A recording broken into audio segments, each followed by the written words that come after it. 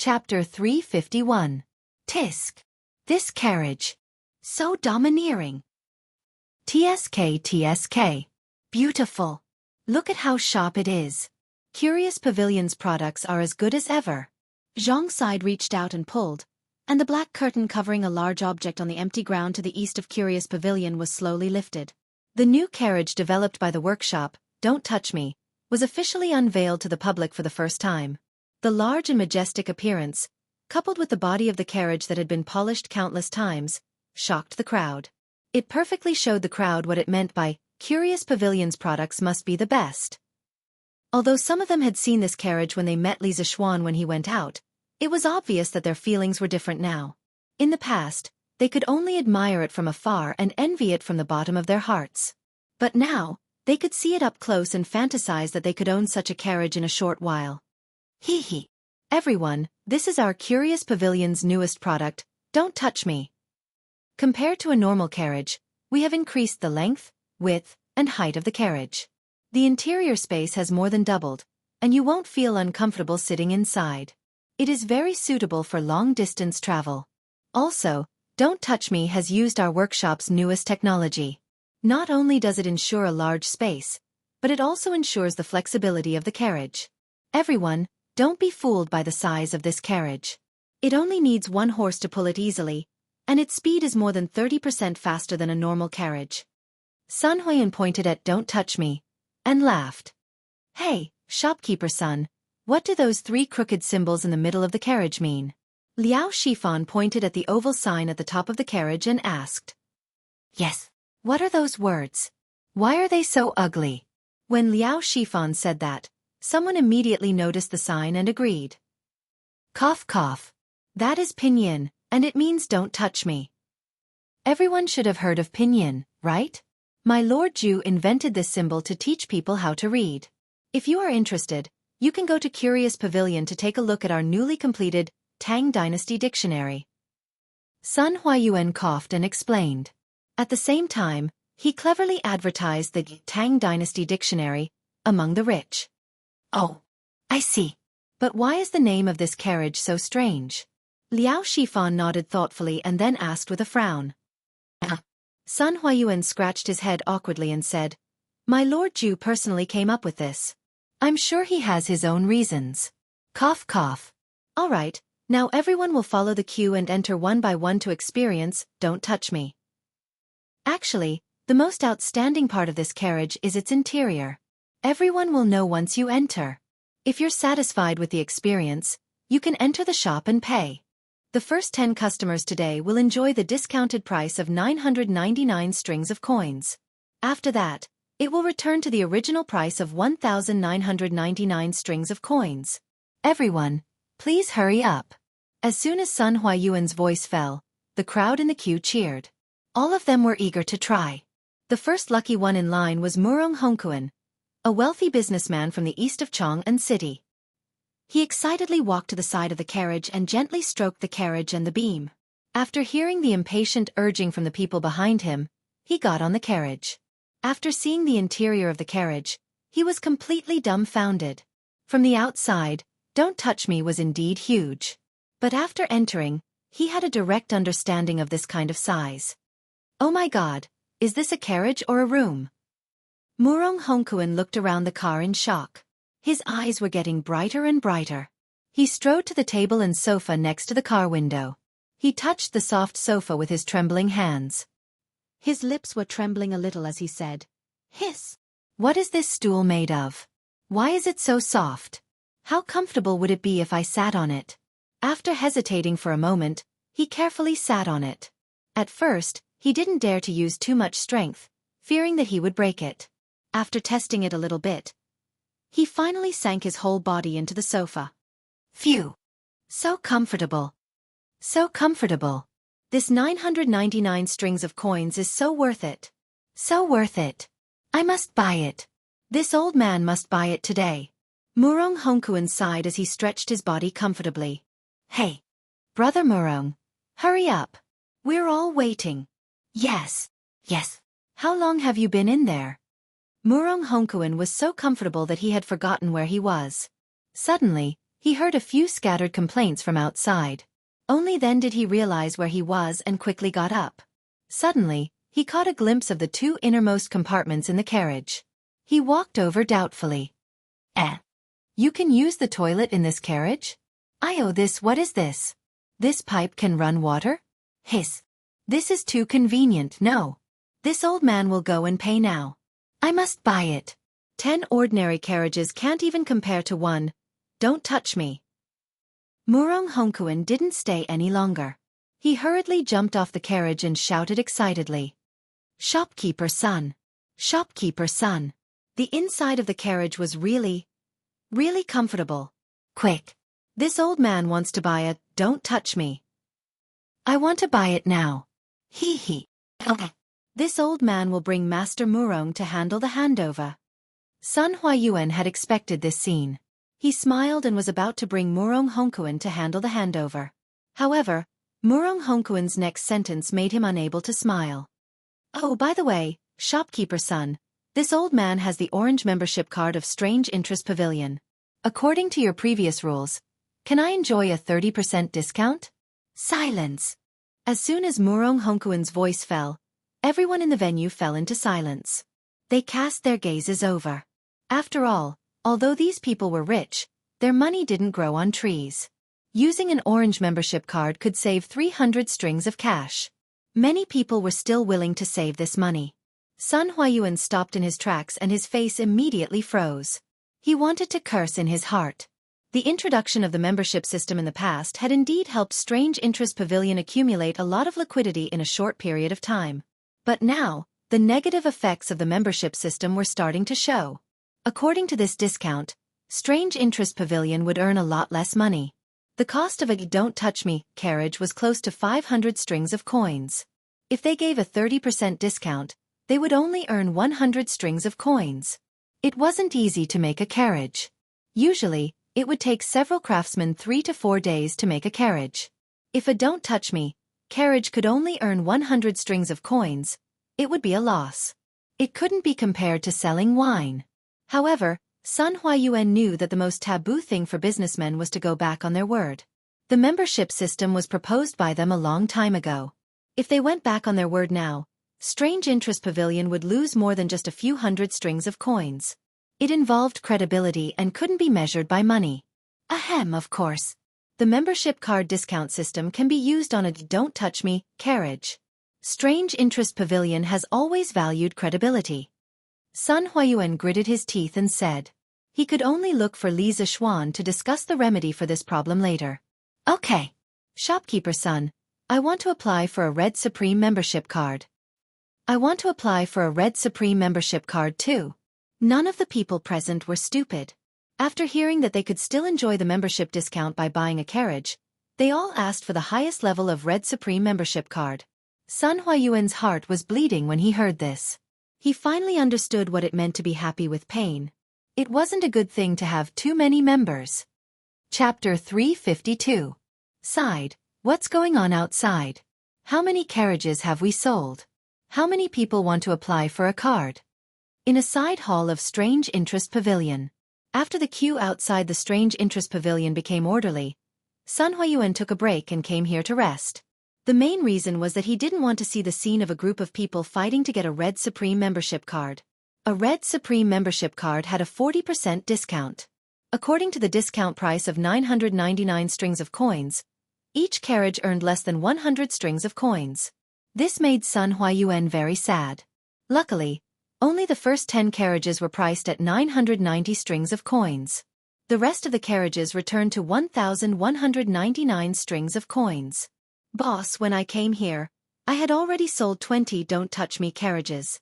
The carriages sent by the workshop yesterday are almost sold out. There are 40 people who want to apply for a Red Supreme membership card. Mr. Wu is registering them now. Xianxia bowed and said. The Mr. Wu he mentioned was the accountant of Strange Interest Pavilion. F***CK. This bunch of people. Even someone as refined as Sun Huayuan could not help but curse. His heart ached as he said, previously, there were only 5 Red Supreme members in our Strange Interest Pavilion.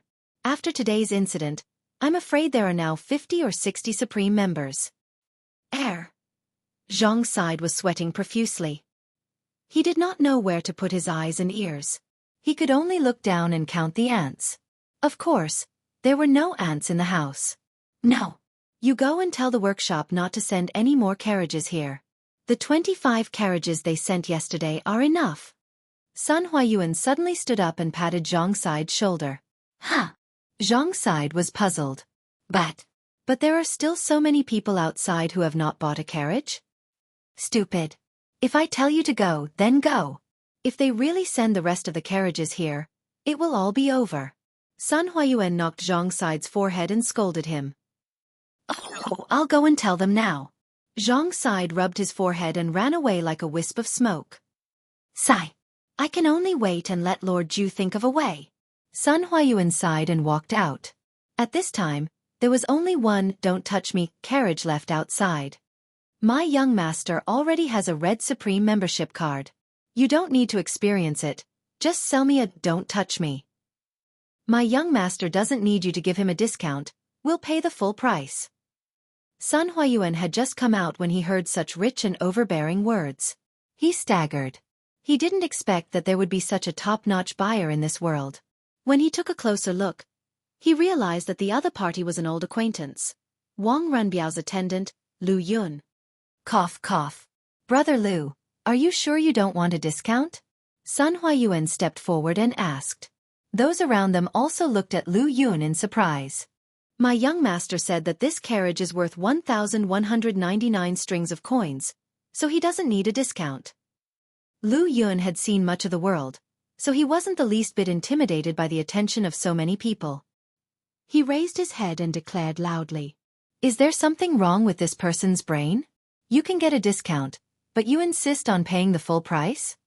I wonder who his young master is. How rich! As soon as Lu Yun finished speaking, the others were stunned for a moment by this strange reason. Two merchants lowered their heads and whispered amongst themselves. Cough, haha. Young Master Wang is generous. Sighed. Bring Brother Lu to get the carriage. Sun Huayuan was stunned for a moment before his mind finally came around. Today, he finally understood what it meant to be rich and willful. Sun Huayuan expressed that he liked down-to-earth people like Lu Yun and Wang Renbiao. Yes, shopkeeper. Xianxia responded and brought Lu Yun to complete the handover procedures. After all, 1,999 strings of coins was a huge sum of money. It would take a long time just to count the money. Dear customers, today's Don't Touch Me is all sold out. If you still want to buy, please come early tomorrow. I'm truly sorry. Sun Huayuan cupped his hands and apologized to the crowd. Ah, why is it sold out right after my turn? A Hu merchant said with a tragic expression. That's right. Shopkeeper son, why didn't you stock up more? Only 20 or so carriages were sold out. Hey! Shopkeeper son, isn't there another carriage over there? Sell it to me. I can also pay the full price. A man in a brocade robe said as he pointed to the carriage that everyone had already boarded. Yes, yes, yes, I can also pay the full price. Shopkeeper son, sell it to me. The rest of the people looked in the direction of the man's finger and realized what he meant. Sun Huayuan's face darkened. What do you mean by, shopkeeper son, sell it to me? I'm not a prostitute. That is an exhibit. It is only for everyone to experience and is not for sale. Dear friends, I'm sorry. If you still want to buy a carriage, please come back tomorrow. Sun Huayuan cupped his hands and said. Then, he left the Strange Interest Pavilion and went to the Strange Interest Culture in the West. Hey, since there are no more carriages to sell, then I won't apply for a red membership card. A skinny man who was paying for a membership card suddenly stood up and put away his money. That's right. Since there are no more carriages, then what's the point of applying for a membership card? We'll apply for one tomorrow. Yes, yes. We'll apply for one tomorrow. The people queuing up to apply for a membership card dispersed. Mr. Wu, the accountant of the Strange Culture Pavilion, smiled bitterly and could only call it a day. Hey! Shopkeeper son, you're here? Please sit down, there's no need to get up. After the morning class, Li Zixuan entered the house and was told that Sun Huayuan was waiting for him in the front hall. Thus, he went straight to the front hall. Thank you, Lord Ju. Sun Huayuan cupped his hands and forced a smile. Although Li Zixuan wasn't good at reading people's expressions, he could still see the reluctance in Sun Huayuan's smile. He couldn't help but ask, "Shopkeeper Sun, is the response to the Tang Dynasty dictionary and the new carriages not good?" Sun Huayuan was startled and understood that Li Zixuan had misunderstood. He hurriedly said, No. The response to the Tang Dynasty dictionary and the new carriages is very good. I'm here today because I have something to discuss with you, Lord Zhu." When he said that, Li Zixuan was even more curious. Since the Tang Dynasty dictionary and the new carriages are very good, then what is there to worry about? Please speak, Shopkeeper Sun. I'm all ears. Lord Zhu, it's like this. Today, our strange culture pavilion. Sun Huayuan chose his words carefully and told Li Zixuan about the explosive increase in the number of supreme members in front of the Strange Culture Pavilion this morning, which led to the Strange Culture Pavilion's heavy losses. I was wondering what it was. So it's this. Haha. Shopkeeper Sun, you're overthinking it. There's no need to worry about this at all. When Li Zixuan heard this, he laughed and said without a care. Chapter 353. What does Lord Zhu mean? Li Residence, Main Hall. After hearing Li Zixuan's words, Sun Huayuan frowned and asked, I understand Manager Sun's meaning. In the past, our Chi-Chu Pavilion scooters and plows were easy to make and cheap.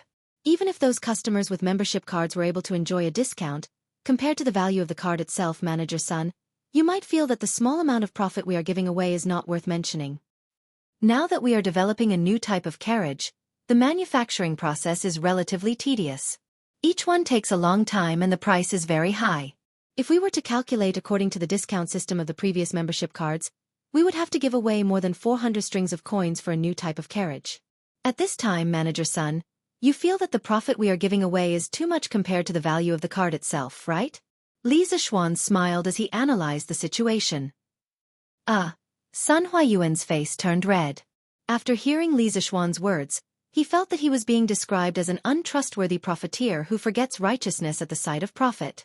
He awkwardly said, This is how it is. Manager Sun, you don't need to be embarrassed. This is human nature and can be understood. Li Zixuan kindly smiled and continued, as the saying goes, a leaf obscures one's view and one cannot see Mount Tai.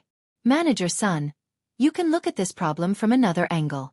A Red Supreme membership card is 500 strings of coins. 100 of them are 50,000 strings of coins. First of all, membership cards allow us to obtain a large amount of liquid capital in a short period of time. With sufficient liquid capital, we can expand our scale at any time, recruit more people, produce more products, and ultimately earn more money. This is the so-called money makes money. Manager Sun, you must have heard of this before. Sun Huayuan nodded thoughtfully. Li Zixuan smiled and continued, That's right. Secondly, every person who has bought a membership card from our Chi-Chu Pavilion, after using our excellent products, will become a potential customer who will come back to spend money. Here, I want to explain a very important concept to you, Manager Sun, user volume. The products that our Chi-Chu Pavilion sells, there is no need to doubt its superiority. But compared to those old shops, we still lack a foundation. In other words, what we lack is a huge number of users. In the future, there will be more and more products in our Strange Interest Pavilion. No one can guarantee that our products won't be copied by others.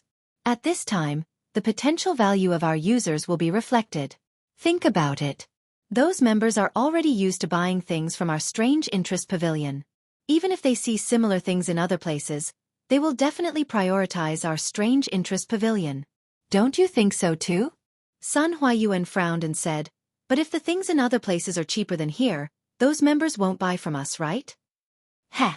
Li Zixuan shook his head and said with a smile, Even if their price is cheaper than our original price, can it be cheaper than our member discount? We have the best craftsmen, the most professional, and the most advanced production model. Our production costs are definitely the lowest as well. If someone wants to start a price war with us, we definitely have the confidence to fight.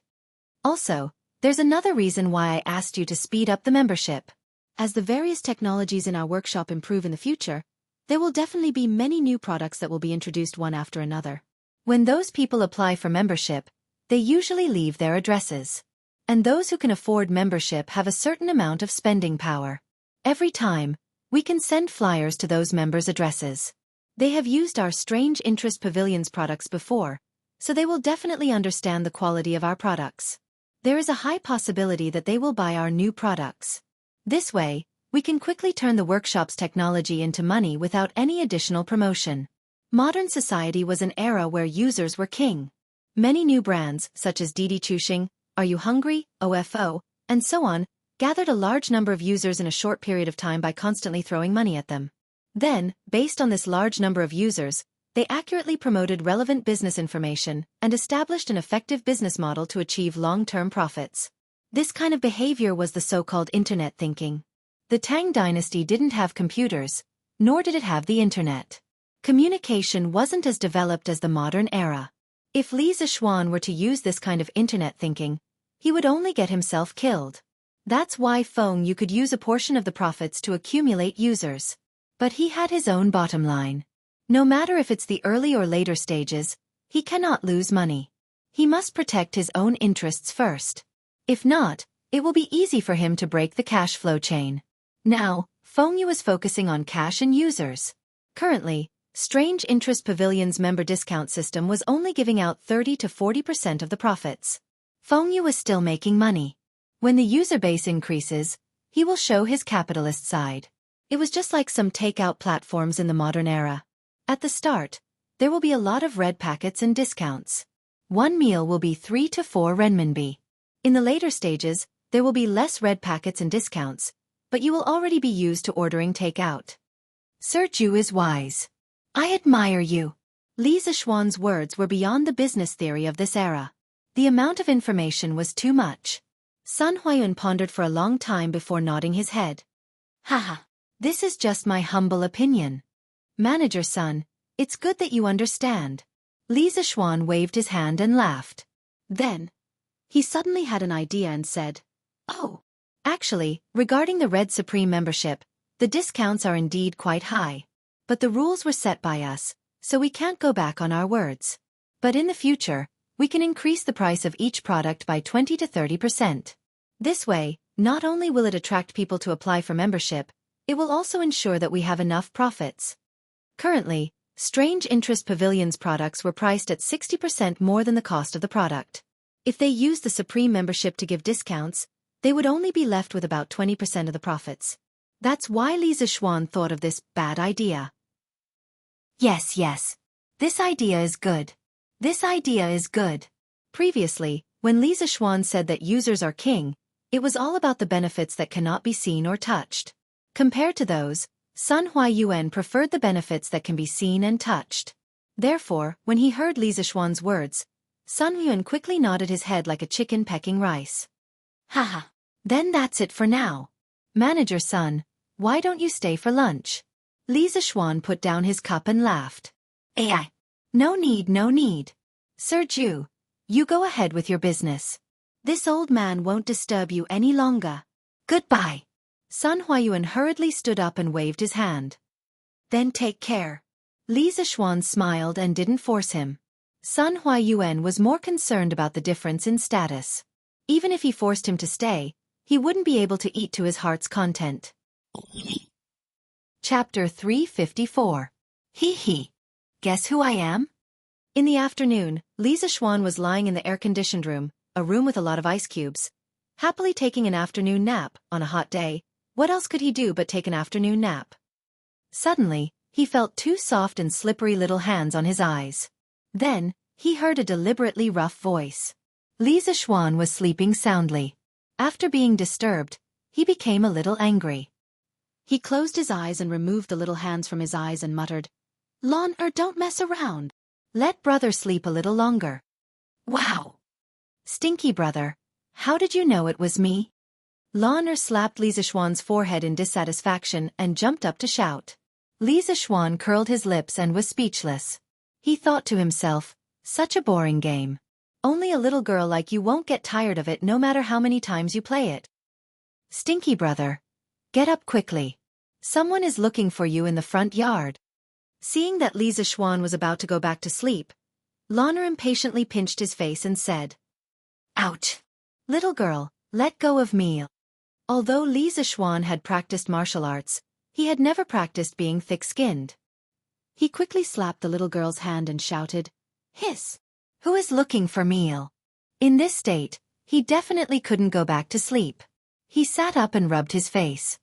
He thought to himself, this little girl is really ruthless. What will happen when she gets married in the future? Oh, brother Crown Prince and sister Changle are here. Brother, go and wash your face. Li Chengqian? Changle? What are they looking for me for? Li Zixuan said in disbelief. He suspected that Lana was deliberately teasing him. How would I know? They just said that they have something to talk to you about. Brother, go quickly. Lana put her hands on her waist and said matter-of-factly, "Oh, okay." Seeing Lana's confident expression, Li Zixuan nodded. He got up and was about to wash his face when he suddenly remembered that there was something wrong with Lana's words. He patted Lana's little head and asked, "What? Little sister, aren't you coming with me?" "Ah? Lana was not going. They are here to look for my brother, not me. Lana will use brother's telegram machine to chat with sister Yushi later." Lana raised her head and said in a crisp voice, "Chatting again? What do you two have to talk about? Chat every day?" Li Zixuan rubbed his forehead, speechless. Ever since she discovered the function of the telegram machine, this little girl would come over to play and chat with Han Yushi almost every day. The key was that the only one that could communicate with Li Zixuan's telegram machine was the Han family's one. The little girl couldn't find anyone else to talk to even if she wanted to. After a while, the length of her conversation with Han Yushi was almost as long as Li Zixuan's. In order to prevent misunderstandings, Li Zixuan specially created a password to prove his identity, hitting the tiger at the back of the mountain. Every time he spoke to Han Yushi, he would first send these 4 words to prove that it was him. This also prevented Han Yushi from accidentally recognizing the wrong person and saying things that she shouldn't say. Of course, it was also very power-consuming for the telegram machine to keep working for such a long time. After Lan Er's actions, Li Zixuan recently worked overtime to make more than 20 batteries. He sent half of them to Han Yushi and kept the other half for himself. Of course there's something to talk about. This is a matter between us women. Brother, you don't understand. Hurry up and go to the front yard. Lana raised her chin proudly and pushed Li Zixuan out of the room. She was like a dove taking over a magpie's nest. What? A matter between women? Little girl, can you be considered a woman? Li Zixuan sweated profusely. There was only a 7 or 8 year difference between the two of them. Was there a generation gap? Fortunately, there were no computers, no internet, and no QQ in this era. Otherwise, Lana, this little girl, would definitely evolve into an internet-addicted girl. Okay. You guys chat. I'll leave first. Li Zixuan waved his hand helplessly. Anyway, Lana was already familiar with how to operate the telegram machine. She didn't need him to teach her at all. Moreover, what was even worse was that when she sent the telegram, she was even better than him. That speed, tsk, was simply incomparable. Hee. Oh, right. Brother, don't forget Sister Yushi just because you have Sister Changle. Otherwise Lana will complain. F*ck. Li Zixuan staggered and almost fell to the ground. Changle was indeed natural and unrestrained, beautiful and cute, but she was only 8 or 9 years old, okay? No matter how much of a beast he wouldn't have any thoughts about a little girl. Looking back at the room, Li Zixuan couldn't help but ask the heavens. Could it be that the children of ancient times were also so mischievous? Hee. Chengqian, Changle, why are you guys here? After washing his face in the western courtyard, Li Zixuan went to the main hall and saw Li Chengqian and his sister sitting there, eating fruits and drinking iced wine. They chatted as they ate and drank. They were very comfortable and didn't treat themselves as guests at all. Ha. Little Xian, you're up? Come, sit first. Li Chengqian laughed and pointed to the chair beside him. Heh. Was this fellow trying to turn the tables?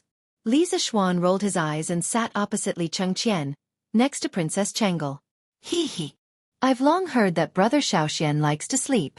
Today, I've finally personally encountered it. Changle covered her mouth and laughed softly. Li Zishuan's face reddened, and he awkwardly said, ahem, little sister Changle's words are wrong. You have to know that taking a nap can eliminate fatigue, recover physical strength, and strengthen the heart. It can also increase the ability to resist diseases, delay aging, and promote longevity. There are many benefits, so we should all take more naps. Stop. Li Changqian hurriedly waved his hand and interrupted. He speechlessly said, Xiaoxian, your skin is really thick. You can find so many excuses for your own laziness. I'm convinced. Changle couldn't help but giggle. However, she was afraid that Li Zishuan would be too embarrassed and hurriedly covered her mouth. Li Zishuan angrily said, What do you mean by looking for excuses? Everything I said is in line with medical theory. If Changqian doesn't believe me, you can go to the Imperial Physician Bureau and ask the old Imperial Physician.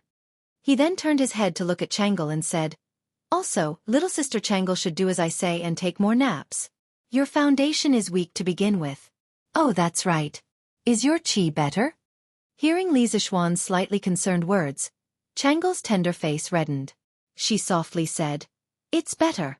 Previously, Daoist's son gave Changle a prescription. Changle has been taking it all this time. It's already been a long time since my qi flared up. Li Zishuan nodded his head. In history, Changle had died before the age of 22. Regardless of the reason, Li Zishuan didn't want such a gentle and pleasant girl to die so early.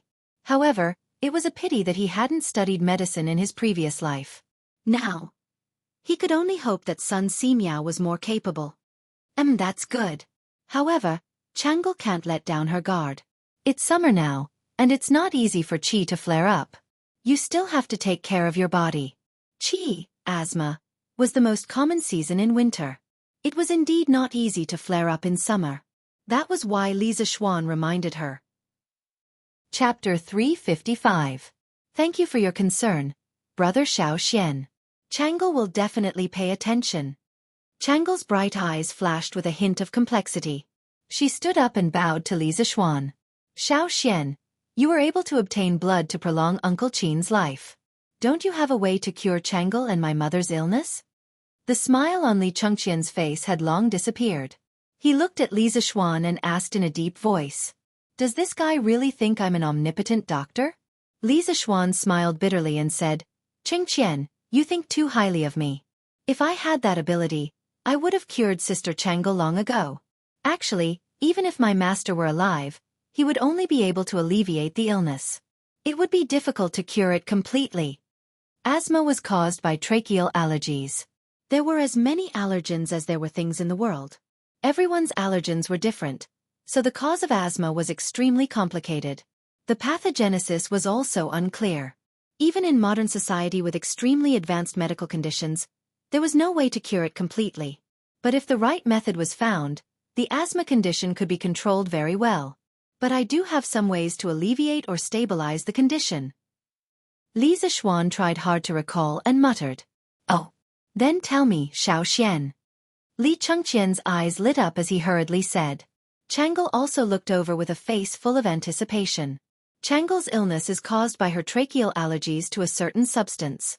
Changqian, you need to find a meticulous palace made to accompany Changle at all times and take note of Changle's daily activities. It's best if you can analyze the source of Changle's allergies, such as pollen and dust. In the future, as long as you try to avoid these sources of allergies, you will have fewer relapses and suffer less. Generally speaking, people with illness are more sensitive to dry and cold air. It's fine now that it's summer. But once winter comes, Changle will probably suffer. So Changle, you must take advantage of this season to walk around and exercise. It's best if you do some exercise that isn't very strenuous, such as riding a scooter. Also, I have a prescription for treating qi disease. I memorized it when my master prescribed medicine.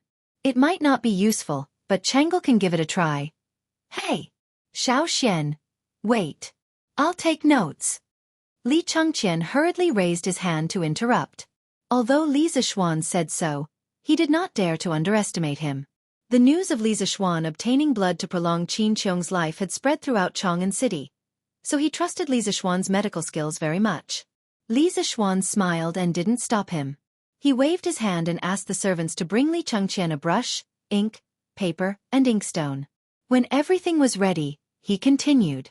This recipe costs 30 renminbi for the ginkgo, 20 renminbi for the sugar, and 5 renminbi for the starch. First, he removed the outer shell of the ginkgo and placed it in a pot with water. After boiling, he peeled the ginkgo and dug out its core. Then, he placed the ginkgo into a bowl, steamed it with water, and took it out. Put the ginkgo and sugar into the pot. Add 2 bowls of water and bring it to a boil. Remove the foam and thicken it with starch before serving. This recipe can unblock the blood vessels, protect the liver, moisturize the skin, anti-aging, suppress lung qi, stabilize phlegm, detoxify, and strengthen the body. Even if it can't cure Changle's qi disease, it will be very beneficial to her body. It can be eaten for a long time and should be helpful. The ginkgo was the seed kernel of the ginkgo tree. It could not only be used as medicine, but also as an ingredient. It was very effective for asthma. In his previous life, Li Zishuan's grandmother had mild asthma. She had been eating ginkgo according to this folk recipe. She paid attention to avoiding allergens and didn't have an attack for many years. However, ginkgo was poisonous when eaten raw. Ginkgo can treat qi disease?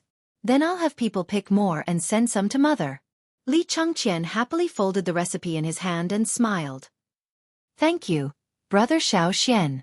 Changle squinted her eyes and smiled sweetly. Of course, she was happy that her illness was under control.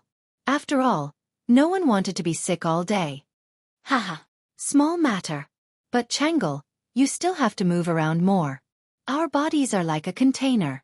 Exercise can make this container stronger, and it won't be easy for external diseases to invade. Okay. Changle has been playing with my brothers and sisters recently. All right, Brother Xianxia, I heard that your curious pavilion is selling new carriages today? Changle raised her head and looked at Li Zishuan. This was also one of the reasons why she came here with Li Chengqian today. Yes. Why? Changle also wants that kind of carriage? Yes. Changle sat in Brother Crown Prince's carriage before. It was so comfortable.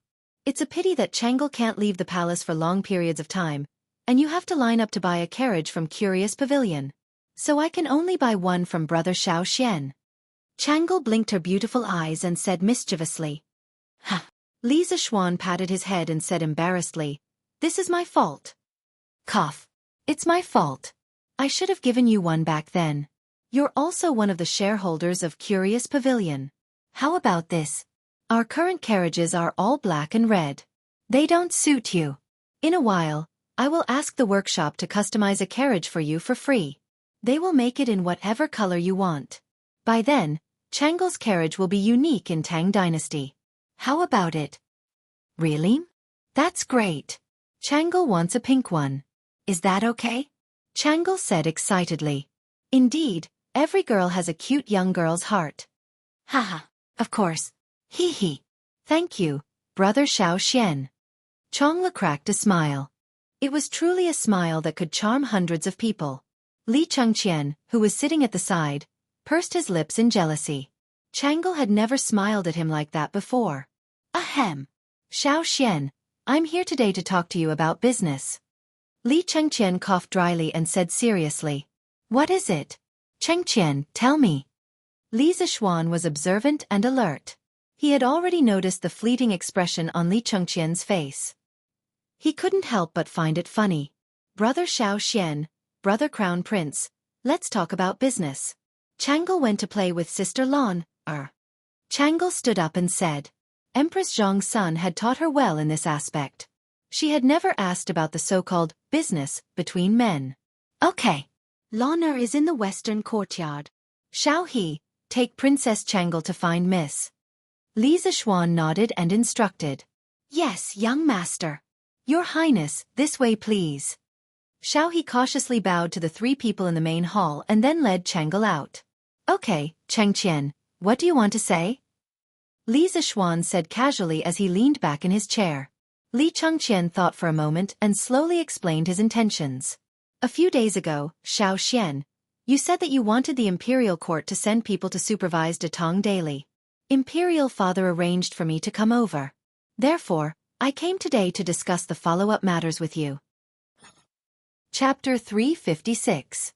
Li Chengqian came over today mainly to contact Li Zishuan before he officially sent someone to the Datong Daily editorial department. He wanted to confirm the scope of authority of the person he sent over. While ensuring that he could complete the task given to him by Li Zishuan, he tried his best to avoid conflicts with Li Zishuan's people. Just like what Li Zishuan said before, if the person he sent over didn't know the scope of authority and blindly fought for power, it would affect the normal operation of Datong Daily. As the founder of Datong Daily, Li Zishuan didn't want to see this result. As the leader of the Tang Empire, Li Er also didn't want to see this result. Li Chengqian himself didn't want to see this result, because he was already a small fan of Datong Daily. He would take time to read every issue of the newspaper. After an hour of friendly negotiation, both sides finally reached a peace treaty. From tomorrow onwards, Li Chengqian would send 5 scholars, led by Yu Shernan, to the Datong Daily editorial department to set up the censor department. Every issue of the newspaper had to be submitted to the censor department for content review before it was published. If it passed the review, it could continue to be published. If it didn't pass the review, it would be rectified. The censor department only had the right to review the content and didn't have the right to appoint or remove the internal personnel of Datong Daily. As for the restrictions on the content of Datong Daily, as long as it didn't involve party struggles or maliciously smearing the imperial court, it would be reviewed and passed. Of course, this didn't mean that Datong Daily could only flatter the imperial court in the future. For some corrupt officials, if there was conclusive evidence, the censor department could also report it on Datong Daily after more than half of the scholars approved it. The Datong Daily editorial department also had the right to supervise the censor department. If the censor department's review wasn't fair, it could be reported to Li Chengqian 3 times. If Li Chengqian couldn't make a decision, it would be reported to Li Er. At first glance, in terms of function, the so-called censor department was a bit like the modern *****, which specialized in reviewing media content. But in terms of power, the censor department was much weaker because it could be supervised by the editorial department. It was a bit like the modern political commissar, and the editorial department was equivalent to the military chief. The military chief was to solve the problem of how to fight a war. The military chief, including the company instructor, battalion instructor, and the political commissar of regiments and above, solved the problem of why to fight a war and who to fight for. It was hard to say who was more powerful between the two of them, as they did not have a direct superior-subordinate relationship. They were supposed to keep each other in check. The purpose of their existence was not to fight for power, but to help the army win the war. Similarly, the censor department and the editorial department didn't want to let Datong Daily to get on the big ship of the imperial court and get rapid development nationwide. Li's ultimate's goal was to let Li's to get involved. What? Where's Chang'e? After the discussion, Li Chengqian looked at the time and felt that it was time to return to the palace. So he followed Li Zishuan to the west courtyard to find Chang'e and return to the palace together. But he didn't see Chang'e and Lan in the courtyard, so he couldn't help but ask in confusion. He thought that Chang'e and Lan would be playing with the scooter in the west courtyard. That was why he asked. But he didn't know that Lan already had a new toy, which was the radio telegraph. As for the scooter, to hell with it. It couldn't be helped. Children liked the new and hated the old. Li Zishuan rolled his eyes and said unhappily, "Why are 2 little girls playing around in the courtyard on such a hot day? They're in my room." In my room? Hearing this, Li Chengqian looked at Li Zishuan with a strange expression. He thought to himself that his good brother really dared to say that a princess of the imperial family was in his room. Although Chang'e was only 8 years old, no one dared to say that, okay? This was a taboo for the imperial family. However, he didn't suspect that Li Zishuan had other intentions. This was because the impression that Li Zishuan gave him was that he was the type who spoke casually and didn't follow the rules. After a long time, he had already gotten used to it. Walking in front, Li Zishuan didn't notice Li Chengqian's strange expression. He walked directly into the room. From a distance, he could hear the beep beep beep beep of the radio, as well as the laughter of Chang'e and Lan. Younger sister Lan, this thing is really fun. Let me try it. I also want to talk to older sister Yushi. Okay. Older sister Chang'e. Wait a moment. I'll talk to older sister Yushi. Beep beep beep beep beep beep beep. Older sister Yushi, Princess Changel wants to talk to you. Is that okay? Dozens of li away, in the Han residence's small courtyard. Upon receiving this message, Han Yushi's wrist couldn't help but tremble, her heart beating wildly. She would be very happy to talk to Li Zishuan and Lan because she was very familiar with them. However, Changel, a high and mighty princess of the imperial family. Han Yushi was somewhat at a loss. Beep beep beep beep beep beep beep beep. Older sister Yushi, are you still there? Ah! Han Yushi jumped in fright. After translating Lan's telegram, she promptly replied, Beep beep beep beep beep beep, Lan, I'm still here. Ask the princess to come over and talk. Yushi is all ears. Li Residence. Western Courtyard. Older sister Changel, come. Speak. I'll help you send it. Older sister Yushi, hello. Beep beep beep beep beep beep. Hello princess. Greetings to your highness the princess. Lan's voice reading the telegram. Don't. Changel and older brother Xiaoxian are very good friends. Older sister Yushi need not be so courteous. Beep beep beep beep beep. Thank you your highness. What does your highness want to say to Yushi? Older sister Yushi will be married to older brother Xiaoxian in a few days. Changel wishes older sister Yushi and older brother Xiaoxian a blissful marriage for 100 years. Changel will definitely come when you two get married. Also, older sister Yushi, you're so lucky. Older brother Xiaoxian treats you so well. After Changel finished speaking, she stared at the telegram machine in a daze. A trace of envy and inexplicable complexity flashed in her eyes. Lan waved her pianist and quickly operated the telegram machine to send this sentence to Han Yushi. Beep beep beep beep beep. Ahem. Lan Changel, what are you doing? Li Zishuan listened outside the house for a while and couldn't listen anymore. Especially since Li Changqian looked at him strangely. He coughed dryly and entered the house to interrupt. Brother, you're here? Wait a moment. Lan will send this sentence to older sister Yushi first. Lan didn't even raise her head. She waved her hand and said, Ah, brother Crown Prince. Older brother Xiaoxian. You're here? Changel, who was in a daze, was shocked by this voice. After she reacted, the little girl's face turned a little red. Chapter 357. Little Xian. Is this a telegraph machine? I've heard father mention it before. It said that it can send messages from far away. Today, I've finally seen its true form. After all, she was still his sister. Li Changqian saw Changel's embarrassed face and hurriedly tried to smooth things over. However, his interest in this telegraph machine was real. Hearing this, Li Zishuan's eyes moved away from Changel's blushing face. He nodded and replied, Yes, that's right. This is a wireless telegraph machine. Tisk tisk, how magical. It's amazing that such an iron box can send messages to each other from so far away. Li Changqian walked to the side and looked at it seriously for a moment. He kept making tisk tisk sighs. Then he turned his head and said to Li Zishuan, Xiaoxian, although I don't know how to make those scooters, plows, bearings, and so on, I can still understand them. But for this telegraph machine, even if you explain it to me, I probably won't be able to understand it. I keep feeling that this iron box is wrapped in endless mystery. Little Xian, you're really getting better and better. Is this the engineering you were talking about? Yes, this is engineering. It includes many other basic subjects. Changqian, it's normal that you don't understand it. Li Zishuan had never expected people from the Tang dynasty to be able to understand electromagnetism now. That was an extravagant hope. However, after his Yanhuang College was built, this would no longer be an extravagant hope. I also heard that little Xian wants to build an academy to teach the engineering you talked about. If there's anything you need help with in the future, just tell me. If I can help, I'll definitely do my best to help. Speaking up to here, Li Changqian sighed and said sincerely, If I were just an ordinary person, I would definitely enter your Yanhuang College. Listening to the engineering you talked about, I keep feeling that it's not the knowledge of the human world. Unfortunately, it's not up to me. Li Zishuan said unhappily, Don't make trouble here. Changqian, you were born with a noble status and didn't have to worry about food and clothing. Do you know how many people envy you? If you're still not satisfied, how are those poor commoners going to live? As the saying goes, be content with what you have. When you are envious of others, you don't know that even more people are envious of you.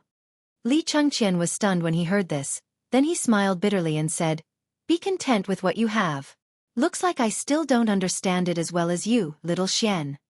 "Brother little Xian, where are you going to build your academy? Was there enough money?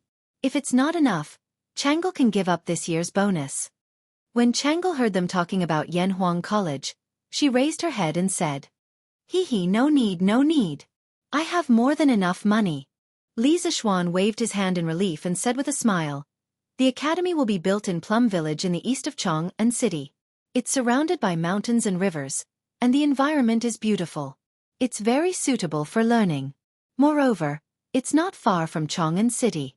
If Chang'e and Chengqian have time in the future, you can visit Yanhuang College. After my academy is built, it will definitely be beyond your imagination." "Oh, is that so? When the time comes, Chang'e must go and have a look." Chang'e blinked her eyes and said excitedly, "Little Xian, how big is your academy going to be?" The more Li Chengqian listened, the more he felt that something was amiss. How was this building an academy? This was building King Villa. Haha, it's not that big. The Cloud Mountain behind Plum Village is about 1,000 acres. After some rest, it should be enough to build Yanhuang College. Li Zishuan rubbed his chin and said, 1,000 acres. Li Chengqian and his sister were instantly petrified. Brother Crown Prince, Chang'e heard from Lan that this telegraph machine was made by Brother Little Xian to relieve Sister Yushi's boredom. Brother Little Xian is so good to Sister Yushi. On the carriage back to the palace, Chang'e shifted her gaze from outside the window and said as she held her little face, "Oh, I didn't expect Little Xian to be a guy who forgets his friends over his lust." Li Chengqian had never heard Li Er mention this before. He couldn't help but say with a cheeky look, "Humph. What do you mean by forgetting his friends over his lust? It's obviously Brother Little Xian who values his friends, okay?" Chang'e rolled her eyes at her brother and secretly thought that her brother Crown Prince was really unromantic. After being together for so many years, how could Li Chengqian not understand what Chang'e's expression meant? His face was full of black lines. He wanted to explain but didn't know how to. He could only blame Li Zishuan. "Brother Crown Prince, if Chang'e can be like Sister Yushi in the future and marry someone who loves me so much, Chang'e will have no regrets even if I die." But it's said that the marriage of the children of the royal family can never be decided by themselves. In another 3 years, father and mother will probably arrange a marriage for Chang'e. Chang'e is so scared that I'll marry the wrong person. But Chang'e doesn't want to make father and mother unhappy. Brother Crown Prince, what should Chang'e do? The carriage was silent for a few breaths of time. Chang'e suddenly raised her watery eyes and looked at her brother as she said with a pained expression. Li Chengqian had always doted on his sister. Now that he saw Chang'e like this, his heart felt as if it was pierced by a needle. He hurriedly said, "Don't think like that, Chang'e. Father and mother have doted on you since you were young. They definitely won't let you marry someone who doesn't love you. Besides, I'll definitely speak up for you when the time comes." "Hey, Faubert, busy?" After sending Li Chengqian and his sister off, Li Zishuan let Lan chat with Han Yushi at home while he went to the workshop to see how the printing of the Tang Dynasty dictionary was going. "Yo! Young master, you're here." Faubert put down the stack of papers in his hand and said with a bitter smile, "Young master, the entire workshop is so busy that their feet don't even touch the ground now. I'm no exception." Li Zishuan scratched his head in embarrassment. He was here today to give the workshop an additional task. With Faubert in such a state, how could he say it out loud? "Faubert, it seems that our workshop still needs to be expanded a little bit." Now, the workshop's products were still in short supply. Even though the scooters had been launched for several months, they still didn't have to worry about sales. Generally, when the workshop produced something, it would definitely be sold out within 5 or 6 days. That was because foreign merchants liked to resell. As for the new products, needless to say, the demand in Chang'an City couldn't be met by the workshop. People in other places certainly couldn't enjoy the latest technology of the fantastic pavilion workshop immediately. "Young master, you've seen the workshop now. Even if I want to recruit more people, I don't have a place to settle them down." It was reasonable to say that the workshop of the Odd Taste Pavilion occupied a large area, occupying nearly a quarter of the entire E lane. However, it was wishful thinking to use the productivity of this small area to meet the needs of the entire E lane and even the entire Tang Empire. Chapter 358. Looks like it's time to expand our workshop. Li Zixuan looked up at the sky and said after some thought, "Expand? How do you plan to expand?" When the workshop was in Minister Yan's hands, the surrounding houses that could be moved away had all been moved away. Now, we can't expand anymore. Faubert shook his head and sighed. Since there's no space in Chang'an, we'll move outside of Chang'an. Li Zixuan's eyes suddenly became firm as he said in a deep voice, "Outside of the city? How can we do that? Young master, people in any era tended to live in big cities. Just like how modern people like to live in big cities like Tiandu and Shanghai, the ancient people were no exception. The workshop had finally taken root in Chang'an. Now that Li Zixuan wanted to move the workshop out, how could Faubert agree to that? Why not? Faubert, you know that I'm going to build a college in Plum Village, right? Well, I've heard about it from Ma Zhou. Haha. It's good that you've heard about it. Li Zixuan nodded and smiled. Plum Village is surrounded by mountains and rivers. It's not only suitable for learning, but also for production. In the future, not only will I be staying in Plum Village, but most of the workshop's production tasks will also have to be moved there. But there. No buts. Before Faubert could refute, Li Zixuan interrupted him. He said firmly, Plum Village is indeed remote and desolate compared to Chang'an. But when Yanhuang College is built, that place will replace the Imperial College and gradually become the Tang Empire's sacred land of learning. Many other industrial chains will be born there. Moreover, with the talents cultivated by Yanhuang College, the workshop will gain a lot of benefits. Modern first-rate universities basically had a lot of companies under their name. For example, Tsinghua University had 30 to 40 listed companies under its control. Among them there were a few very famous and powerful companies, such as Tsinghua Tongfeng, Tsinghua Purple Light and so on. This was the so-called combination of production, learning, and research. To the greatest extent, it could quickly turn academic knowledge into wealth. Li Zixuan came up with this idea on the spur of the moment. Yanhuang College's initial position was an engineering college. Of course, it didn't mean that in the future, only engineering would be taught. Confucianism would also be taught, for political reasons. But the focus would definitely be on engineering. With the engineering foundation provided by Yanhuang College, the workshop would definitely be able to produce more high-end black technology. Of course, there was one thing that Li Zixuan did not mention. Mei Village was surrounded by the Ba River, which was very suitable for using water power to carry out industrial production, especially for some stamping and forging products that required very high surface precision.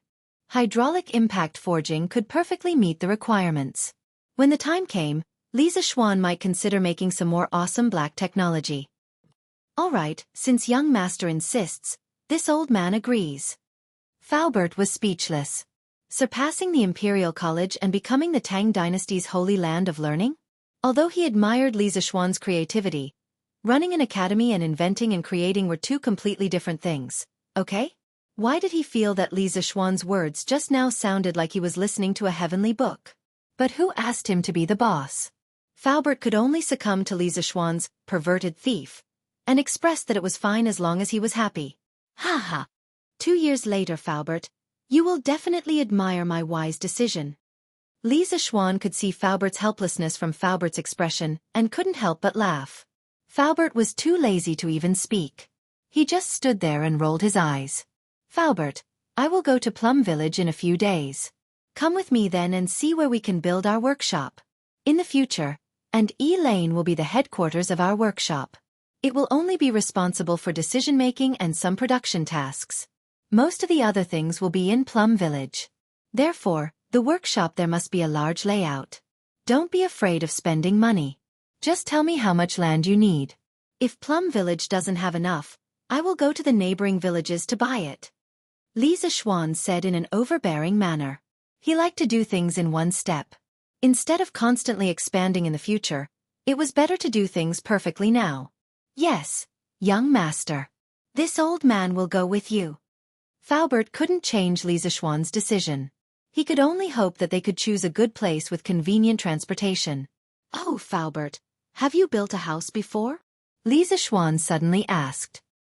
Of course. Faubert had a bad feeling, but he still answered truthfully. Haha. That's great. Li Zishuan patted his thigh and said excitedly, I already have the blueprint of Yanhuang College in mind. Faubert will also come with me to inspect the site. After I get married, I will draw the blueprint. Faubert, how about you bring people to help me build the college? Young master, this. If it is a simple house, this old man may build it. But if it is a garden with a more complicated structure, this old man is afraid that this old man can't do it. Faubert cupped his hands and said seriously, but this old man thinks that if you can invite someone to help you build the college, it will be absolutely foolproof. The college built will also be a masterpiece. Oh? Who is it? Li Zishuan was a little disappointed when he heard Faubert say no. But when he heard the last sentence, he immediately asked excitedly. Minister Yan. Faubert stroked his beard and smiled. He recommended his old boss to Li Zishuan. Oh, so it's him. Li Zishuan suddenly realized. He had almost forgotten that Yan Lide was a very famous architect. According to historical records, in the early years of Wu De, Yan Lide was Chao Kanjun of the King of Qin's residence. Then he was appointed as the Minister of Imperial Clothing and designed clothes, umbrellas, and other ceremonial items for the palace. After Li Er ascended to the throne, Yan Lide was promoted to Minister of Works and was in charge of building palaces, mausoleums, and other projects. He had presided over the construction of Cuiwei Palace, Yuhua Palace, Xian Tomb of Great Ancestor Li Yuan, Zhao Tomb of Emperor Li Shimin, and other major projects. Even the outer walls and city towers of Chang'an City were built by him. He was deeply praised and used by Li Er. More importantly, Li Zishuan had a very good relationship with Yan Xiaoning. With this relationship, it might be much easier to ask for Yan Lide's help. Of course, it would be even better if he could steal Yan Lide's younger brother, Yan Liben. This was because the Yan family could be considered a real engineering family. As Yan Lide's younger brother, Yan Liben not only had superb painting skills, but he was also a master of landscape architecture. He was almost comparable to Yan Lide. When Yan Lide presided over the construction of the Zhao Tomb, Yan Liben had also participated in it and played a crucial role. Okay. I'll visit Minister Yan another day. Li Zishuan pondered for a moment and said, Yes, that would be for the best. Faubert heaved a sigh of relief and smiled. He was truly afraid that Li Zishuan would assign this task to him. Not to mention his lack of ability, he was also very old. When the time came, he would not be able to endure the torment. Oh, that's right. Faubert, instruct a few craftsmen in the carriage department to make a pink carriage. Apart from the color being different, the rest of the materials and specifications will be the same as the previous Don't Touch Me design. When it's done, I'll send it to Princess Chang'e. You can continue with your work. I'll go to the editorial department of Datong Daily to discuss some matters with Ma Zhou. Li Zishuan irresponsibly handed over the task and slipped away, leaving behind a confused Faubert alone in the wind. Chapter 359. Xiaoxi, go and see if the printing department can deliver 500 copies of the Tang Dynasty Dictionary today. If they can't, all of them can stay back and continue working tonight. In the editing department, Ma Zhou was looking at a stack of datasheets. He frowned and ordered. From his expression, it was obvious that he was anxious. Yes, Master Ma. Song Xiaoxi bowed and accepted the order. He turned around and was about to leave when he bumped into Li Zishuan. Ayo! Greetings, Master Ju.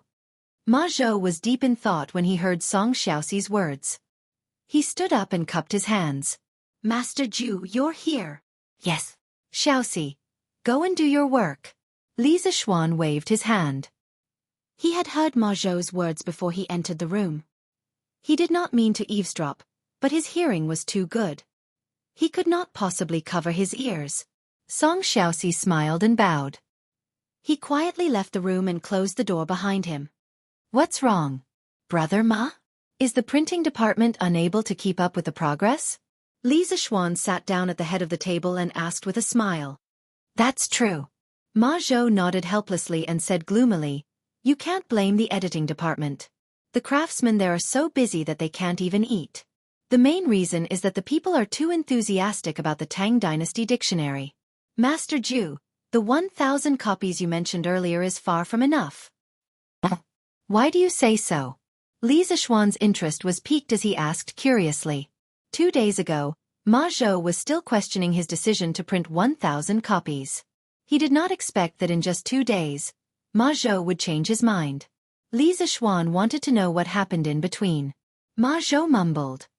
I'm sorry to say that I had doubts about Master Zhu's decision. So after the Tang Dynasty Dictionary was released today, I hired dozens of workers and asked them to go around the streets of Chang'an City to find out how many people were willing to buy the dictionary. In the end, what's the outcome? Li Zixuan's eyes lit up. He did not expect Ma Zhou's thinking to be so advanced. He even knew how to do market research before a new product was launched. What a genius! According to the data I just collected, there are nearly 2,300 people who are willing to buy the Tang Dynasty Dictionary immediately, not including those who don't know the news of the Tang Dynasty Dictionary and those who haven't been investigated. In other words, we have attracted at least 2,000 people who are willing to spend money to buy it through just 1 day of publicity. Our printing department worked so hard to print the dictionaries for 2 days, but I don't think it's enough for 1 day. Moreover, as more and more people know about the Tang Dynasty Dictionary in the future, I can't imagine how terrifying its sales will be. I'm afraid that even if everyone in the workshop does nothing but print the dictionary of the Tang Dynasty, we still won't be able to catch up with the sales speed. Ma Zhou scratched his messy hair and smiled bitterly. Li Zixuan said in surprise, why are there so many people who want to buy it? It shouldn't be. He already had a very optimistic estimate of the demand for the Tang Dynasty Dictionary. However, from the data that Ma Zhou brought back, the actual demand for the first batch was more than 4 times higher than his estimate. He found it hard to understand. After all, the Tang Dynasty Dictionary was only advertised in the newspaper today. Why not? Ma Zhou shook his head and explained, I didn't think it would be so crazy at first, but after I got the data, I thought about it seriously. It's reasonable that there would be such a huge demand. Our Tang Dynasty Dictionary is an essential reference book for the imperial examinations and an elementary teaching material for children. How can those students who are preparing for the imperial examinations not buy it when they see today's headlines? Those poor families will see this news and know that the imperial court will send teaching assistants to teach illiterate children pinyin for free. How can they not buy it? After all, they only need to pay the price of a Tang Dynasty Dictionary to let their children learn how to read. Which poor family can resist such a temptation? The cost of learning how to read is too low. Now that I think about it, I don't find it strange that there would be such a huge demand. Li Zixuan was enlightened. He correctly estimated that the powerful features of the Tang Dynasty Dictionary would arouse people's desire to buy it. However, he underestimated the huge influence of Li Er's words on the people.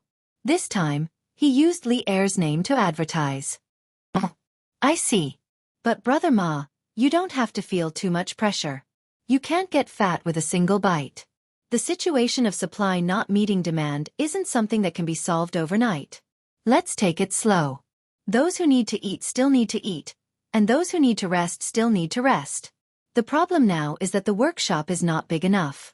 I just discussed with Faubert about expanding the workshop in the future. At that time, we can recruit more people. When Li Zixuan saw Ma Zhou frowning with a bitter expression, he couldn't help but find it funny. Hence, he consoled him. Expand? Ma Zhou suddenly raised his head and looked at Li Zixuan in disbelief. Obviously, he knew the current situation of the workshop very well. He knew that according to common sense, the workshop could not be expanded. Bang bang. Ha. Godfather Ma, I'm back. This time, I have to thank you properly. All right, I'll be the host later, please. Creak. In the house. After Li Zixuan told Ma Zhou about the workshop relocation plan and Li Chengqian's plan to set up an internal audit department in the Datong Daily editorial department, he looked at the sky and felt that it was time to go home. When he got up and walked to the door, he heard Brother Chicken knocking on the door and shouting outside. Lord Zhu, you're here too. Ha. That. I'm sleepwalking. Ha. The door opened wide. Looking at the young and handsome face behind the door, Brother Chicken's right hand suddenly froze in the air. After several breaths of time, Brother Chicken dryly laughed. Li Zixuan. Ma Zhou was speechless. Hold on. Li Zixuan watched as the clown stretched out his arms and hopped away like a zombie. Li Zishuan angrily called out. Come back here. Haha. Why am I here? Pang Feiji was stunned. He stopped in his tracks and turned around to walk over. Haha. Is Pang Siggy back from his investigation? What's the result? Seeing the awkward atmosphere, Ma Zhou chuckled and tried to smooth things over for Brother Chicken. Ha. Yes, it's true. It was all thanks to old Ma for pointing out the right path. You're really like a god when it comes to solving cases. Cough cough. As you expected, it was really a bunch of kids playing tricks. However, that bunch of kids didn't come to cause trouble again, so I can only report back first. After all, the safety of the workshop and the strange culture is also very important. Brother Chicken went up and said flatteringly. Then you two can chat. I'm going back. Li Zishuan heard the gist of it, smiled, waved, and left. Ma Zhou had told him about the right marquee household's investigation. To get such a result, Yuqi Jingda must have purposely gone easy on him. Otherwise, it wouldn't have ended so hastily. At the very least, the Biaozi he hired should have been found out by the marquis. Now it seemed that he had to accept Yuqi Jingda's favor. Chapter 360. The sky was overcast and Xiao Qiao lowered her head. The branches were bent and the sky was covered with dark clouds. It looked like a storm was coming. Chang'an, which had been hot for more than a month, was finally going to welcome a rainstorm. Li Zishuan was dressed very formally today. He wore a snow-white robe with a scholar's headscarf and clogs. He looked like a peerless scholar. His appearance was indeed very cool, but if it wasn't for today's special day, Li Zishuan wouldn't dress like this even if he was beaten to death. The robe was very complicated to wear. From the inside to the outside, it was divided into an inner shirt, undershirt, socks and scarf, a middle shirt, a jacket, and an outer shirt. If it wasn't for Xiaoxi's help, he probably wouldn't be able to wear it in the morning. The robe of the Tang dynasty was similar to a modern suit. It was usually worn on more formal occasions. Fortunately, it was a cloudy day today. Otherwise, Li Zishuan would definitely be treated as a fool by others. Even so, when the students of the school saw their teacher's stunning outfit, they couldn't help but be astonished. They secretly wondered if their teacher's brain had short-circuited today. Usually, when Li Zishuan came to class, he would dress very casually. It couldn't be said that he dressed sloppily, but it could be said that he was unrestrained. The sudden change in style made the students of the school very uncomfortable. A few mischievous troublemakers were ready to tease him. Li Zishuan didn't give them a chance to ask questions. He directly started the class with a serious expression. Everyone in the classroom inexplicably felt an invisible pressure. A kind of oppressive atmosphere gradually filled the classroom. Everyone couldn't help but look at the blackboard. Even Cheng Chimo and Wang Meng, who were usually the most mischievous and didn't like to study the most, didn't dare to make trouble. Clang, clang, clang. Unknowingly, the class had passed. Li Zishuan, who never delayed classes, didn't stop to let the students rest this time. It was as if he didn't hear the end of the class and continued his class as if nothing had happened. After so many lectures, all of you should have an intuitive understanding of fractions. Next, I'll talk about the addition, subtraction, multiplication, and division of fractions. Some students might be confused. How do you add, subtract, multiply, and divide a score? In the first chapter, we learned about addition, subtraction, multiplication, and division between natural numbers. Of course, it is possible to extend it from natural numbers to fractions, but the rules of addition, subtraction, multiplication, and division between fractions will be different. Please look at the blackboard. On the podium, Li Zishuan was meticulously and seriously teaching the class. It was as if he wanted to give all the knowledge to the students in this class.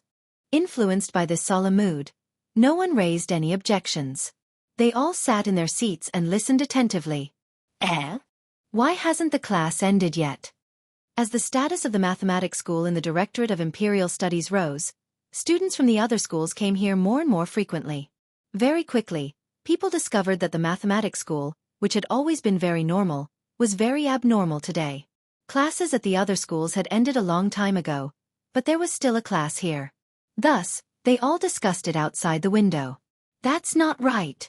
Li Sai would never give a lecture during recess. What's going on today? Are my eyes playing tricks on me? Yuan Shua couldn't help but touch his chin and wonder. You're right. Why does Li Sai's clothes today feel a little off? Also look down there. Even Chang Chumo is listening attentively. This is unbelievable.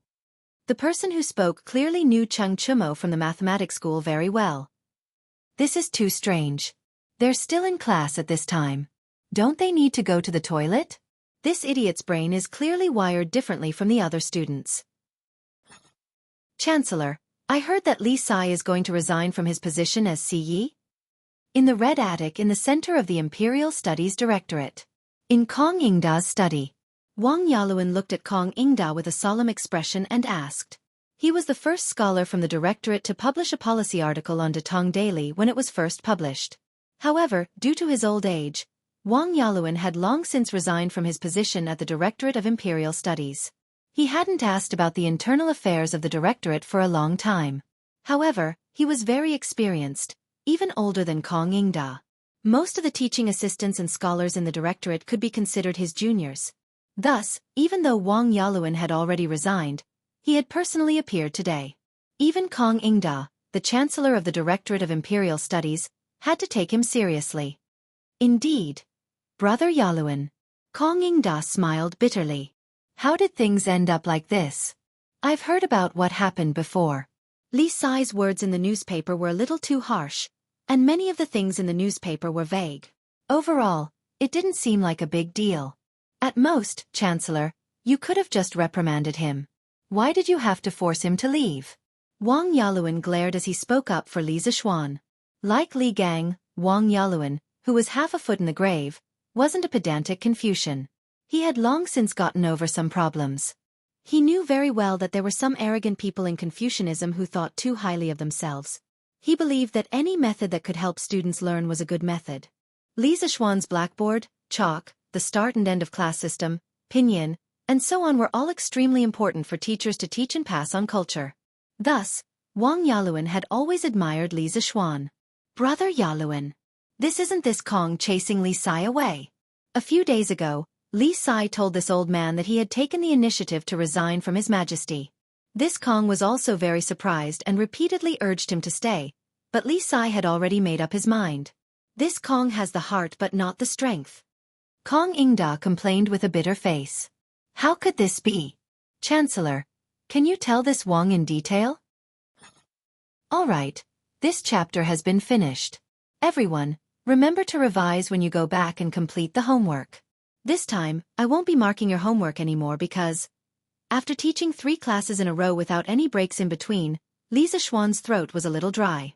After he finished teaching the chapter of marks, he looked at the students below and said in a deep voice, "Because this is the last class that I will be teaching you in the School of Mathematics." The last class. When Li Zixuan's voice fell, all the students couldn't help but widen their eyes and stare blankly at their seats. The classroom fell into a dead silence. No sound could be heard, including the sound of breathing. At this moment, if a needle fell on the ground, one could probably hear a ding-dang sound. Wow! After a full 5 to 6 breaths of silence, the students below finally reacted. Instantly there was an uproar. Sir, why is it the last class? You. What do you mean? Meng Wenhao gathered his courage and stood up first as he shouted with red eyes. Chapter 361. Sir, what do you mean? Why is it the last class? There are still 7 days before the field holiday. Sir, are you going somewhere? In the classroom, after Meng Wenhao's voice, the other students also reacted. Ku Shiqing, Cheng Chumo, Wang Meng, and the others all spoke up. Only Li Tian sat in the front row, leisurely and relaxed. Just like his name, he was as calm and steady as Mount Tai. Li Zixuan gestured for everyone to be quiet. Looking at the anxious faces of the students in front of him, he felt somewhat gratified. In just a few months, he had left his mark in the school. He could not bear to part with these students, and they could not bear to part with him. For a teacher who was about to leave, what could be more gratifying than this? Everyone be quiet. Listen to me. My wedding is in 3 days. I asked for leave from His Majesty yesterday, and His Majesty gladly agreed. Therefore, after today's class, I will go home to prepare for my wedding. According to the Tang dynasty law, officials were entitled to 9 days of leave when they got married, and relatives were also entitled to 1 to 5 days of leave when they got married. Logically speaking, Li Zixuan could have asked for leave long ago to go home and prepare for his wedding. But in the end, he could not bear to part with these students, so he delayed it until today. However, there were only 3 days left until the wedding, and he could not delay it any longer. So he chose to bid farewell to these students today. His original plan was to say goodbye to them when the directorate had their field break. But now it seemed that he could only bring forward the date of his departure. Even if he got married 3 days later, he wouldn't have the time to come and teach. Therefore, this was really the last time he would teach in the mathematics school. Phew. So it's just a wedding leave. I wish Sir and Madam a happy life together. Meng Wenhao could not help but heave a sigh of relief when he heard Li Zixuan say that this was the last class because of the wedding leave. Sir, if you want to get married, just get married. Why did you make it sound so scary? It's still the last class. You scared me to death. Wang Meng patted his chest and said with an, "I was scared to death" look on his face.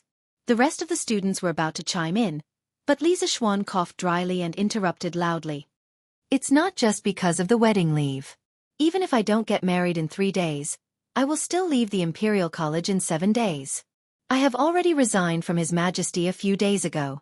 After 7 days, I will no longer be the minister of the Imperial College, and I will no longer be your teacher.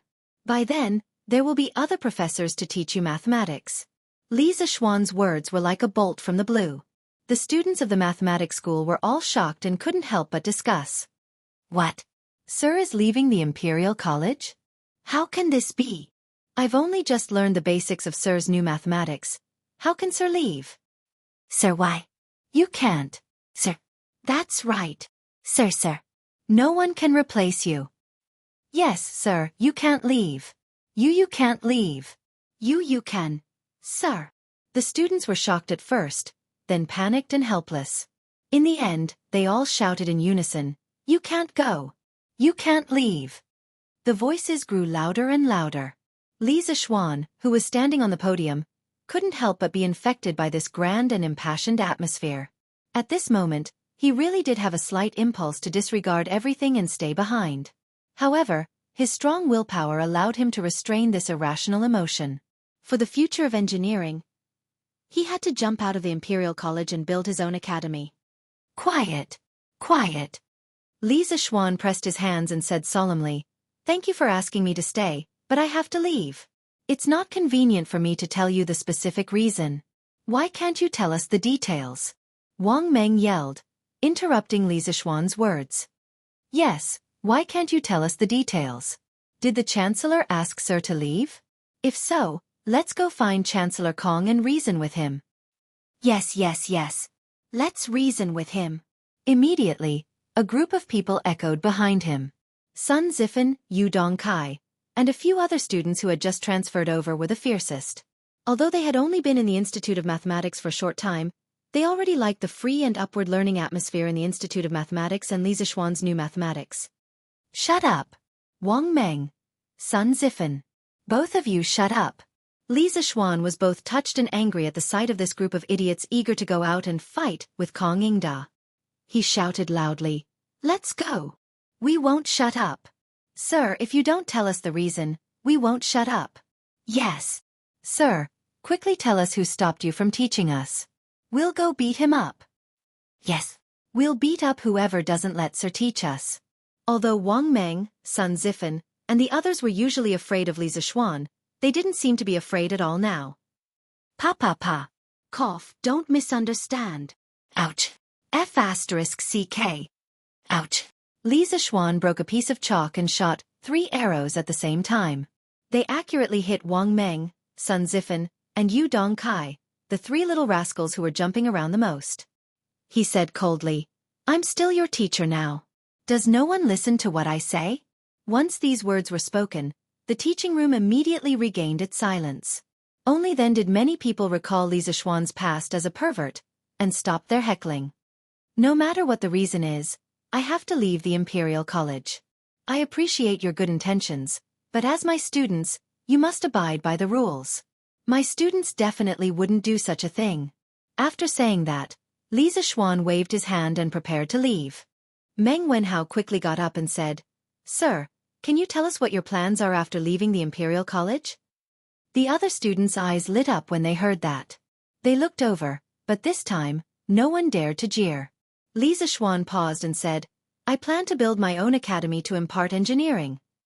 May I ask what engineering is? Meng Wenhao cupped his hands and asked. I have named what I have learned as engineering.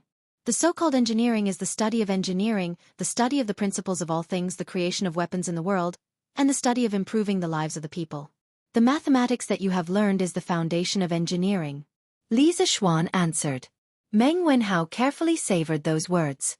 Then he asked with a complicated expression, Then why don't you impart engineering in the Imperial College? The Imperial College doesn't offer this subject. Besides, engineering is a huge academic system that includes many subjects. It would be inconvenient to impart it in the Imperial College. Therefore, I applied to build my own academy to impart my knowledge to the Emperor. Li Zishuan shook his head and said, What kind of students will your academy accept? Meng Wenhao hesitated for a moment and asked. That's right, I can go to Mr.'s academy then. Wang Meng patted his head and said excitedly, When the academy is built, I will hold an entrance exam. At that time, no matter if you are a noble or a commoner, as long as you pass the exam, you will be able to enter the Imperial College, and the tuition will be free. However, Wenhao, you have to think carefully about whether you will choose to stay in the Imperial College, where you have a bright future, or go to my academy, where you have an unknown future, to search for the distant truth. You have to know that with your current level of mathematics, you have a high chance of entering one of the 4 schools in the Imperial College's annual examination at the end of the year. Li Zishuan said seriously. He hoped that all the students in the School of Mathematics would go to Yanhuang College. However, people at this age were the most impulsive. Therefore, he had to tell them clearly in advance so that they would not regret it. Chapter 362. I'm not afraid. If you want to set up your own academy, I, Sun Zifen, will be the first to sign up. Li Zishuan's realistic words woke everyone up. Many times, there was a big gap between ideals and reality. The Imperial College was the highest educational institution run by the Tang Empire's government. There was no doubt about its superiority. There were so many poor students in the 360 provinces and 1,500 counties of the Tang Empire who wanted to enter the Imperial College. For them, entering the Imperial College was equivalent to taking half a step into the official career. At this time, it was really difficult for these students to give up the Imperial College with a bright future. However, Li Zishuan's vast knowledge and novel teaching methods deeply attracted them. Even Cheng Chumo and Yu Dongkai, who disliked studying the most, had to admit that they could learn a lot of novel knowledge from Li Zishuan's classes. This difficult, multiple-choice question made many students feel conflicted. The School of Mathematics quieted down again. However, some people didn't care about the so-called future. When most people were thinking and conflicted, Sun Zifen was the first to jump out and say loudly. Li Zishuan had said that if they continued to stay in the School of Mathematics, they would definitely be promoted to the School of Mathematics by the end of the year. He really didn't care about this at all. Back then, he had voluntarily transferred from the Imperial College to the School of Mathematics. Why would he care about the School of Mathematics, which was one level lower than the Imperial College? For him, the most important thing was to be happy. The atmosphere of the School of Mathematics made him very comfortable. There was no boring competition of wealth or scheming. There was only mutual learning, joking, and cursing. He liked to stay here. As for his father, Sun Zifen, he sent his son to Li Zishuan because he liked Li Zishuan's knowledge and wanted his son to learn more. Coincidentally, the father and son had the same idea. Therefore, Sun Zifen was the first to stand out and say that he wanted to follow Li Zishuan. Tai is also willing to go to teacher's school. Li Tai raised his head and laughed.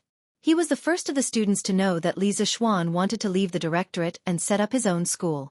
He had already made a decision in his heart, so when Li Zishuan had just announced the news, he was not at all surprised.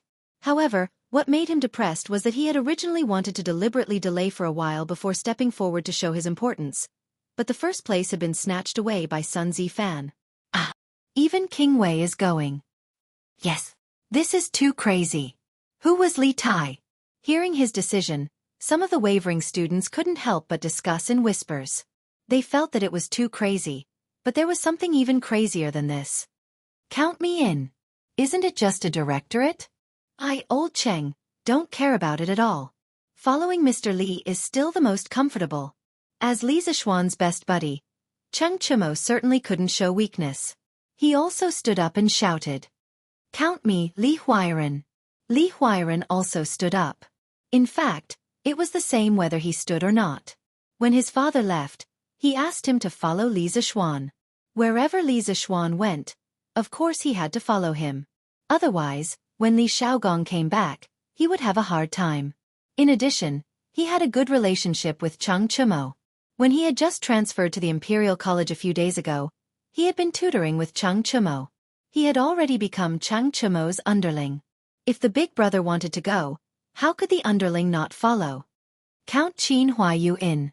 The relationship between the Qin family and the Li family was stronger than iron. At this time, if Qin Huayu didn't come out to support Li Zishuan, Qin Qiong would teach him a lesson when he returned. Count me Yu Dong Kai in.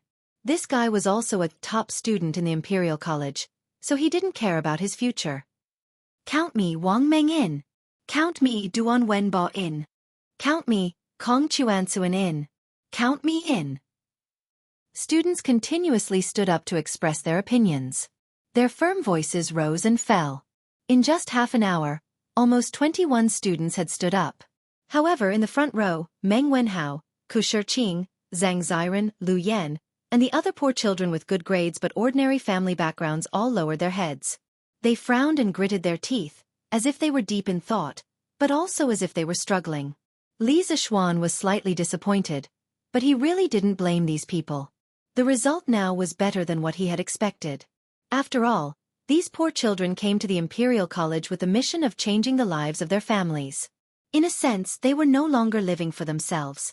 They couldn't be like Cheng Chimo, Sun Zifan, and the other officials' children, who casually made decisions. They had too many things to consider. Hey, Meng Wenhao, sir is so good to you. Why aren't you saying anything? You're doing right. Shut up. This strange situation was easily noticed by others. Sun Zifan was the first to jump out and point at Meng Wenhao. However, before he could finish, he was interrupted by Li Zishuan's angry shout.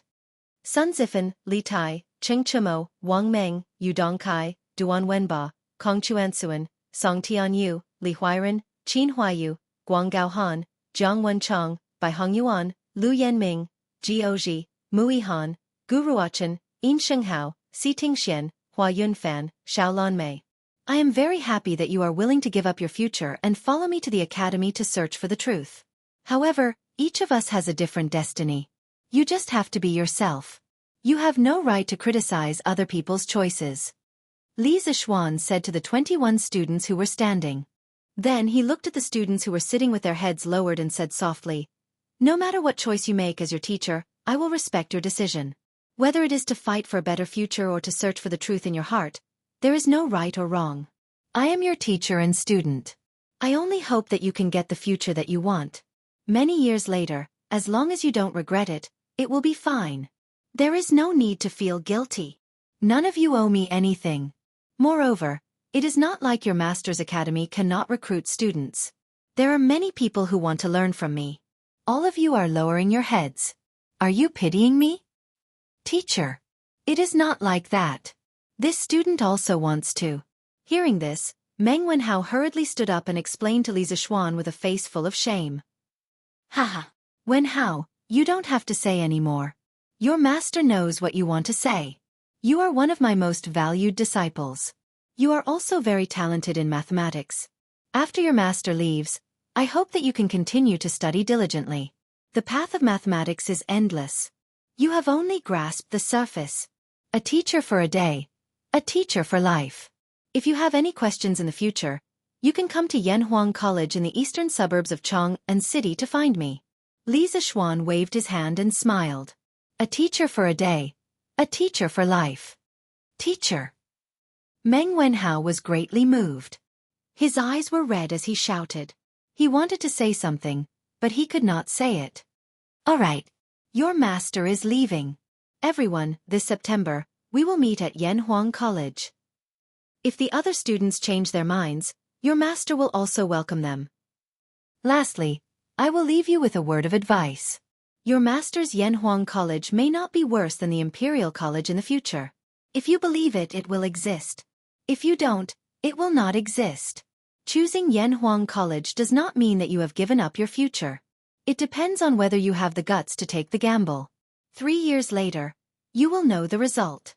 Li Zishuan smiled meaningfully. He waved his sleeves and left without taking a trace of cloud with him. The more than 40 students in the School of Mathematics, whether standing or sitting, were all staring in the direction where Li Zishuan had left. After a while, Li Tai broke the silence and said, "All right. Class is over. The teacher has already left. What are you all waiting for?" After that, he tidied up the things on the table and stood up to Meng Wenhao.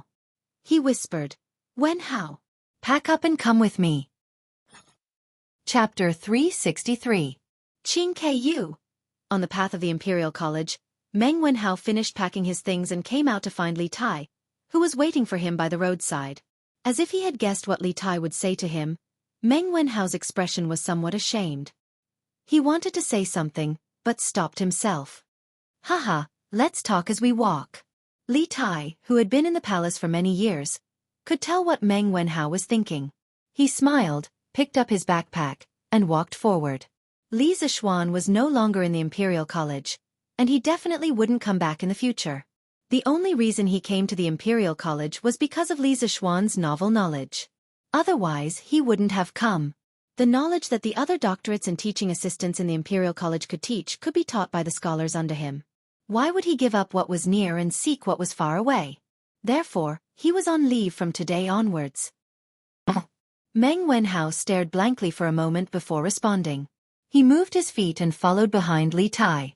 Li Zishuan announced the big event at the beginning of the 4th class in the morning. At this time, only the mathematics school was open for classes, so the path was quite quiet. Meng Wenhao stepped on the smooth and hard bluestone pavement, listened to the various sounds of insects and birds, looked at the lush branches of the century-old trees around him, and smelled the fragrance of expensive flowers on the side of the road. Meng Wenhao's mood didn't improve at all. He felt that he was going to make a wrong decision that he would regret for the rest of his life. His heart was heavy. "Wenhao, are you still thinking about what happened in class?" Li Tai walked in front and asked softly without turning his head. "Yes." Meng Wenhao nodded his head, but he forgot that Li Tai's back was facing him, so he couldn't see him nodding his head. "Haha. If we don't talk about your family, what is your original intention, Wenhao? Do you want to stay in the mathematics school and wait for the year-end examination to be promoted to a 4-gate school? Or do you want to go to Yanhuang College with Sir and learn his engineering knowledge?" Li Tai's sharp eyes saw through Meng Wenhao's misgivings. He stopped and asked, "Of course I'm going to Yanhuang College with you." Meng Wenhao answered without thinking. Then he seemed to realize that his answer was too impulsive and hurriedly added, "As the saying goes, one can see a whole leopard through a tube. From Sir's new mathematics, I seem to be able to see another world in Sir's heart. If I don't care about my future, my parents, and my younger sister, of course I'm willing to follow Sir to pursue that distant truth. That kind of knowledge is what scholars like us should spend our whole lives studying. Moreover, entering the 4 Gates Academy and learning all day long to recite pedantic articles for no reason is definitely not what I want. Also, Mr. Wenhao's family is greatly indebted to you. When my father went out to sea this time, it was you who personally asked Prince Hejian to take care of him.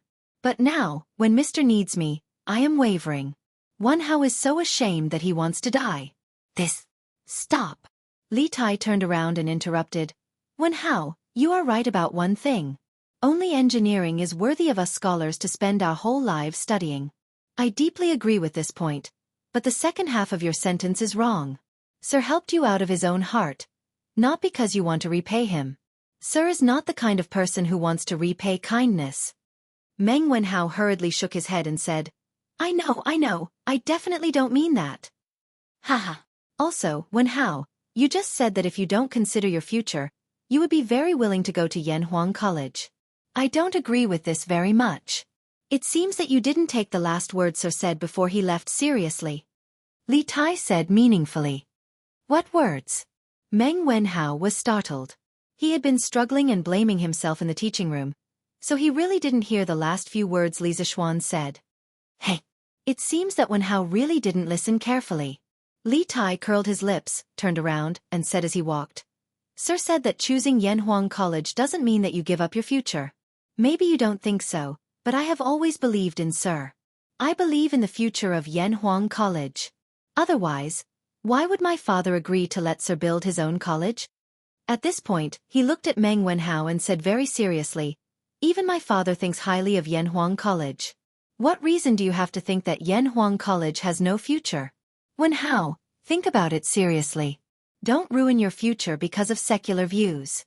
That's all I have to say. You're on your own. After that, Li Tai flicked his sleeves and turned to leave. Meng Wenhao was stunned in place and was speechless for a moment. Li Tai left a sentence in the air in front of him. Confucianism cultivates the heart and benefits the world. Do you want to cultivate the heart for a lifetime and become a rotten scholar who only knows how to care about others? Or go to Yanhuang College and become an omnipotent and peerless expert who benefits the country and the people like Sir? It's all up to you, Wenhao. Confucianism cultivates the heart and benefits the world. Meng Wenhao's lifeless eyes suddenly bloomed with endless vigor. Slowly, his eyes gradually became firm. I want to benefit the world. I don't want to become a rotten scholar. Meng Wenhao murmured, picked up his school bag, and walked resolutely to the gate of the directorate. So, Li Sai has no choice but to leave? In the principal's office. The conversation between the two big shots came to an end. At this time, Wang Yaluan stood up and asked with his hands behind his back. Brother Yaluan, I don't want to either, but Li Sai insists on leaving. Kong Yingda heard the blame in Wang Yaluan's tone. He couldn't help but cup his hands and smile bitterly. Ha! It was originally a small matter, but it ended up like this. Chancellor Kong, I have something to say, but I'm not sure if I should say it. Wang Yaluan shook his head and said with some displeasure. Brother Yaluan, feel free to say it. Although Kong Yingda roughly guessed that this brother's words wouldn't be pleasant to hear, he still nodded and said, forgive me for being blunt. Confucianism has been passed down to this day and has changed. When the sage first proposed Confucianism, it was to let people cultivate the heart. Chancellor, take a look. What kind of heart are people cultivating now? Scheming against each other, fighting for power, and completely forgetting the responsibility of being a teacher. Confucianism is degenerating, but Li Sai's new learning is rising like the morning sun. I have a feeling that losing Li Sai in the directorate is definitely an immeasurable loss. Chancellor Kong, you will definitely regret it soon. Wang Yaluan's tone was solemn, and there were hidden meanings in his words. After he finished speaking, he didn't even bother to say goodbye and left with his hands behind his back. Confucianism is degenerating, and a new learning is rising. Sigh. Yaluan is expressing his dissatisfaction with Cui Shanyu and the rest. Looks like I've really made a mistake this time. It's really a case of being clear-headed for a lifetime and muddle-headed for a moment. Kong Yingda looked in the direction where his old friend disappeared and muttered to himself. Chapter 364. Master. This concubine just heard a piece of good news outside. In the evening, at the Cui residence, Madame Cui smiled as she walked into Cui Shanyu's room with a bowl of medicine. Cui Shanyu had already been transferred home from the Imperial Medical Department yesterday. After all, he wasn't seriously ill. He just vomited 2 mouthfuls of blood out of anger. How could the medical officers of the Imperial Medical Department let him stay there every day? After a few days of recuperation, Cui Shanyu's complexion was clearly much better. However, he was a little gloomy because it was almost time for the Imperial College's field break, yet he still hadn't fully recovered. Back then, Li Er had said that he would wait for him to fully recover before restarting the case of 8th Doctor's impeachment of Li Zixuan. Now, it seemed that it was impossible before the field break. After all, his purpose of impeaching Li Zixuan was to prove to the teachers and students of the Imperial Medical Department that he, Cui Shanyu, was not worse than Li Zixuan. If he waited until the field holiday to reopen the impeachment case, how could he show his face in front of everyone? When everyone else went home for the holidays, what was he going to show off for? Therefore, although his body was getting better day by day, Cui Shanyu was still very depressed. At this time, when he heard his wife say that there was good news, he suddenly became energetic. He quickly sat up straight and asked, "What good news? Madam, tell me quickly." "Master, drink the medicine while it's hot." Madame Cui took the bowl of medicine and said softly, I won't drink it. Madam, tell me the news first. Cui Xianyu took the bowl of medicine and urged. To him now, a piece of good news was better than 10 bowls of good medicine. Then, okay. Seeing that her husband insisted, Madame Cui could only nod helplessly and say, when I came back, I happened to meet Dr. Zhang, who had just finished his class. I heard from him that Li Sai took the initiative to resign from the emperor a few days ago. This afternoon, he took advantage of the marriage leave and left the Imperial Medical Department in advance. He will never come back again. Ha, ha ha, ha ha ha ha. That's great. That's great. Ha ha ha ha. Cui Xianyu was stunned for 2 seconds. He patted his thigh excitedly and laughed wildly. The melancholy that had coiled around his heart for the past few days was finally swept away at this moment. Cough cough cough. As the saying goes, extreme joy begets sorrow. Continuous laughter affected the lungs, causing Cui Xianyu's heart and lungs to suffer from dysfunction. Cough, from a scientific point of view, excessive excitement could cause atherosclerosis or vascular malformations. In serious cases, it could even cause blood vessels to rupture and cause death. Fortunately, Cui Xianyu's condition wasn't too serious. Otherwise, he might become the first doctor in the history of the Imperial College to die of laughter. Master, are you all right? Madame Cui hurriedly stepped forward and patted her husband's back as she asked nervously. Cough cough. Who would have thought? Evil people have their own retribution. Before this old man even made a move, Li Zixuan had already fled in defeat. How satisfying. How satisfying. Cough cough cough.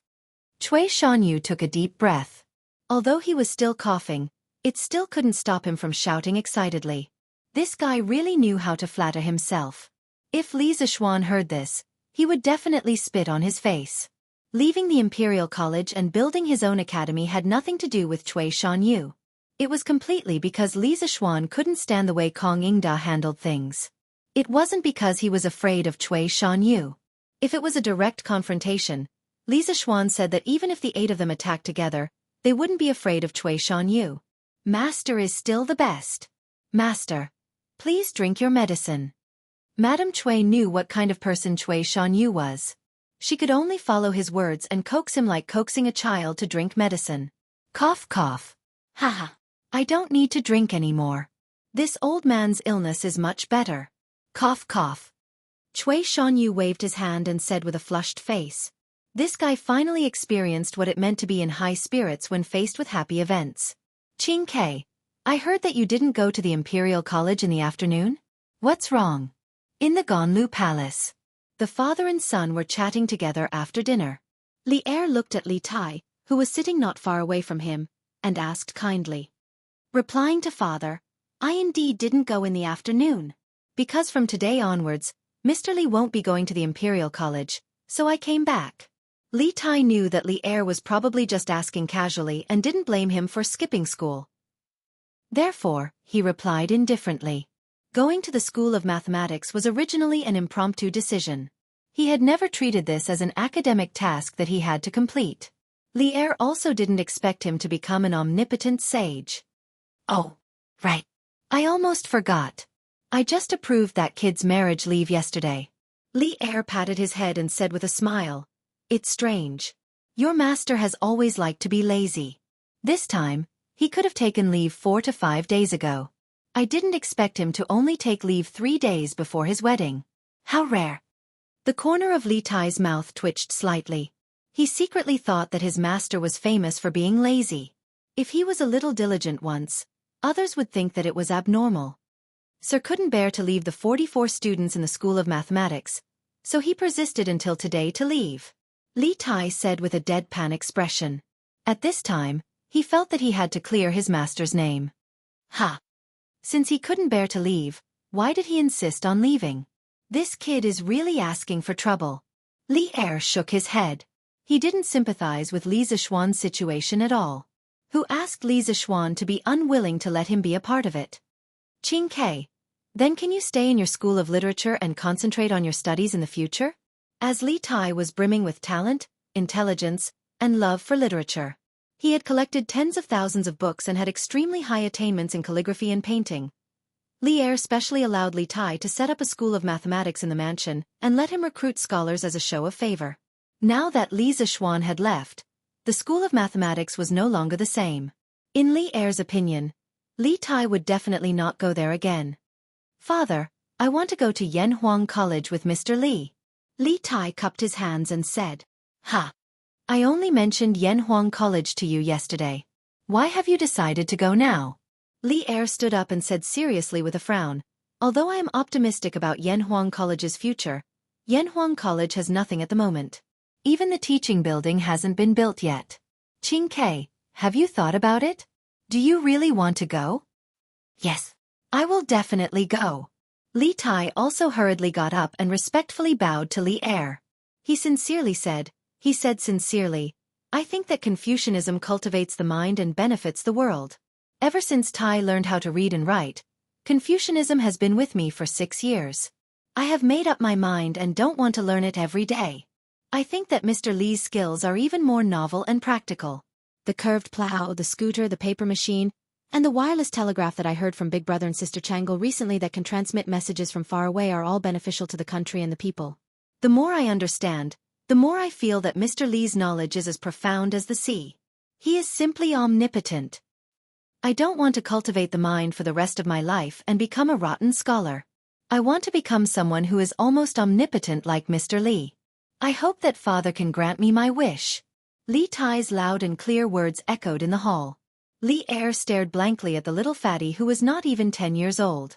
It was as if he was meeting Li Tai for the first time. After a while, he laughed and said, "Confucianism cultivates the mind and benefits the world. That's a good saying. Qing Ke, you have grown up. I am very happy. You can do whatever you want. Father will definitely not stop you." Chapter 365. The next day, June 23rd. The wedding date was set for the 25th of June, and there were only 2 days left. The Li family attached great importance to Li Zishuan's marriage.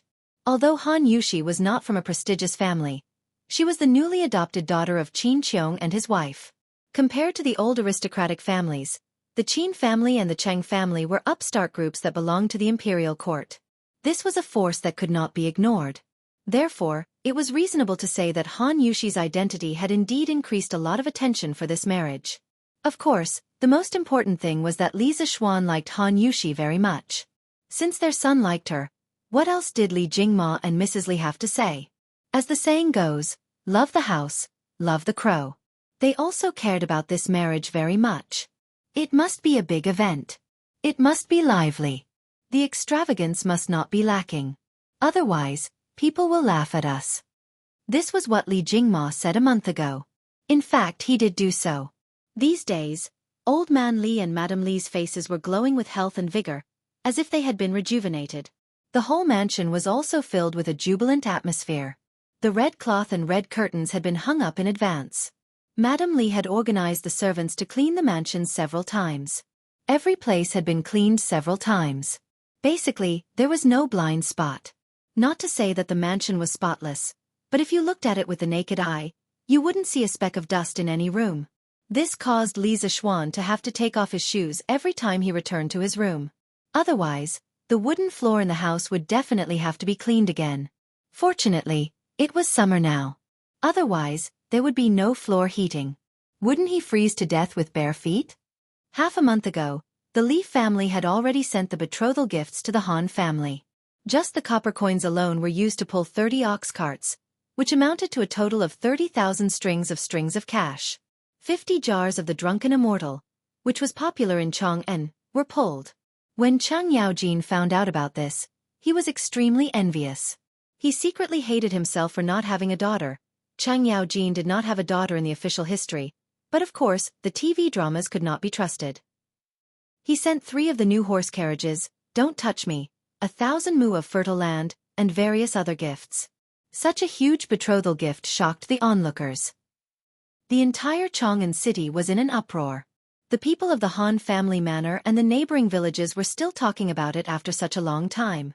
They were envious of Han Tianhu for finding such a son-in-law. Many people who had daughters were also wondering if they should bring their daughters to Li Zishuan to have a look. If Li Zishuan took a fancy to them, Then wouldn't their family be rich? Li Zixuan did not know what others were thinking.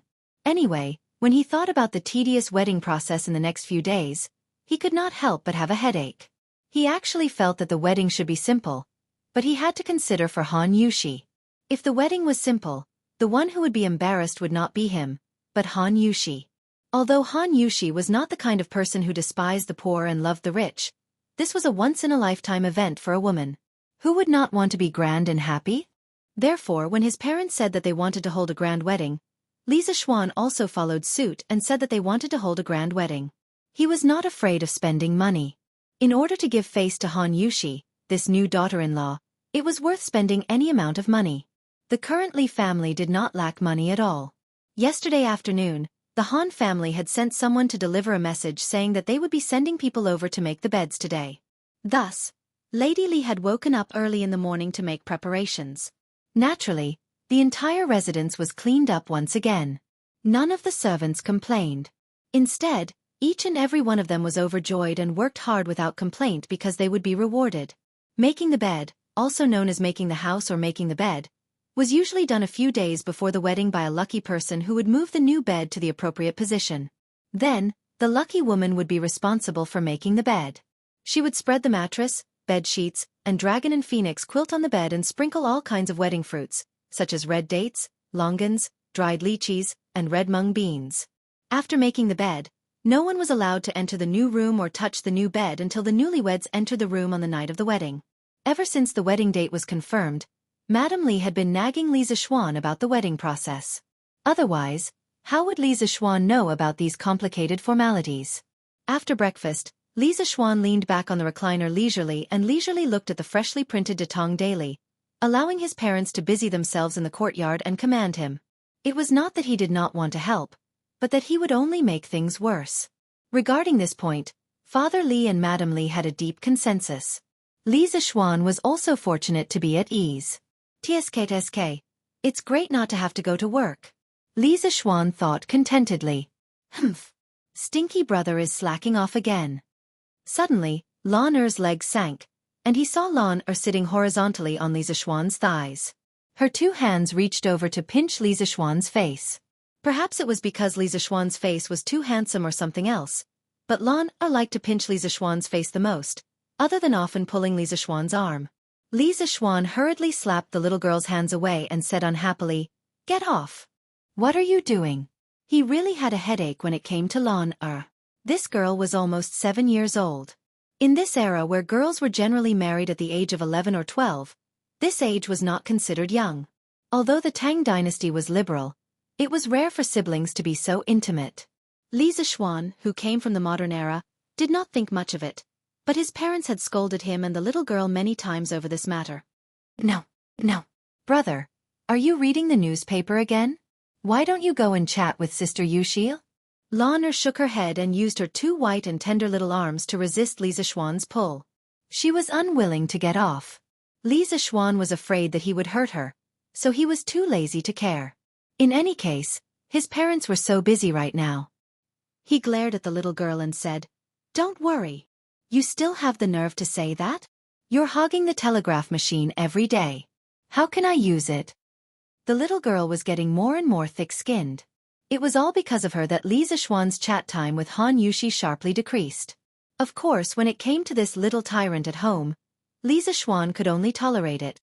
Hee. How can there be? Lan Er won't hog it in the future. Brother can use it now. Lan Er giggled embarrassedly. Why? Li Zixuan looked at the little girl suspiciously and asked. Brother, your telegraph machine is not good. It can only transmit words, and it can't hear Sister Yushi's voice. It's really too bad. Lan Er feels that it's meaningless. Also, I heard from Mother that from the day after tomorrow, Sister Yushi will be living in our house forever. When that time comes, I can play with Sister Yushi every day. Why do I still need to use this broken telegraph machine? It's too tiring. You can't do this. It's too bad. Broken telegraph machine. Li Zixuan's face darkened. This communication tool that transcended eras was actually despised by the little girl. Lan Er had developed a sense of superiority from playing with the telegraph machine. There was no one else who had higher standards than her now. Chapter 366. Broken Telegraph Machine? How can you play with a broken telegraph machine for so long? Li Zishuan said angrily as he reached out to pinch the little girl's cheeks. Ah, isn't there nothing else to play with? Brother and Iron Egg used to go to the Imperial College every day. It's boring for Lan-er to be alone at home. Lan-er kept shaking her little head as she tried to get away from her brother's evil grip. It's boring for Lan-er to be alone at home. When Li Zishuan heard this, he felt a little uncomfortable. The hand that was going to pinch Lan-er's cheeks gently landed on the little girl's hairbun. Li Zishuan said gently, "It's my fault. Brother will accompany Lan-er often in the future." And Lan-er nodded happily. Suddenly, she rolled her eyes and said mischievously, "Hee hee. I don't want to. When the time comes, Sister Yushi will play with Lan-er. I don't need you anymore, brother." Li Zishuan was speechless. This little girl was worried for nothing. "Young master, the Han family's betting team has arrived. Master wants you to go out quickly." Just when Li Zishuan wanted to teach this little girl a lesson, Xiaoxi ran over in a panic. The little girl might have run too fast as her face was red. Lan-er had been scolded by Madame Li many times. She knew that her current appearance was indecent. When she saw Xiaoxi come in, she quickly jumped down from Li Zishuan's lap and stood at the side, pretending to be an obedient girl. This obviously deceiving action made Xiaoxi smile. Actually, she was already used to this phenomenon. Even if she saw it, she wouldn't go out and say anything. "You're here so soon? Okay, I'll go and take a look." Li Zishuan patted his thigh, got up and said a few words before leaving the room. "Sigh. Lan-er wants to go too. Brother, wait."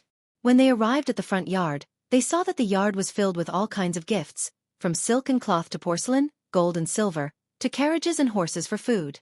There were 8 pieces of each, and 8 large carriages were pulled by copper coins. It wasn't that the Han family was stingy, but that these were just gifts to settle down in bed, and not part of the dowry. The dowry was calculated separately. According to the etiquette, the bride's dowry would only be sent over after the bed was set up. "Master!" Iron Egg came over and cupped his hands in salute. After Li Zishuan announced his independence at the Imperial College yesterday, Iron Egg didn't need to go to the School of Mathematics anymore. Moreover, he went back to the Han family village yesterday afternoon. After all, his father was busy at home and it was hard for him. He could help out when he went home. It had to be said that after studying at the School of Mathematics for a few months, Iron Egg had become much more sensible. Today, the Han family came over to settle the bed. It was inconvenient for Han Tianhu to come, so Iron Egg came along. "Hee hee, Iron Egg, you can't call me master anymore. You should call me brother-in-law." A chubby woman walked out. It was Lu Yua. It was rare for her to say something witty in front of Li Zishuan on this festive day, but no one blamed her. She and Old Hu were both wearing bright red clothes today, and they looked very festive. Unlike other big families, which had a lot of direct relatives, Han Tianhu came to the Han family village after experiencing war. The Han family was really a small family. They didn't have a matriarch, so Han Tianhu could only invite Hu Hanyun and Lu Yua over to settle the bed. Logically speaking, he could also invite Qin Qiong and old Madame Qin. After all, they were Han Yushi's adoptive parents. However, those two's status was too high, and Han Tianhu couldn't bring himself to invite them. "You silly woman, how dare you make a joke about young master?" Old Hu tugged at his wife's arm and said angrily. "Ha ha. Yue is right. Old Hu, don't blame her. And all of you, come in and have some tea and pastries. Don't stand on ceremony." Li Jingma quickly waved his hand and said to the people in the courtyard with a smile, "Thank you, old master." This time, the Han family brought a lot of gifts. Other than a few carts of copper coins, the rest of the things were all picked by people. Half of the Han family village's youths came to help. "Ha ha. Yes, yes, yes. Auntie Lu is right. Uncle Hu, you guys have worked hard." Li Zishuan hadn't seen Old Hu for a long time. When he saw him today, he felt very close to him. Back then, when Han Yushi was robbed at Rhinoceros Slope, Old Hu stepped forward regardless of his own safety and delayed for a while. In the end, Li Zishuan successfully rescued Han Yushi. Li Zishuan would not forget this kindness. It's not hard, It's not hard. Young master, what are you talking about? This is what I, old Hu, should do. Putting aside the benefits that Li Zixuan brought to the Han family village, his son and daughter's illness were cured with Li Zixuan's help. Li Zixuan was grateful to him, but he was even more grateful to Li Zixuan. Heh. As expected. How are you guys doing recently? I haven't seen the two of them in a long time. Li Zixuan saw that his father had called the rest of the people in for tea and pastries, so he chatted with old Hu as they walked. Hee hee. Good. Thanks to you, young master, everything is fine. Now, this child is running around the Han family village. There are many farmers there who want to learn his skills. And I really miss this child. Old Hu scratched his head and chuckled. Then, he said with a face full of nostalgia. Why?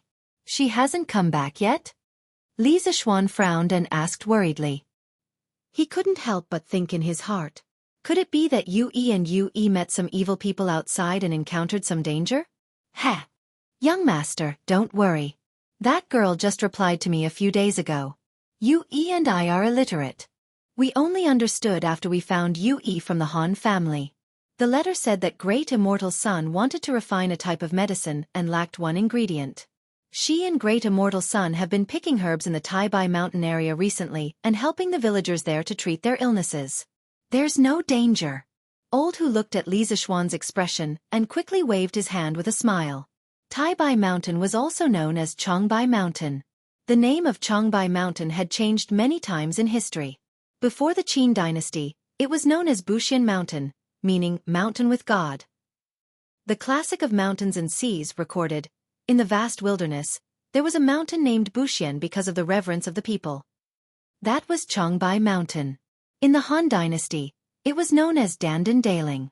In the Wei dynasty, it was known as Gaima Mountain. In the later Wei dynasty, it was known as Tutai Mountain. In the northern and southern dynasties, it was known as Tsongtai Mountain and Taihuang Mountain. In the Tang dynasty, it was known as Taibai Mountain.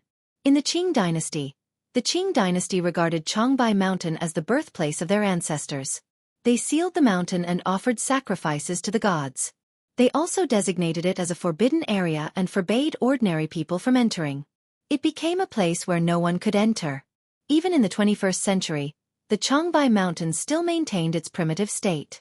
It was almost like the time when Pangu first created the world. Haha, that's good. Uncle Hu, come in and have a seat. Li Zixuan smiled in relief. After everyone rested in the front hall for a while, Li Jingma and Mrs. Li brought Hu Hanyun, Lu Yue, and the others to the western courtyard and began the bedding ceremony. They chose the room that Li Zixuan usually slept in because it was the largest and most luxurious room. However, in the next 2 days, Li Zixuan could only sleep in the other small guest rooms. After the bedding ceremony, no one was allowed to enter the new room or touch the new bed until the wedding night. When they arrived at the door, Old Hu took off his shoes and was about to go in to place the new bed. A few young men from the Han family village nimbly covered their mouths and noses and jumped far away before Old Hu bent over. Old Hu was so angry that his face turned red. He wanted to scold them but was afraid of offending them. He could only say angrily, "Niu de zhuang, Han Eru, why did you guys jump so far away? I've been soaking my feet for 2 hours every day since half a month ago just to be here to make the bed today." Ha ha ha. Old Man Li and the people who came with him laughed. Lu Yue looked at Old Hu's face and was so angry that she stomped her feet. Li Zixuan also couldn't help but laugh. He thought to himself that Old Hu still had some funny genes in him. Chapter 367. Due to a lack of supplies, the new carriage, Don't Touch Me, will be temporarily suspended for the next few days. It is estimated that sales will resume on the 26th of this month. 30 carriages will be available on that day. It's gone? Why aren't there any carriages for sale today? The unlucky fellow who was behind Lu Yun in line yesterday and almost got the chance to buy the new carriage had come to line up as soon as the East Market opened this afternoon. In the end, he saw this notice and couldn't help but want to curse. That's right. Why aren't there any more? Hurry up and call your shopkeeper out. I want to buy a carriage today. I don't care if you give me a discount. Just sell me one first. Damn it, the carriage that Hu Wangfu's family bought yesterday is too grand. I have to buy one today no matter what. That's right, I can also pay in full. Just give me one first. Two people behind him immediately chimed in. If Li Zixuan heard this, he would be very happy. The new carriage's hidden attribute, which was to compete with the rich, had finally been discovered by others.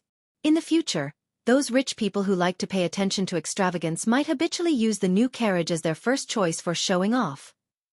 Ayo. Shopkeeper's son is out. Shopkeeper's son, do you have any more carriages for sale? Sun Huayuan looked at the lineup in front of him and couldn't help but feel a little guilty. As for the new carriages, the workshop did have some in stock. However, they couldn't sell them because Li Zixuan was going to get married the day after tomorrow. He needed to borrow the stock to show off. Thus, the curious pavilion could only lie to the public that they were out of stock. Fortunately, he had a backup plan yesterday. Otherwise, where would Li Zixuan find a carriage? Dear customers, please calm down. Ahem. I'm sure that most of you have personally experienced our curious pavilion's carriages yesterday. Everyone knows the superiority of these carriages. However, the better the quality, the more complicated it is to make. Thus, I ask that everyone wait a few more days. Our workshop is already rushing to make them. Everyone, please forgive me, please forgive me. Sun Huayuan cupped his hands and said apologetically. However, the people around him didn't buy it. In this day and age, money was everything. How could there be a situation where money couldn't buy anything? Shopkeeper's son, I won't say anything more. I'll add 200 strings of string on top of your original price. Sell me a carriage now. I don't believe that there isn't a single carriage left in your workshop. An old man in luxurious clothes pulled Sun Huayuan and said. Sigh. Boss Chow, it's not that I don't want to sell it to you, but we really don't have any stock these days. Sun Huayuan cupped his hands and said with a bitter face. This was Chow Wendong, the biggest silk merchant in Chang'an. His family was not much weaker than Li Zixuan. They could not afford to offend him. 500 strings. It's impossible that your workshop doesn't have a single one in stock. Chow Wendong stretched out 5 fingers and insisted. Whoosh. The surrounding people were in an uproar. 500 strings of string of cash could almost be sold for half a carriage. He was really rich and willful. Chow Wendong was indeed not lacking in money. A few hundred strings of string of cash was really a drop in the ocean for him. The reason why he wanted to buy a carriage today was because he had a business acquaintance who bought a new carriage from Curious Pavilion yesterday. How could he fall behind? On the other hand, Curious Pavilion's carriages were indeed high-end and comfortable. Putting aside the fact that he was angry, he also wanted to buy this carriage. This way, when he went out for business in the future, not only would he be able to go back and forth faster, but he would also be able to avoid the pain of a bumpy carriage on the road. As for shopkeeper's son saying that there was no stock, he believed him. However, he also didn't believe that there wasn't a single extra carriage. He was also a businessman. He knew that businessmen would more or less keep some stock at the bottom of their chests. Therefore, Chow Wendong directly used the simplest and most crude method, throwing money at him. He didn't believe that Sun Huayuan wouldn't be tempted. Boss Chow. Say no more, I'll add 1,000 strings of string of cash. Shopkeeper's son, quickly think of a way to get a carriage for me. Sun Huayuan was indeed tempted. Just as he was about to say that he could use a carriage, Chow Wendong mistakenly thought that Sun Huayuan was going to refuse again and directly added 1,000 strings of cash. 1,000 strings of cash. Boss Chow is so rich. Boss Chow is so generous. The onlookers were shocked. No one would spend nearly twice the price to buy a carriage. No, no, no. Sun Huayuan waved his hand and hurriedly said, Boss Chow, this old man didn't mean it that way.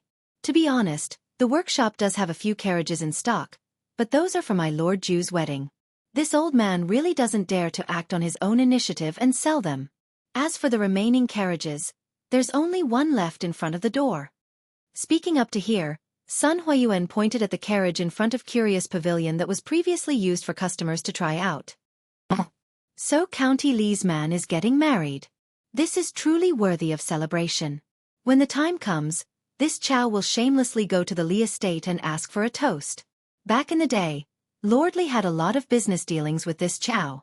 Chow Wendong nodded and smiled as he stroked his beard. He wasn't spouting nonsense. The Li family had a few ready-made clothing stores, and it was inevitable that they would have dealings with him. the largest silk merchant in the capital. Of course, if he could use this opportunity to build a relationship with a Lord Ju, Chao Wendong felt that it would be worth it even if he had to spend an extra 2,000 strings of cash today. Therefore, he wasn't particularly interested in the carriage in front of him now. He was thinking about whether he could build a relationship with the Li family at the wedding banquet the day after tomorrow and get familiar with him. Ah, so Lord Li is getting married. Boss son, congratulations. Yes, that's right. Congratulations. Congratulations. When the time comes, we have to ask for a toast. The rest of the people also laughed and said happy words. Most of them were businessmen, and no one was willing to offend a Lord Ju for no reason. Hee hee. Thank you. Thank you. My Lord Ju has always been hospitable. He will definitely welcome Boss Chow and all of you. Boss Sun clasped his hands and said politely. He looked at the carriage in front of the door again and said hesitantly, "If Boss Chow doesn't mind, I can sell this carriage to you at its original price. Don't worry, I will first send this carriage to the workshop for refurbishment. It will be sent to your residence in the afternoon. When the time comes, I guarantee that it will be exactly the same as a new carriage." When Chao Wendong heard this, his heart skipped a beat. He looked at Boss Sun and said with a forthright smile, "Haha, Boss Sun's words are very good. This Chao wants this carriage. However, this Chao said earlier that I will increase the price by 1,000 strings of cash. How can I go back on my words? This Chao will buy this carriage for 2,199 strings of cash. I will have to trouble Boss Sun to send it to this old man's residence in the afternoon." Hearing him say this, the eyes of the surrounding people who were looking at the carriage suddenly dimmed. If Chao Wendong didn't want it, they would also be willing to buy this carriage at its original price. But now that Chao Wendong had raised the price so high, they were a bit hesitant. After all, the strange interest pavilion would have stock in a few days. There was no need for them to waste money. Chao Wendong glanced at the expressions of those people and couldn't help but laugh inwardly. The reason he increased the price was to make the other hidden competitors withdraw. After being in the business world for so many years, how could he not see through these people's little schemes? Of course, he also had another intention, and that was to use this opportunity to gain favor in front of Li Zixuan and show his face. It could be said to be killing two birds with one stone. This. Sun Huayuan was still a bit inexperienced in the business world. How could he understand the open and covert struggles between these people? When he heard Chao Wendong's words, he was dumbfounded. These days, there was still a customer who would take the initiative to pay more? What? Boss Sun, are you going back on your words? Chao Wendong asked with a smile.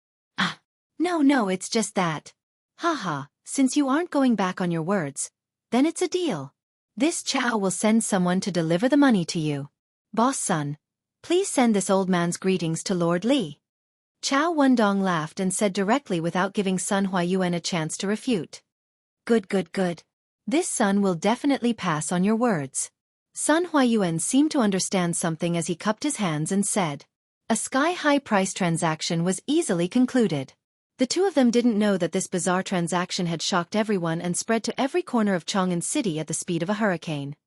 Chapter 368. Did you hear? Mr. Chow from the Hushing Silk Shop in the West City bought a carriage from the Curious Pavilion for over 2,000 strings of cash. In a restaurant, a burly man smacked his lips and savored the wine in his mouth as he whispered to his companion. What? Over 2,000 strings of cash? What kind of carriage is that expensive? Another person at the same table exclaimed. Hey! You're so ignorant, aren't you? The Curious Pavilion released a new type of carriage yesterday. Not only is it spacious, but it's also very comfortable to sit in. There's almost no bumps. Also, it said that this carriage is 30% faster than other carriages.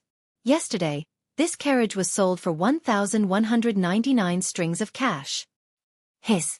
That's almost 1,200 strings of cash. That's already very expensive. Why is it sold for more than 2,000 strings of cash today?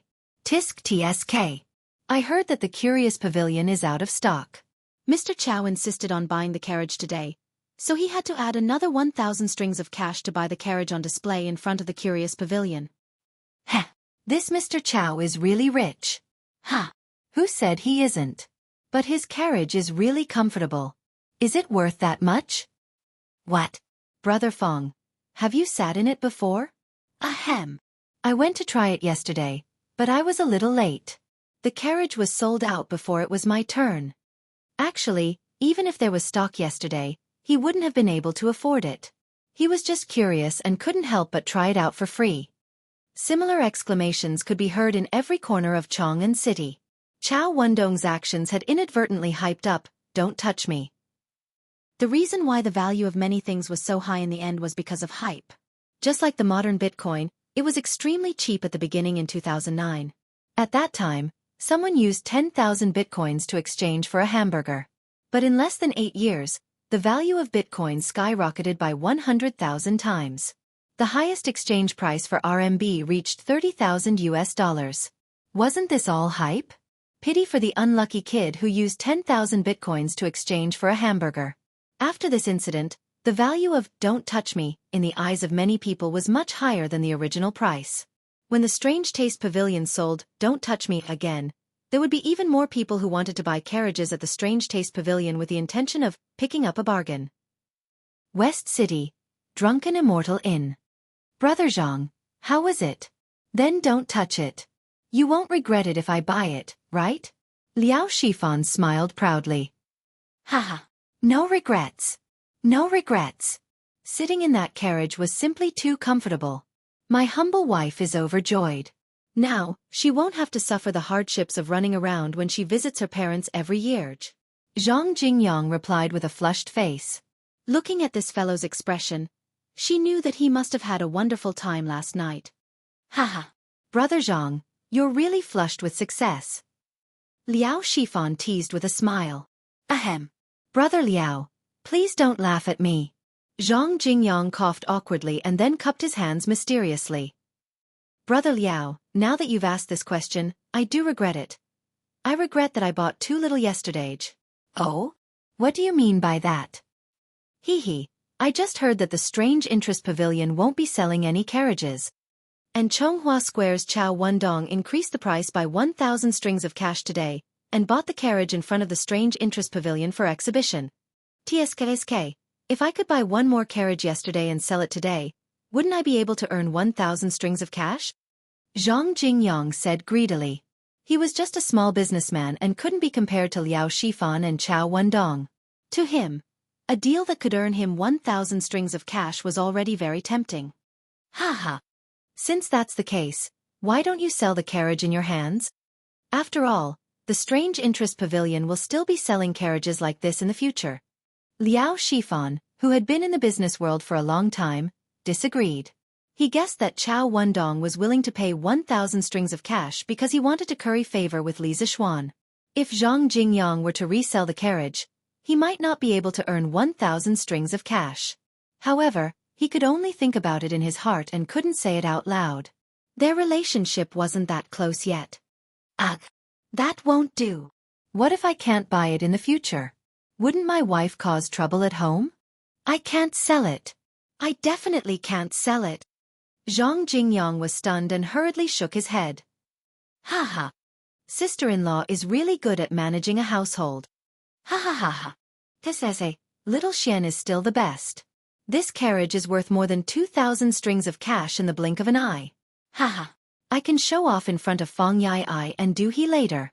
Uncle Fong and Uncle Do definitely won't give them so much money to buy a carriage. Haha.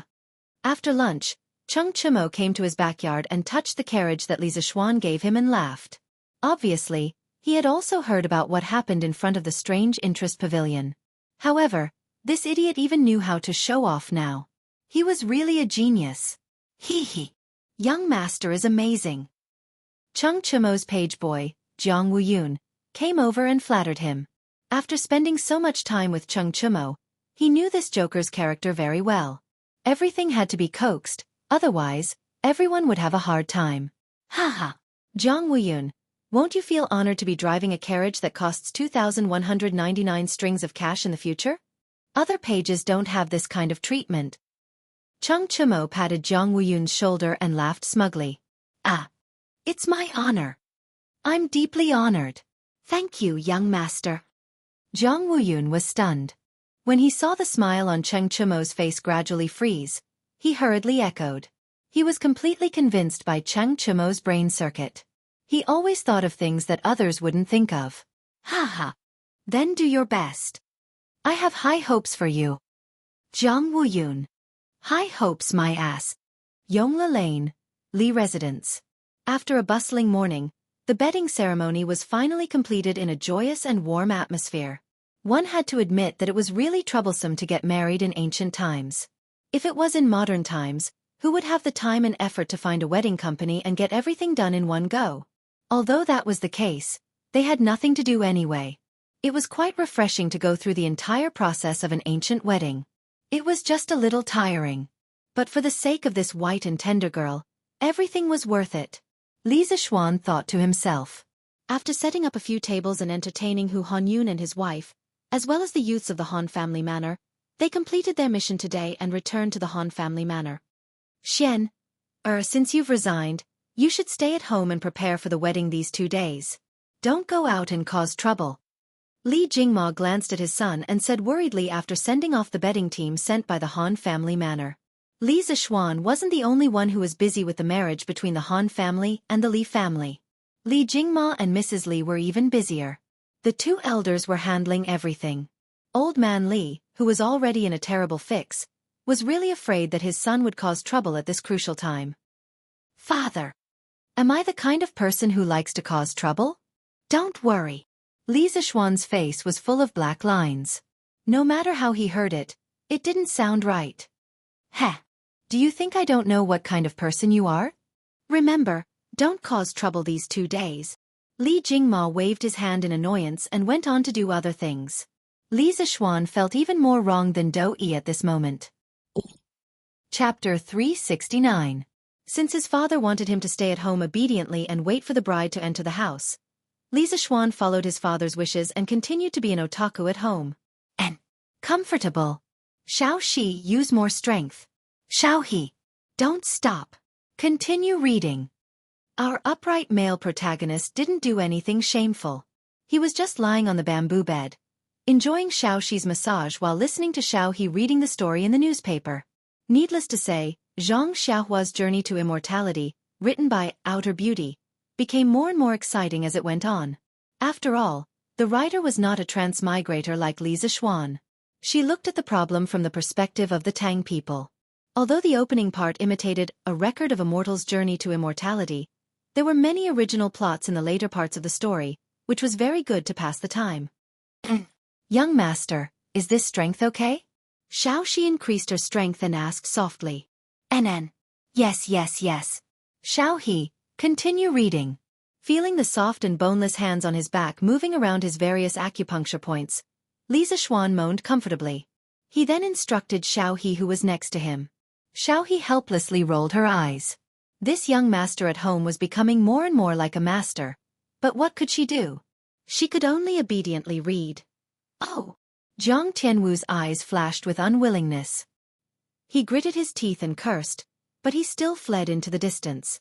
Although he was cruel and evil, he was only in the early stage of foundation establishment. He definitely couldn't block the attack of a core condensation cultivator's thunder palm. Seeing that the other party was about to escape, Yuning waved her hand and cast a spell into the blue light. Suddenly, the whole blue light boiled like a ladle of water being poured into boiling oil. A bolt of lightning as thick as the mouth of a bowl whizzed towards the other party. June 24th. Early morning. The people from the Han family came to deliver the dowry. Although the Han family was not as rich as the Li family, Han Yushi's mother used to come from a rich family. When she was alive, she naturally left her rich dowry to her daughter. Gold, silver, and silk were filled with 10 large carriages. It was so dazzling that it blinded the eyes of others. Han Yushi didn't use this dowry during the most difficult time in her life. Now that she brought it to the Li family, it was enough to show how much the Han family valued this marriage. After Han Tianhu came back from the battlefield, he worked hard for many years and saved a small dowry for his daughter. Even though it wasn't as much as what Han Yushi's mother left, it still filled 5 carriages, including 3 carriages of copper coins and 2 carriages of satin.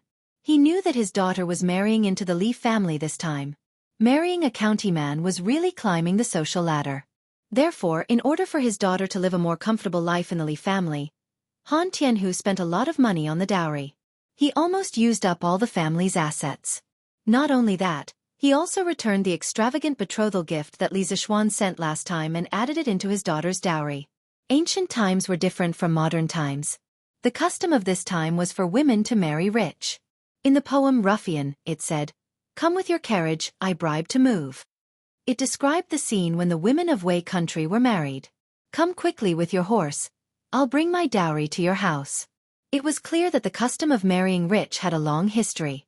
People often said, 1,000 acres of fertile land, 10 miles of red dowry. It referred to the queue for dowry that stretched for miles.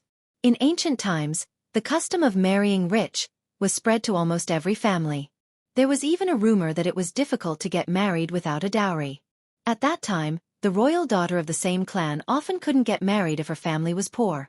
Even if it was a daughter of an ordinary family, her family would help her from the moment she was born to prepare a dowry. It was so that their children could not only find a good family in the future, but also have a higher status in the in-laws' family and live a happier life. Since ancient times, the parents' worry for their children had not changed at all. Before the big wedding, the bride's family would usually specially go to the groom's house to take measurements and order furniture for the dowry. There were even families that mortgaged their property because they didn't have enough dowry before the wedding. The Hengshui County Annals once described it this way: "Rich families have a couple hundred gold as dowry." This is comparable to ancient times. After the wedding, the man's family will pay 10% and the woman's family will pay 9%. From this, it could be seen that the dowry of a woman was much higher than the betrothal gift of a man.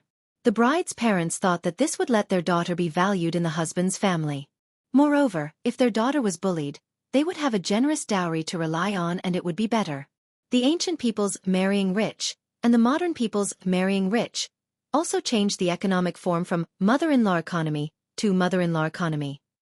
Some people said that China's housing prices were pushed up by mother-in-law.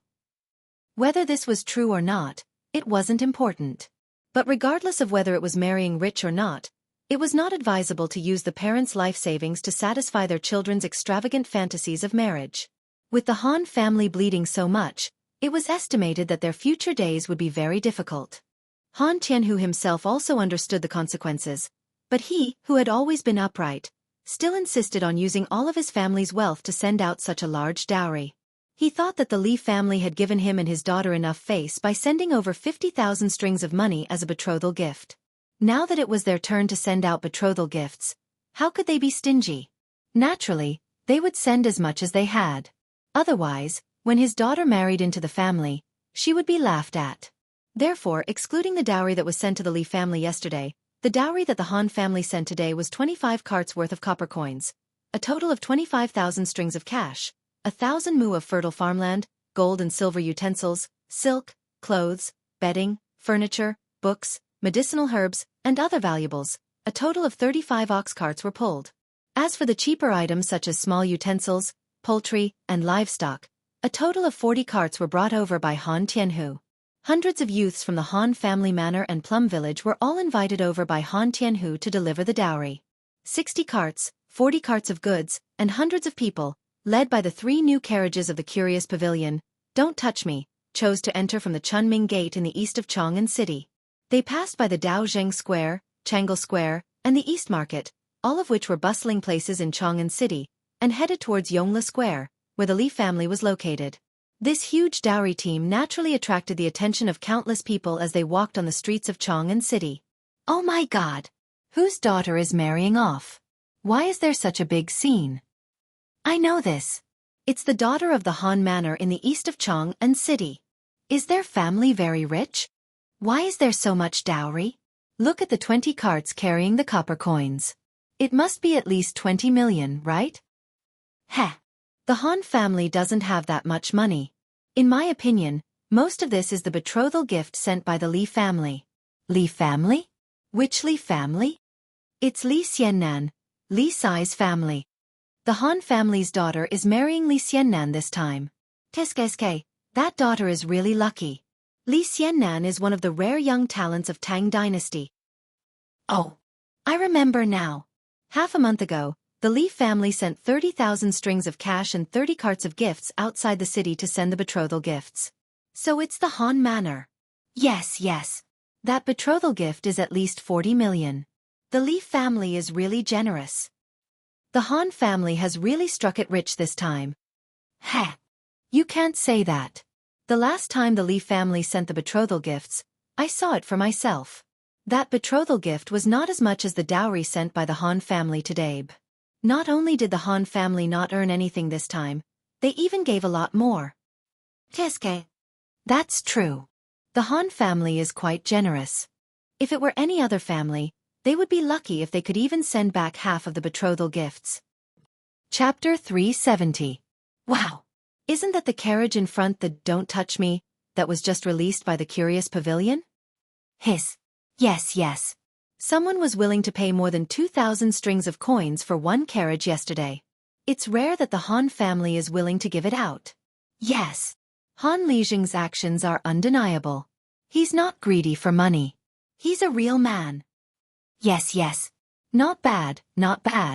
Those with a bit of eyesight could immediately tell that the 3 carriages leading the dowry team had an extraordinary origin.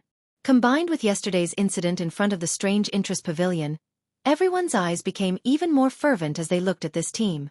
This dowry was really too generous. There were also people who were jealous of such a generous dowry and were not convinced. Li Xianxi's marriage is not a bad deal. Look at the dowry sent by the Han family. There are so many precious gold, silver, and jade items. It's worth a lot. Psst. What a lucky bastard. Why is no one willing to marry me, Lu Fengshui, with so much dowry? Lu Fengshui. Who would want to marry someone like you? Moreover, this Li County man was not simple. Not only was he young and held a high position, but his business was also doing well. It was as if he could earn a lot of money from whatever he did. Many peddlers privately called him the god of wealth. If the Han family's daughter can marry into the Li family, she'll be lucky in the future. Yes. Lu Fengshui, what do you know? I've always wanted my daughter to marry into the Li family. I'm willing to give as much dowry as you want. Ha. Boss Huang, your daughter looks like an old woman. Even if you give her to me, I, Lu Fengshui, don't want her. Why would Lord Li want her?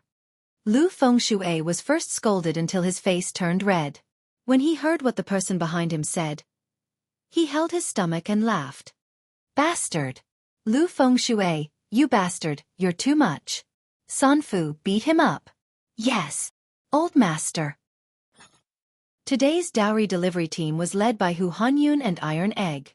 After feeling the envious gazes of the people around them, the two of them could not help but puff out their chests and walk forward valiantly and proudly. Iron Egg didn't resent his father for giving his sister so much dowry. First of all, the childhood days when he and Han Yushi depended on each other for survival were deeply engraved in Iron Egg's heart. He knew that without this sister, he would not be where he was now. In addition, Tai Dan felt that now that he had acknowledged Li Zishuan as his master, he would definitely not have to worry about his livelihood in the future. Therefore, Tai Dan supported Han Li's decision to spend all his wealth to buy a dowry for Han Yushi. Ouch! Which family is marrying off their daughter over there? It's true. Why is there another gift-giving team here? Just as they were watching the show, someone noticed another gift-giving team on the other side of the street. There are quite a few gifts here. Look at this long line. Which family is this? They actually bumped into the Han family. Those who came to watch the show would never mind that things were getting out of hand. Since they had nothing to do, this group of melon-eating people chatted as they watched the show. It was extremely comfortable. It seems to be the Du family's carriage. Look, there are markings on it. Du family? That Du family? Could it be that Duke Kai's, Du Ruhui's, family is marrying off their daughter? Someone immediately laughed. Nonsense. Since when did Minister Du have a daughter? The person next to him suddenly realized that he had misspoken. Chonghua Square's Du family's Du Yanheng is adding to his niece's dowry. 800,000 copper coins, 30 carts of silk, satin, gold, silver, and jade. At this moment, in front of the gift-giving team, a page boy walked forward while beating gongs and drums and shouting loudly. During the spring and autumn period, when the dukes married off their daughters, the officials had to send their daughters as concubines and dowry as dowry. Later on, when those big families married off their daughters, their relatives and friends would usually send gifts called adding to the dowry. So it's Chonghua Square's Du Zhouxing's family. I didn't expect the Du family to be the Han family's daughter's maternal uncle. Someone shouted in realization. There were also people who had never heard of the Du family. What Du Zhouxing? Why haven't I heard of this Du Yanheng before? Haha. You might not have heard of Du Yanheng, but you must have heard of Du Daoling, right? He is the famous master brewer of the previous dynasty, the true successor of wine sage, Du Kong. People call him Little Wine Sage. This Du Yanheng is Du Daoling's eldest son. So he is the son of Du Zhouxing. I know this. Their family's Zhouxing workshop used to be very famous. Yingzhou's Fu Shui, Wu Cheng Ruoxia, Hezhong Sang Luo, and Yuanzhou's Yichuan Zhouxing workshop can all be brewed, and the taste is extremely pure. But since the Drunken Immortal restaurant launched the Immortal Drunken Wine, their wine is no longer good. What do you know? That's because after the death of Old Man Du, his two sons fought for the family property, and that's why the Zhouxing workshop declined. Didn't you see that only Du Yanheng came today? Even his younger brother Du Shaokuan didn't come. So their family doesn't get along? Bah! You two really have nothing better to do. What does it have to do with you whether their family is harmonious or not? The question now is, how did Du Yanheng become the Han family's daughter's maternal uncle? Someone scolded angrily. At this time, an old man in his 50s stroked his beard and said, "Oh, I know." It said that 15 years ago, Old Man Du's youngest daughter, Du Xianxia, secretly agreed to marry an illegitimate son of a general. Old Man Du didn't agree to this marriage, but Du Xianxia threatened him with her life and wouldn't marry anyone else. Old Man Du was so angry that he wanted to expel Du Xianxia from the family. Fortunately, Old Lady Du couldn't bear to see her beloved daughter suffer and prepared a dowry for Du Xianxia to marry that poor boy. But since then, Old Man Du didn't recognize this daughter anymore. Ah, there's such a thing? Uncle Meng, can you tell us more about it? The Tangs also liked to gossip, and this kind of love affair was the favorite of the onlookers. Go, go, go. I've said what I need to say. What else is there to say? Uncle who? Why do I have an uncle? Iron Egg was born late, so how would he know about these old things? He looked at the convoy behind him and asked in confusion. Ah, Iron Egg, you do have an uncle. The one behind is your mother's elder brother, but they didn't interact much in the past. Cough, cough, it's a long story. You can ask your father when you get back. Hu Hanyun obviously knew the inside story, but it didn't seem right to talk about the love history of his parents in front of Iron Egg, so he could only give a vague answer. Then after my mother left, my sister and I depended on each other. Why didn't they come to visit us? Iron Egg wasn't muddle-headed. He hit the nail on the head and said with some displeasure. He remembered all the hardships he and his sister had suffered in the past. This. Hu Hanyun scratched his head and didn't know how to answer. You're Iron Egg, right? You can't say that. There's something else behind what happened back then. Just when Hu Hanyun was at a loss, a tall, muscular, bronze-skinned middle-aged man with distinct facial features walked out from the back of the convoy. Chapter 371. You are? Looking at the middle-aged man in front of him, Iron Egg asked with a frown. If you are Iron Egg, then I am your uncle, Du Yanheng. The middle-aged man said with a kind smile. Iron Egg's face immediately showed displeasure. He snorted. I don't have an uncle. I only know that when I was young, my sister and I depended on each other for survival. We almost starved to death. Other than the people in the village, no other relatives were willing to help us. If my father didn't come back in time, my sister and I would have been long gone. Being scolded by a child like this, Du Yanheng's old face was somewhat embarrassed. But thinking that he came here today to acknowledge his family, not to quarrel and make enemies, he could only patiently explain. Taidan back then, your grandfather strongly opposed the marriage between your mother and your father. He didn't even hesitate to sever their relationship as father and daughter in order to stop the marriage. However, your mother threatened him with her life. She insisted on marrying only your father. In the end, even a vicious tiger won't eat its cubs. With your grandmother's help, your mother finally married your father. But since then, under your grandfather's insistence, the Du family no longer had any contact with your father and mother. Tianhu changed his name and went to live in the countryside with your mother.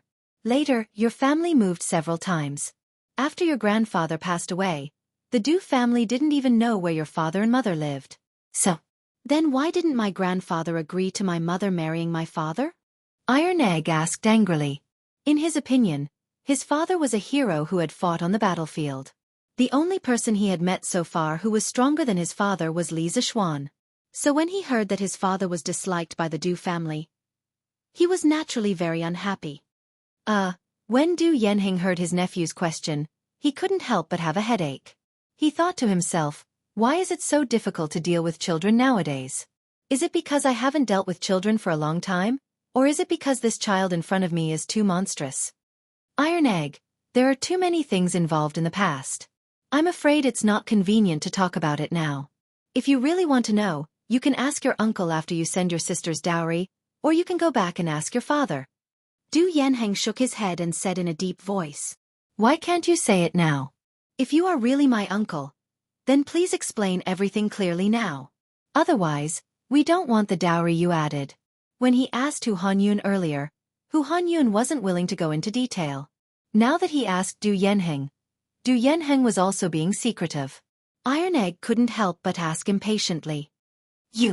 When had Du Yanheng ever been humiliated by a child like this? He was so angry that his face turned red. He pointed at the Iron Egg and was about to explode. Cough, cough. Iron Egg, don't make a fuss. Your uncle is here to add to your elder sister's dowry. This is related to Miss Han's happiness for the rest of her life. Don't make a fuss and let others see you as a joke. Let's send the dowry as usual first and talk about other things in private later. When Hu Hanyun saw that his nephew and uncle were about to start fighting, he hurriedly tugged at Bruiser and said earnestly, don't worry about it. Although old Hu was careless, he spoke with a sense of propriety at critical moments. He knew that Iron Egg cared a lot about his elder sister, so he directly brought up Han Yushi and used this to persuade Iron Egg to look at the big picture and not make a fuss that would embarrass both of them. Sure enough, Iron Egg's stubborn face immediately loosened. After a while, he hesitated and said, then we will listen to Uncle Hu and go to Master's house to send the dowry first. After that, he cupped his hands at Du Yanheng and said coldly, thank you, Uncle, for sending my elder sister's dowry. You're welcome. How could Du Yanheng, who had lived half his life, not see the perfunctory expression on Iron Egg's face? He waved his hand expressionlessly and then returned to the Du family's dowry team. Thus, the slowly moving dowry team finally returned to its normal speed and continued to drive towards Yongle Lane. Most of the onlookers had more or less figured out the background of the Du family, as well as the romantic affairs between Father Han and Du Shenyang back then. They couldn't help but feel satisfied, secretly thinking that today's trip wasn't in vain. This Han family is really lucky. More than 10 years ago, Han Tianhu married the Du family's daughter, and now his daughter is married to a young county founding man. This fortune is really amazing. Yes. This Han family's fortune is really heaven-defying. Look, another team has come. Don't tell me they are also here to send the Han family's young Miss dowry? The new team had more than 50 carriages and hundreds of gifts. It looked like there were more gifts than the Du family's previous gifts. It's from Duke Yi's mansion. The leading carriage has a symbol on it. Someone with sharp eyes immediately recognized the words on the carriage and quickly shouted, hey! The leading carriage is also from Strange Interest Pavilion. Don't touch me, how generous! Aren't you talking nonsense? What kind of status does Duke Yi have? How can he not get a carriage? The question is, what does Duke Yi have to do with the Han family? I know this. Do you still remember the bandit suppression a few months ago? Duke of Yigua, Duke of Lugua, Duke of Wugua, Great General Niu, and 1,000 Yulin guards all filed out of Yenching Gate at noon. In the evening, the army escorted several thousand bandits back in triumph. Many people saw it. I also saw it at that time, but what does this have to do with the Han family's young miss?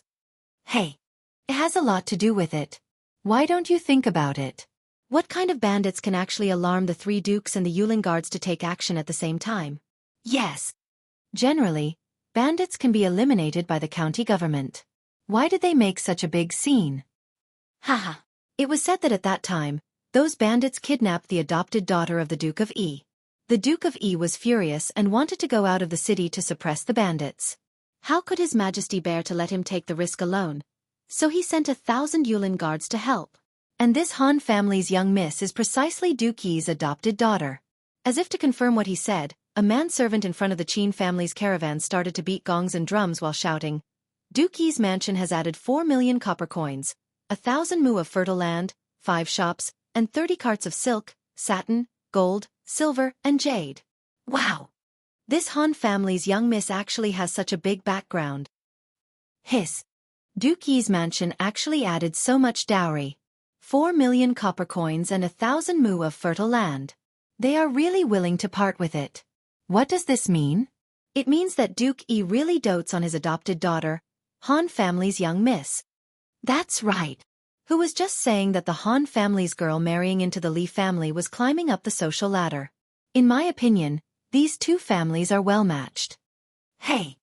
I heard that the Han family's young miss is a famous peerless beauty in the villages outside the city. She is not inferior to those aristocratic families' young misses. Duke Li really has good luck with women. Hee hee. Duke Li is also handsome and suave. He looks like a talent. I think that not only are they well matched, they are also a golden boy and jade girl, a match made in heaven. Qin Huaiyu walked at the front of the Qin family's caravan and listened to the discussions around him. The corner of his mouth curved into an elegant arc. These people's analysis was correct. Due to Han Tianhu and Li Zixuan, his parents really doted on Han Yushi and almost treated her as their own. Ever since they recognized this daughter, his mother had personally gone to the Han family to visit Han Yushi more than once. This time, the Qin family had also spent a lot of money to add to the dowry. It was to give Han Yushi face and prevent others from saying that Han Yushi married Li Zixuan because the Han family was climbing up the social ladder. From the looks of it, the effect was pretty good. Chapter 372. Haha, Iron Egg. I'm not late, am I? Qin Huaiyu came to the front of the Han family's dowry team and smiled. Of course you're not late. Thank you, Brother Huaiyu, for coming personally to add to my sister's dowry. Han Yushi was Qin Qiong's adopted daughter and could be considered Qin Huaiyu's adopted sister. With this relationship and the fact that Iron Egg was sitting next to Qin Huaiyu in the mathematics school, they had a very good relationship. Therefore, when he saw Qin Huaiyu representing the Qin family to support his sister, Iron Egg was naturally happy from the bottom of his heart. Haha, we're all family, no need to be polite, no need to be polite. Let's go and send the bride off together. Qin Huaiyu chuckled as he patted Bruiser's shoulder. Iron Egg nodded, and the two walked side by side. Du Yanheng saw this scene from behind, and his expression changed slightly. His eyes flashed, and then he quickly returned to normal. He continued to follow the Han family's team expressionlessly. After the Qin family's huge dowry team joined in, the atmosphere was pushed to a climax. Just when everyone thought that today's excitement would end here, another small team came from the west side of the street. There were only about 20 carriages, and it looked about the same size as the Du family's dowry team. Why is there another team here? Are they also here to add to the dowry? Oh my god! One family after another. Who exactly is that Miss Han? Which family is this? It doesn't look like there are many gifts. Just when everyone was puzzled, someone in front of the team shouted, Duke Wei's mansion is adding to the dowry of his grandniece, Han Yushi. 1 million copper coins, 500 mu of fertile land, 15 carts of silk, satin, gold, silver and jade. How did Duke Wei become Miss Han's granduncle? Someone vomited blood after hearing this. Yes, I've never heard of it before. Strange things are happening one after another today. Amazing, this Han family probably has an extraordinary background. Uncle who? Do I have a granduncle? Iron Egg was even more confused than the people around him. Today, he was supposed to deliver his sister's dowry. How did it suddenly become a family reunion? First there was his uncle. Now, there was an even bigger granduncle. Bruiser had thought that he had become smarter after becoming Li Zixuan's disciple. But now, he felt that his brain wasn't enough to process everything. Hu Hanyun's old face darkened. He really didn't know about this matter. However, if he let the situation freeze at this time, not only would he offend Li Jing for no reason, but he would also make the marriage between the Han and Li families a joke.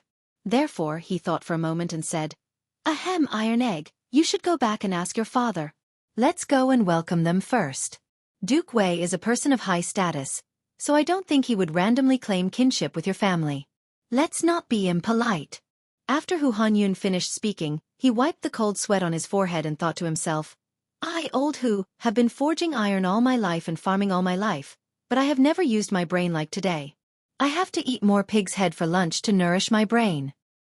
Uncle Hu is right. Uncle Li is a righteous person. He would definitely not claim kinship for no reason. The most important thing now is to bring the dowry to the Li residence first. We can talk about the other problems later in private. Although Qin Huaiyu didn't know why Li Jing became Iron Egg and Han Yushi's granduncle, he still felt that the bigger picture was more important. However, when he habitually called Li Jing Uncle Li, he felt a little awkward. He had just called Iron Egg brothers, and in the blink of an eye, he called Iron Egg's granduncle uncle. Why did it feel like their relationship was a little messy? Then we will listen to Uncle Hu and Brother Huaiyu. Iron Egg thought for a moment and felt that it made sense, so he nodded and agreed. The three of them quickly walked over to the group, and they saw a middle-aged man with a pale face and no beard. He looked to be in his 30s, and he was wearing a very ordinary white martial arts suit. Yeah, Huaiyu is here too? The man looked at Qin Huaiyu and smiled. Brother de Kue? So you came here in person? Hee, what a coincidence. Qin Huaiyu exclaimed in surprise, then patted Iron Egg's shoulder and introduced. Iron Egg, this is Uncle Li's eldest son, Haha, this is Iron Egg, right? I am your uncle. Today, I am here on your granduncle's orders to add to niece Yushi's dowry. Qin Huaiyu introduced halfway and didn't know how to continue. At this moment, Li Dijian laughed loudly and introduced himself to resolve Qin Huaiyu's awkwardness. Iron Egg stared at Li Dijian hesitantly for a long time. In the end, he couldn't call him uncle. Looks like your father didn't make it clear to you. But it's no wonder.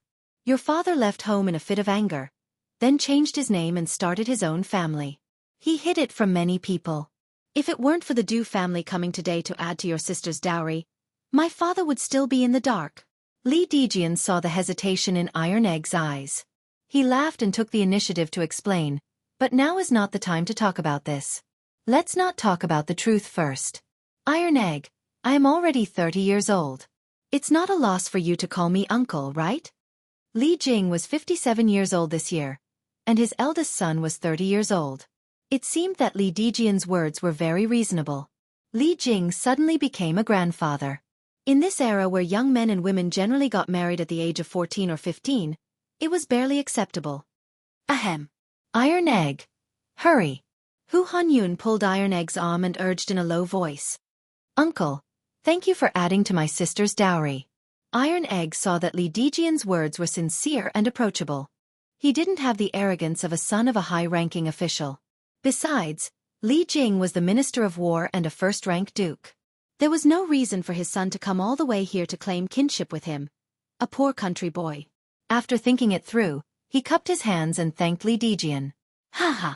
You're welcome, you're welcome. I came in a hurry and didn't prepare many gifts. Nephew, I hope you don't mind. Li Dijian patted the back of Iron Egg's head and laughed. Young Master Li, what are you talking about? The Han family is already very happy that you can come. Old Hu hurriedly said politely. Haha. Don't be so polite with each other here. Hurry up and go to Yongla Lane to send the dowry. The people there must be waiting anxiously. Qin Huaiyu laughed and waved his hand. Yes. We can't delay business. Let's go. Let everyone follow. Let's go. Li Dijian came to his senses and hurriedly said. Thus, the four families formed a dowry delivery team and marched toward the Li residence in a mighty manner. The number of gifts and the luxurious lineup attracted the attention of countless people. It also made the entire Chong and city boil. I didn't expect this. Duke Wei actually found out about Han Tianhu's true identity so quickly. Looks like today's trip wasn't in vain. Du Yanheng, who was at the back of the team, looked at Li Dijian in front of him and muttered to himself in a voice that only he could hear. Chapter 373. Rewind time to an hour ago. Puning Fong. Duke Wei's mansion. Ha! Master, are you reading again? A young woman suddenly appeared at the door of the study. She was graceful and looked to be in her 20s. She was wearing an archery uniform and thin boots. Her sleeves were tied to her arms. She looked valiant and formidable. And what's the matter, Chu Chen? Li Jing was pondering over some details in Sun Tzu's The Art of War. After hearing this familiar voice that had accompanied him for almost half of his life, he quickly put down the military book, rubbed his temples, and said weakly, Chu Chen, Zhang Chu Chen, this beautiful young woman was actually Li Jing's first wife, the famous Hong Fu Nu. However, Li Jing was already 57 years old this year. Even if Hong Fu Nu was not 50 years old, she should at least be 40 years old, right? But looking at her face and the way she was dressed, she looked exactly like a young girl who wasn't even 20 years old yet. Also, Li Jing did not address Hong Fu Nu as Madam, but directly called her Chu Chen. The relationship between this old couple was indeed quite strange. Hee hee. Master reads military books at home every day. How boring. It's better to read Datong daily. With her hands behind her back, Hong Fu Nu skipped to the desk like a sunshine girl. She took out a Datong daily from her sleeve and said with a smile, cough cough. No wonder it was said in history that Hong Fu Nu was still young even though she was 80 years old. Now, it seemed that it was true. It was hard to imagine what it would feel like to face a woman in her 40s or 50s who smiled faintly like a young girl. In any case, Li Jing seemed to have a strong immunity to this devilish girl's laughter. He glanced at the Datong daily on the desk expressionlessly. His lips moved, and he wanted to say something but stopped. Master still doesn't like reading this newspaper? Then why don't we go to the backyard and have a spar? Obviously, Li Jing must have rejected her more than once before. When Hong Fu Nu saw the expression on Li Jing's face, she immediately knew the answer, so she pouted and said angrily, Ah. Cough cough. Chu Chen, this newspaper only talks about some old and rotten things. It's not as interesting as The Art of War. This old man is indeed not interested in this. Li Jing's face darkened as he spat out blood. Only Hong Fu Nu would dare to make the Tang Empire's war god put down his military book and read Datong daily. Hee hee. Since you don't like reading newspapers, then how about I tell you the story of the founder of Datong daily? Hong Fu Nu tugged at Li Jing's arm and blinked. She smiled mischievously. Hee hee. Chu Chen is talking about Li Zixuan, right? This old man knows quite a lot about him. He's a promising young man. Li Jing shook her head and chuckled. Humph. Of course not. Master, I'm sure you've never heard of what I'm about to say. This is something new that Chu Chen encountered at the entrance of the East Market. Hong Fu grunted delicately and spoke with slight displeasure. Cough cough, then Chu Chen, quickly tell me. This old man is all ears. Li Jing retreated in defeat. Hee hee. Previously, when I was at the East Market, I saw Li Zixuan's fiancé's family. They came to Chang'an to send dowry. That's a big show. Just the copper coins alone are worth 20 million. Oh? I've heard that Li Zixuan is getting married soon, but I didn't expect it to be so soon. Hee hee, that's not what I'm about to say. Master, guess who followed behind to add dowry? This. I only know that Li Zixuan's fiancé's surname is Han, and her name is Yushi. As for their family's relatives in Chang'an, I'm not sure. Haha, that's what I'm saying. Master, you've never heard of these things. Hong Fu's daughter laughed happily. Then she moved a stool from the side and excitedly began to explain to Li Jing. Today, when the Han family's team entered the city, Du Yanheng of Chonghua Square's Du family personally led a team of dowry enhancers to follow them. He said that it was for his niece. Niece? How is the Du family related to the Han family's girl? I heard from the people around that Han Yushi's mother is the little wine sage Du Daoling's daughter, Du Shenyang. Moreover, Du Daoling didn't agree to this marriage at first. Du Shenyang threatened him with her life before finally marrying Han Tianhu. Back then, this matter caused an uproar in Chang'an City. Master, didn't you hear about it at that time? Hong Funu played with the hair in front of her chest as she told Li Jing the news she heard. Du Daoling. Du Shenyang. Wait. Li Jing felt that these two names were somewhat familiar. He frowned seriously and pondered for a while. Suddenly, he slammed the table and stood up, shouting, Didn't Du Shenyang marry Han Tianlin back then? Could Han Yushi's father be? No. Master, you guessed wrong. Han Yushi's father is called Han Tianhu, not Han Tianlin. Hong Funu waved her hand and said with a look of superiority. Han Tianhu? Ha! That's definitely right. Han Yushi's father must be Han Tianlin's. Li Jing said with certainty. Master, is it really the Han family's little Linzi? Hong Funu rolled her eyes and suddenly asked excitedly. Yes, it's most likely. In order to live a leisurely life, this kid really concealed his identity and hid it from everyone. Li Jing recalled the past with a look of nostalgia. After a while, he suddenly opened his eyes and said, Quick! Chu Chen, quickly instruct all the servants in the residence to immediately prepare dozens of carriages of gifts. Go and add to the Han family's girls' dowry now. Oh. Yes. If it's really little Linzi, then isn't Han Yushi your grandniece? We really should go and add to the dowry. Hong Funu reacted and said happily. Li Jing was speechless. Isn't she also your grandniece? Humph. Of course not. I'm still so young. I don't want to be someone else's grand aunt. Master, you should be it yourself. Hong Funu snorted and was about to leave. When Li Jing heard that, his face was filled with black lines. Was this something a grandmother should say? Sigh. All right, master. If we want to catch up to the Han family's team, we have to hurry. But this way, we won't have time to prepare many things. What should we do?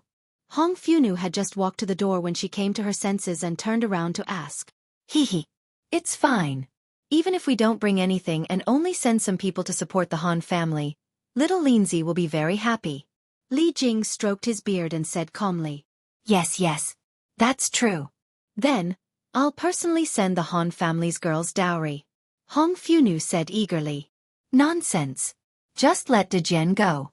What will you look like if you go? Li Jing said unhappily. Throughout history, which grandaunt personally went to send dowry to her grandniece? Humph. Why can't I go? Am I unpresentable? Hong Funu said angrily with her hands on her hips, revealing her shrewish and unreasonable side. The veins on Li Jing's forehead were throbbing. He wanted to be angry but didn't dare to. After a pause, he could only swallow his anger and coax her nicely. Cough, Chuchen, I definitely didn't mean that. Then, what do you mean? You see, you let Dejian send the dowry. We can practice martial arts in the backyard. I haven't tested your martial arts skills in a long time. So that's the case. Master, please wait a moment. I'll let Dejian bring people to send the dowry. Then we'll spar. Hong Funu smiled and ran out immediately. Chapter 374. Li Zixuan, who had been woken up early in the morning and tidied up neatly, was ordered by his father to stay at home and wait for the Han family's makeup team to arrive. After waiting for a long time, Li Zixuan lay down comfortably on the recliner and went back to sleep. Li Zixuan, who was wandering in his sleep, naturally didn't know about the wave of family reunion that was happening on the streets of Chang'an City. He also didn't know that today's makeup team would be so huge that it would stun everyone. Hey! Old master, why isn't the makeup team here yet? Could it be that something went wrong on the way? Madame Li was anxiously pacing back and forth in the front yard, looking at the gate from time to time. However, after waiting for a long time and not seeing the makeup team, she finally couldn't help but ask. Haha. Madam, don't be anxious. What could happen to the emperor? They will definitely be here soon. Besides, didn't Madam just send Sanbao out to scout for news? There should be news soon. Li Jingma was also a little anxious, but he forced himself to calm down and comforted her. Humph. Still talking about it. Didn't our daughter-in-law get kidnapped outside Chang'an City last time? Fortunately, Xianxia went there in time and nothing happened. Madame Li rolled her eyes and said unhappily. Ahem. Wasn't that an accident? Besides, weren't those bandits already surrounded by the imperial army? Madam, don't worry about it. Li Jingma's face darkened, and he said in a muffled voice. I'm worried about it? Madame Li immediately jumped up as if someone had stepped on her tail. If I don't worry about my daughter-in-law, who will? One of you is sleeping soundly in the hall, and the other is drinking tea leisurely here. In the end, it's me who's worrying for nothing. All right, with such an unreasonable wife, old Master Li could only grit his teeth and swallow his anger. He smiled and said, Ahem, it was a slip of the tongue, a slip of the tongue. Madam, please don't be angry. They're here. Old master, madam, the makeup team from the Han family is here. So long, so long, so long. Just as the old couple was about to quarrel, Sanbao ran in and shouted while gasping for breath. You're here? He's here? Where is it? What's so long? Madame Li immediately forgot about her earlier emotions. She quickly glanced at the door and asked Sanbao. Madam, they are almost at the entrance of the workshop. Sanbao ran faster, so she came back first. The makeup line is so long, and there are so many people around to watch the fun. Sanbao took a deep breath and bowed. Haha. Good, good, good. Old master, our in-laws have also given us face. I didn't send so many betrothal gifts in vain. When Madame Li heard this, she was overjoyed. She thought that Han Tianhu had only sent back most of the betrothal gifts. She was already very satisfied with that. After all, the Li family had given her a lot of betrothal gifts. She only needed to send back a part of it, and it was already very ostentatious. It could be considered giving face to the Li family. Which mother wouldn't want her son's wedding to be lively? Haha. Of course. Tianhu isn't someone who forgets righteousness at the sight of profit. He might have even supplemented the betrothal gifts from other places. The Han family's foundation is thin, but Tianhu's character is unquestionable. This marriage is going well. Old Man Li stood up and said with a smile. Yes, yes. Xiao He, go and wake young master up and wipe his face. Why are you in such a daze on such a joyous day? Madame Li was so happy that she couldn't close her mouth. She turned her head and ordered Xiao He. Yes. Madam. Thinking of her young master, Xiao Shi covered her mouth and smiled. She ran to the main hall to wake the lazy pig up. In just a short while, there were sounds of drums and gongs outside the door. Then they saw Iron Egg, Hu Hanyun, Qin Huayu, and Li Dijian, who were wearing joyful clothes, striding into the residence first. Grandmaster, Grandmaster, Iron Egg is here to send my sister's makeup. Iron Egg smiled and bowed to Li Jingma and Madame Li. Good, good, good. Good child, go in and rest. Iron Egg was very obedient in the Li family, and was deeply loved by the two elders. At this time, Madame Li lovingly touched the back of Iron Egg's head and said softly, The Han family presents their daughter's dowry, 20 million copper coins, 1,000 mu of fertile land, 3 plates of coral pearls, golden amber pearls, beeswax pearls and agarwood pearls, 4 pieces of green jade, 4 pieces of white jade, 2 pieces of crystal, 2 pieces of gold amber, 2 pieces of jade, 2 pieces of ivory, 2 pieces of jade, 2 pieces of ivory, 2 pieces of deer bone, 2 pieces of ox horn. San Bao and Ah Fu took turns to sing the gifts at the door. Butler Wang Zhong leaned over the red square table that had been set up earlier and quickly recorded everything down. As he recorded, his forehead started to sweat uncontrollably. There seemed to be an endless supply of gifts. He couldn't finish recording them no matter how hard he tried. Madame Li listened for a while and felt that something was wrong. She had never seen many of these things before. Most of the dowry from the Han family should be self-prepared. She couldn't help but look at Li Jingma and ask, Master, isn't this too much? Yes, it is indeed more than what we sent over. Isn't this Han Tianhu too honest? For the sake of his daughter's reputation, where did he get so much wealth? Yo! It looks like there's still a long line behind. This? Li Jingma looked out of the courtyard and was instantly stunned. There were close to 200 ox carts and 400 to 500 gifts. The procession of gifts stretched for several hundred meters. Looking around, it was either gifts or people. The usually spacious Yongla lane suddenly became crowded. All the residents in the lane were alarmed and came to see what was going on. This led to more people delivering gifts and even more people coming to see what was going on. Hee. Old Master Li, Madame Li, Du Yanheng from the Du family in Chonghua Lane is here to send dowry for his niece.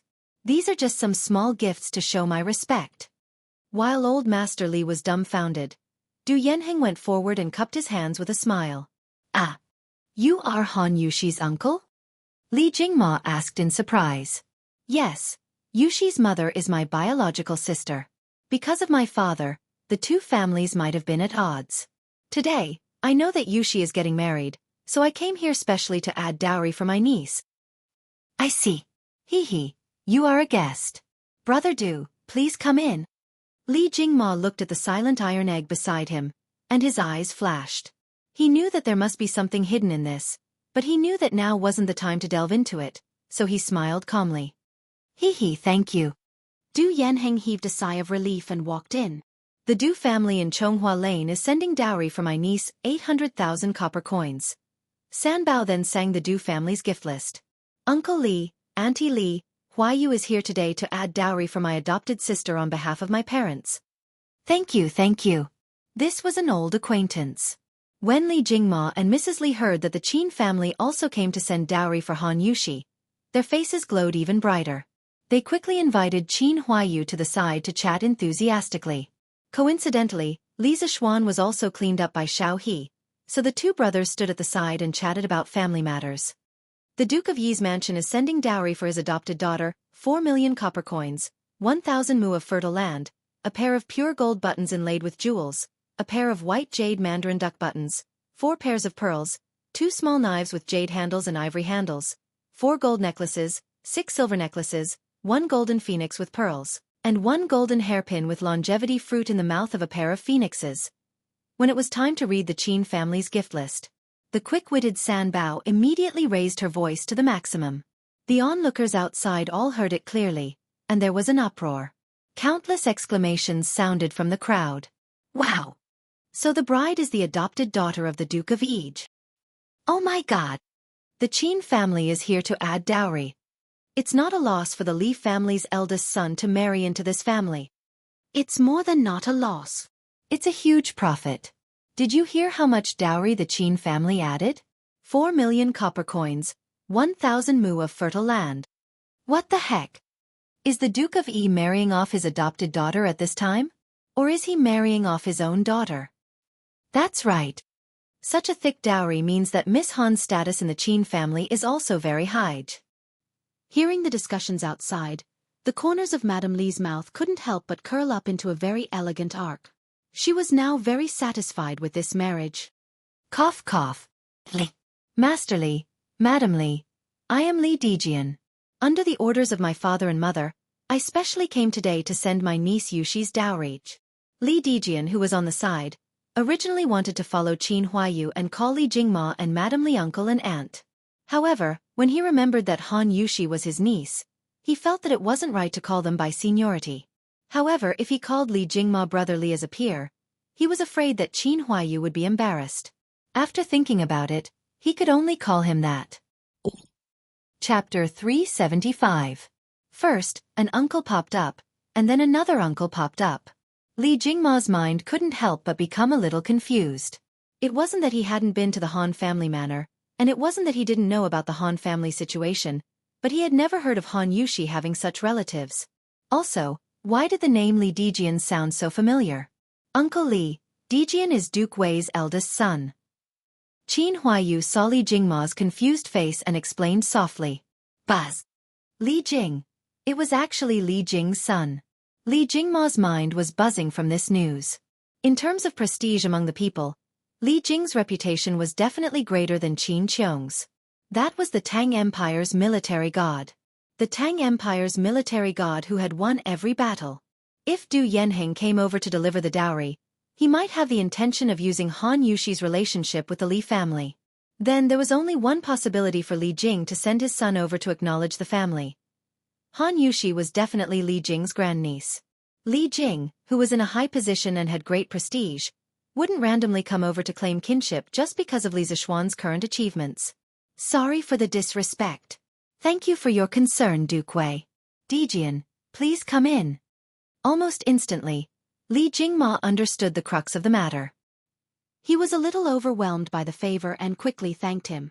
As for why Li Jing became Han Yushi's granduncle, that was the Han family's own family matter. It wasn't convenient for him to ask too much.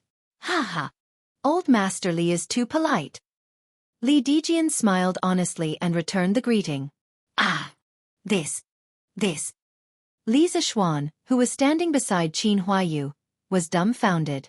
Li Jing was also present when he was treating Qin Qiong's illness at the Qin manor. At that time, he even called Li Jing Uncle Li.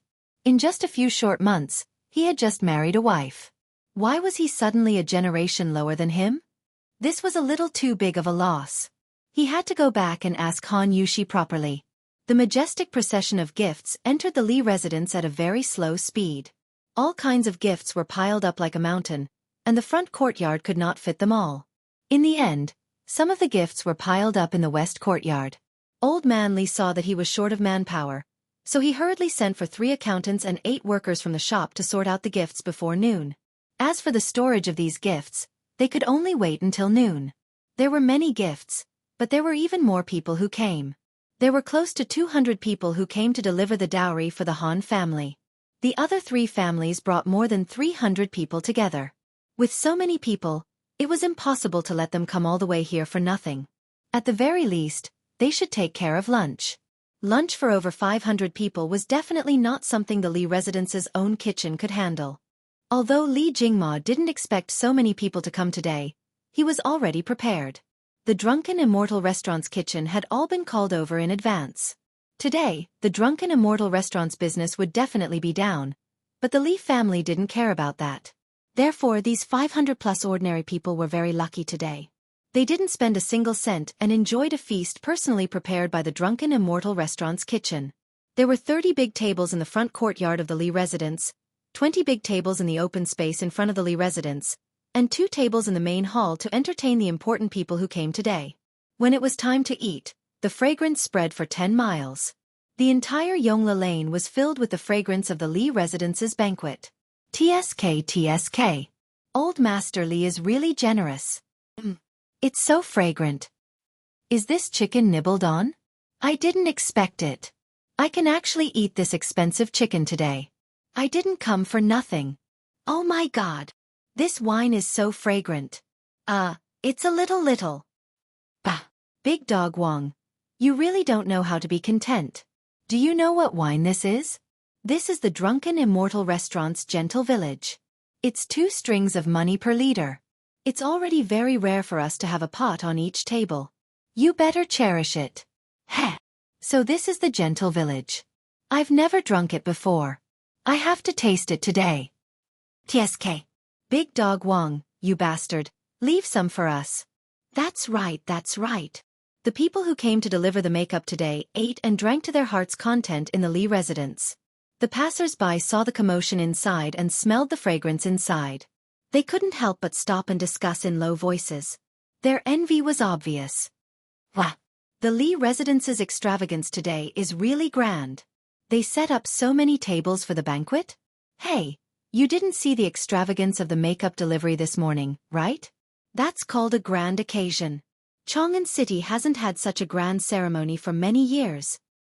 Haha. After smelling the fragrance for so long, I don't even need to eat lunch. The Li family's chef skills are really good. What do you know? Old Master Li specially asked the Drunken Immortal Restaurant's chef to come over today to prepare the banquet. Didn't you see that the Drunken Immortal Restaurant is closed today? The Li family is really going all out today. Hee. Why didn't Old Master Han ask me to deliver the makeup? Even if I have to work for a day, it's worth it to be able to eat this meal. Mother, I'm hungry. A little girl by the roadside twitched her nose and said to the madam beside her, Nyo is hungry? Then Mother will go back and make something delicious for you, okay? The madam bent down and rubbed her daughter's little head as she said softly, No. Nyo wants to eat their food. The little girl blinked and pointed at the Li residence's main door. This? Chonghua Square. Du Residence. Side hall. Old Master. I heard that Big Brother still went to deliver the makeup to that girl. A woman in purple in her 30s said to the middle-aged man sitting at the head of the table. Humph. Big Brother is really selfish. Seeing that girl climb up the social ladder, he went over to suck up to her. What a disgrace to the Du family. The middle-aged man's face was gloomy. He slammed the table and said angrily, What did my father say when he was alive? Has he forgotten all about it? Besides, the Li family's Drunken Immortal and Gentle Village are said to be made by that girl. She has stolen a lot of business from our winery saint. That girl betrayed us and used the winemaking skills her mother taught her to deal with us. Big Brother actually went to deliver her makeup? How shameless. Old Master is right. That wild girl is really hateful. She caused our Du family to decline day by day. I didn't expect her to be able to hook up with a county man. She is really lucky. The woman in purple said viciously. Humph. If it was in the past, not to mention a county man, even if he was an earl, our Du family would not even put him in our eyes. Under the leadership of Du family, our Du family is really declining. But luckily, we are separated. I'd like to see how much benefit Big Brother can get from sucking up to that wild girl. The sinister man took a sip of tea and said with a sneer. Yes, yes. Old Master is really wise. Our winery saint earned more than Big Brother's winery saint last month. Ha ha ha ha. Chapter 376. Oh. The Du family in Chonghua Square and the pharmacist have sent people to deliver dowries to Miss Han? In the Sweet Du Hall, Li Er was eating the food that Empress Zhang's son had personally delivered while listening to Zhao Song's report on the interesting things that happened in Chang'an today. Yes, Your Majesty. The Du family is Miss Han's maternal uncle's family. As for Duke Wei, I heard that he is here to add to his grandniece's dowry. Zhao Song said respectfully. Your Majesty, how did Duke Wei have a grandniece so quickly? Why have I not heard of it before? Hearing this, Zhang's son interrupted curiously and asked. I have not heard of it before either. I did not expect the small Han family to have connections with the pharmacist. Zhao Song. Have you investigated the relationship? Li Er shook his head and asked Zhao Song with a frown. Your Majesty, if Miss Han's mother is indeed Du Dowling's biological daughter, then Han Tianhu is very likely to be the third son of Shouguang County Duke, Han Tianlin. I have read the Chang'an County records. 15 years ago, Han Tianlin could not stand the humiliation of the Han family's matriarch and boldly ran away from home. After that, he had an affair with Du Dowling's youngest daughter, Du Shenyang. The Du family did not agree to this marriage at first, but later, old Madame Du mediated and Han Tianlin was able to marry Du Shenyang. But since then, the Du family and Du Shenyang no longer had any contact. Han Tianlin and Du Shenyang concealed their identities and led a leisurely life. Zhao Song was clearly prepared for this and reported to Li Er seriously. Shouguang County Duke? Han Shiding? Is this really the case? Li Er was stunned.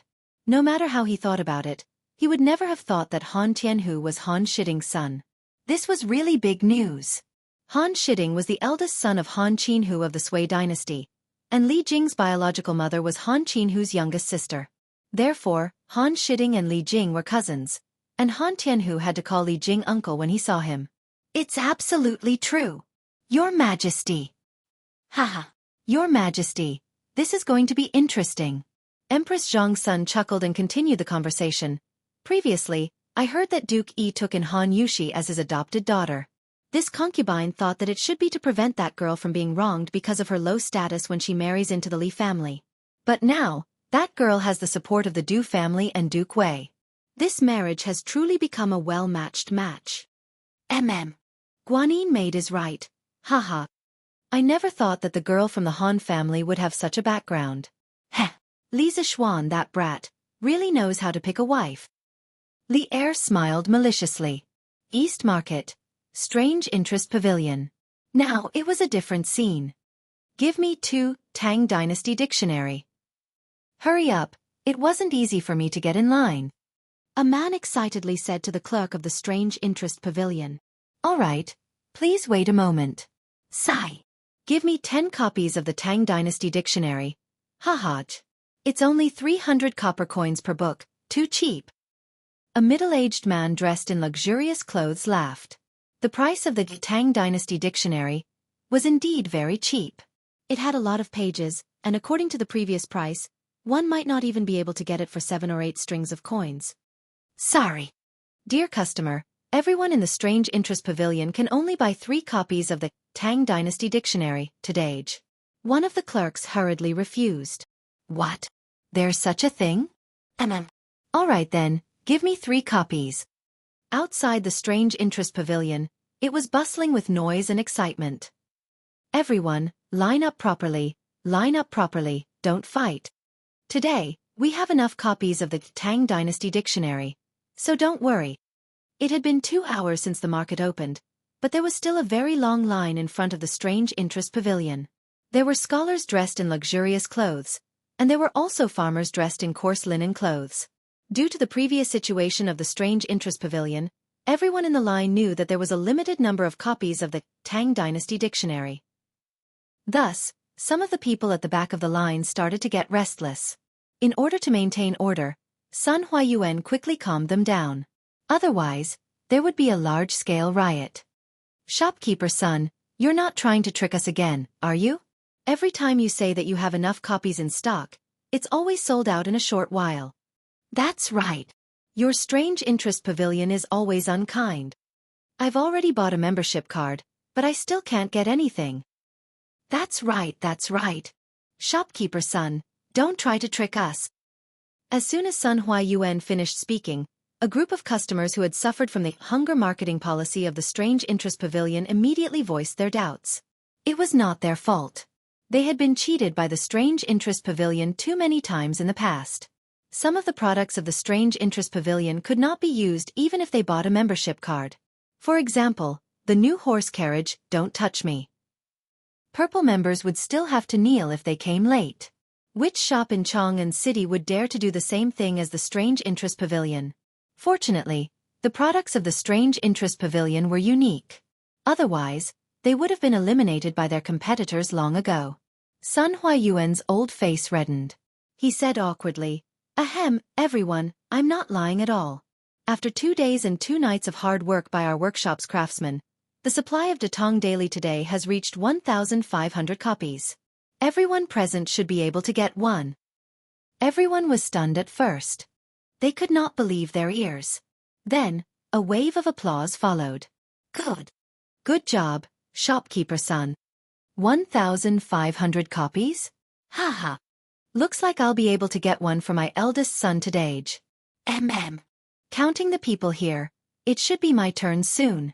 Let's go to the restaurant next door to eat. That's right, that's right. The Strange Interest Pavilion has finally done something good. Let's go eat. Ha.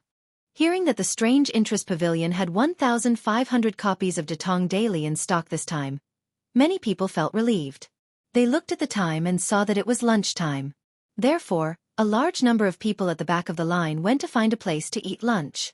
The huge crowd in front of the Strange Interest Pavilion was relieved. Sun Huayuan heard the discussions of some people and wiped the cold sweat on his forehead. He thought to himself, I heard that young master is planning to expand the workshop. Now, it seems like a wise decision. If the production can't keep up, no matter how good the products of the Strange Interest Pavilion are, they will be drowned by the saliva of these people. Young master, I've bought the dictionary of Tang Dynasty that you wanted. In a corner of the East Market, a black horse carriage was parked under a big willow tree, enjoying the cool shade of the tree. At this moment, a servant in grey clothes and a small hat came to the front of the horse carriage with a red cover of the dictionary of Tang Dynasty. He bowed respectfully to the person inside the carriage. Well done. Bring it over. A feminine male voice sounded from inside the carriage. Yes. Young master. The servant in grey lifted a corner of the curtain and carefully handed the dictionary of Tang Dynasty in his hands. The curtain moved slightly, and through the gap, a slender and fair hand could be seen taking the dictionary. The curtain closed, and the carriage fell into silence. The servant in grey stood motionless outside, waiting for orders. A moment later, a young man's urgent voice came from inside the carriage. Pan Rong, return to the residence immediately. Yes. The servant in grey didn't dare to say anything else and immediately drove the carriage away. Chapter 377. This lunch was dark and gloomy. The people who came to deliver the makeup had grease all over their mouths and were eating happily. There were 50 tables outside, and basically every table was completely implementing the CD policy. This made the stray dogs outside the Li residence, who were waiting to eat the leftovers after the meal, suffer. With such a big lineup today, they were destined to have no food to eat. Wow! Awesome! 2F** King awesome. N. The Li family's food is really F** King good. Fortunately, I came with the master today to deliver the makeup. Zhao Sifang, that little brat, wanted to change shifts with me when he came. Fortunately, I didn't change shifts. Haha. A servant who came with Du Yanhing to deliver the makeup said proudly while rubbing his swollen belly. Hey. De Zhuang, if you change shifts, Won't you regret it for the rest of your life? Ha ha. That's the truth. Burp. Today is just to entertain us who deliver the makeup. Tomorrow is the official wedding banquet. I don't know how sumptuous the food and wine will be at that time. It's a pity that I'm not qualified to come and participate. Go. You should be satisfied. The meal we ate today is enough for many people to envy for a lifetime. Those who come to attend Lord Li's wedding ceremony tomorrow are all high officials and nobles. How can it be our turn? Ha ha. That's right. I'll be satisfied after this meal. The lively banquet lasted until 1:30 in the afternoon, 1:30 in the afternoon. More than 500 people who delivered the makeup rubbed their swollen bellies and left one after another under the leadership of each family. Of course, many of the gifts on the ox carts didn't have time to be unloaded, so all the ox carts were left at the Li residence. They would be returned after the wedding. Anyway, there was the symbol of each family on it, so there was no need to be afraid of confusion. Besides, when the bride was fetching the bride tomorrow, they could be placed at the back of the convoy to add to the extravagance. The people who delivered the dowry had eaten their fill and returned home, each looking for their mothers. The people of the Li residence, on the other hand, were extremely busy. More than 10 servants were busy tidying up the tables, chairs, bowls and chopsticks, while the other 80 servants were busy helping to transport the dowry that had been sorted out in the morning to the Li residence's storeroom. This was a huge project. When Li Zishuan had just returned home a few months ago, he felt that there were too many maids and servants in the house. Now, it seemed that there was not enough manpower. No wonder it was often said in books that some rich and powerful families had more than 10,000 maids and servants. In this era, it was not exaggerated at all, because the business of the big families was even bigger. The current foundation of the Li family was still not comparable to those 1,000-year-old families. Today, the amount of dowry sent by the Han, Li, Du, and Qin families was so much that it almost filled up the 2 courtyards of the Li residence. The Li residence was not a small residence. The entire area of the Li residence could be counted with one's fingers in the several nearby squares. Even so, the courtyard was still full. One could imagine how many gifts there were. If it was a small family, it was estimated that the house would not be able to hold it. The storeroom of the Li residence was in the backyard. It was an independent 3-story building. There were only some famous people's calligraphy and paintings, gold, silver, jade, and of course a lot of copper coins. Li Zishuan had been here once, but never again, because he was not short of money to spend. Li Jingma personally went forward to open a simple and heavy copper lock, and then brought a few trusted servants in. The rest of the servants delivered all kinds of expensive gifts outside, and the servants inside were responsible for placing the gifts in appropriate places. In this way, the servants inside were actually the most tired, but none of them complained. Instead, they were all glowing and looked proud. The gifts that could be moved into the Li residence's storeroom were the more precious ones.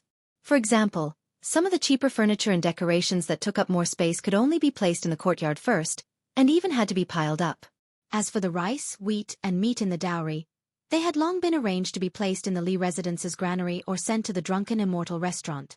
According to Li Zishuan's previous plan, he had originally planned to buy a large amount of food during this autumn harvest to deal with the locust plague next year. But now, it seemed that when the time came, perhaps only half of the planned amount would be needed, because half of the granary at home was filled with food. Xianxia, these are all Yushi's dowry. You can't use them without permission in the future, do you understand? Madame Li stayed inside for a while before coming out. As a woman, she couldn't help much inside. Li Zishuan was also bored inside, so he slipped out with his mother. Knowing that her son was deliberately playing tricks, Madame Li smiled and didn't want to expose him. She looked at the mountain of dowry outside, thought for a while, and then earnestly instructed her son. A woman's dowry in ancient times was usually the private property of the woman, especially at this time. According to the law, a woman's dowry was protected by the law. When a woman married into her husband's family, her dowry wouldn't become the family's public property, but still belonged to her private property. Not only could the parents-in-law not take it, even the husband couldn't take it. If the woman was divorced, then the dowry could be taken away. If the woman passed away, then the dowry would belong to her children. If she didn't have children, then most of the dowry would go to the mother's family, and the husband would get half of it at most. This still depended on negotiation, and it was also where disputes over property often happened. Therefore, the rights of women in the Tang dynasty were still very high, and they were protected by the government. It wasn't like the Ming and Qing dynasties, where women were completely dependent on men.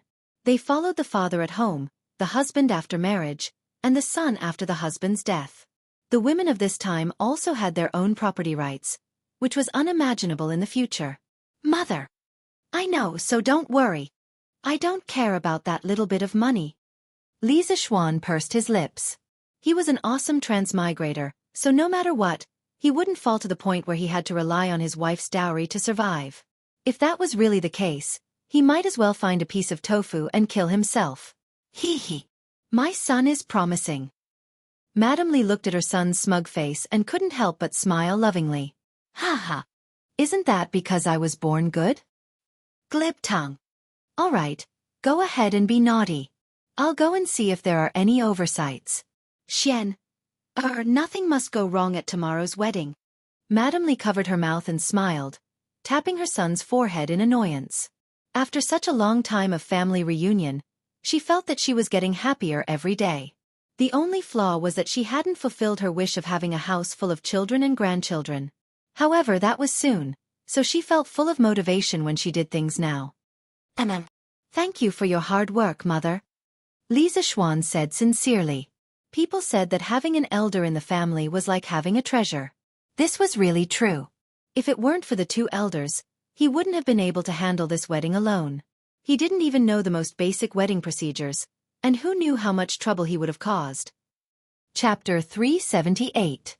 After leaving the backyard, Li Zishuan started to get busy with his own matters. He couldn't rely on his parents for everything, so he had to help out where he could. Tomorrow was the big day of the wedding. He had his own plans and arrangements to give Han Yushi a grand and special wedding. First, it had to be ostentatious and imposing. He couldn't just let the Han family have 10 miles of wedding procession today and the Li family have a few ox carts to escort the bride tomorrow. Li Zishuan had already prepared for this. Currently, the Li family had 25 of the new, Don't Touch Me carriages. Just this alone made them unique in the entire Tang dynasty. In addition, Li Zishuan had temporarily kept 35 carriages from the workshop, so they had 60 carriages in total. Also, he could borrow the few carriages he gave to Li Tai and Cheng Chumo to make up the numbers temporarily. Together with the 3 carriages sent by the Han family today, they had about 70, Don't Touch Me, carriages in total. That's awesome! It was equivalent to using 70 Maseratis to escort the bride in modern times.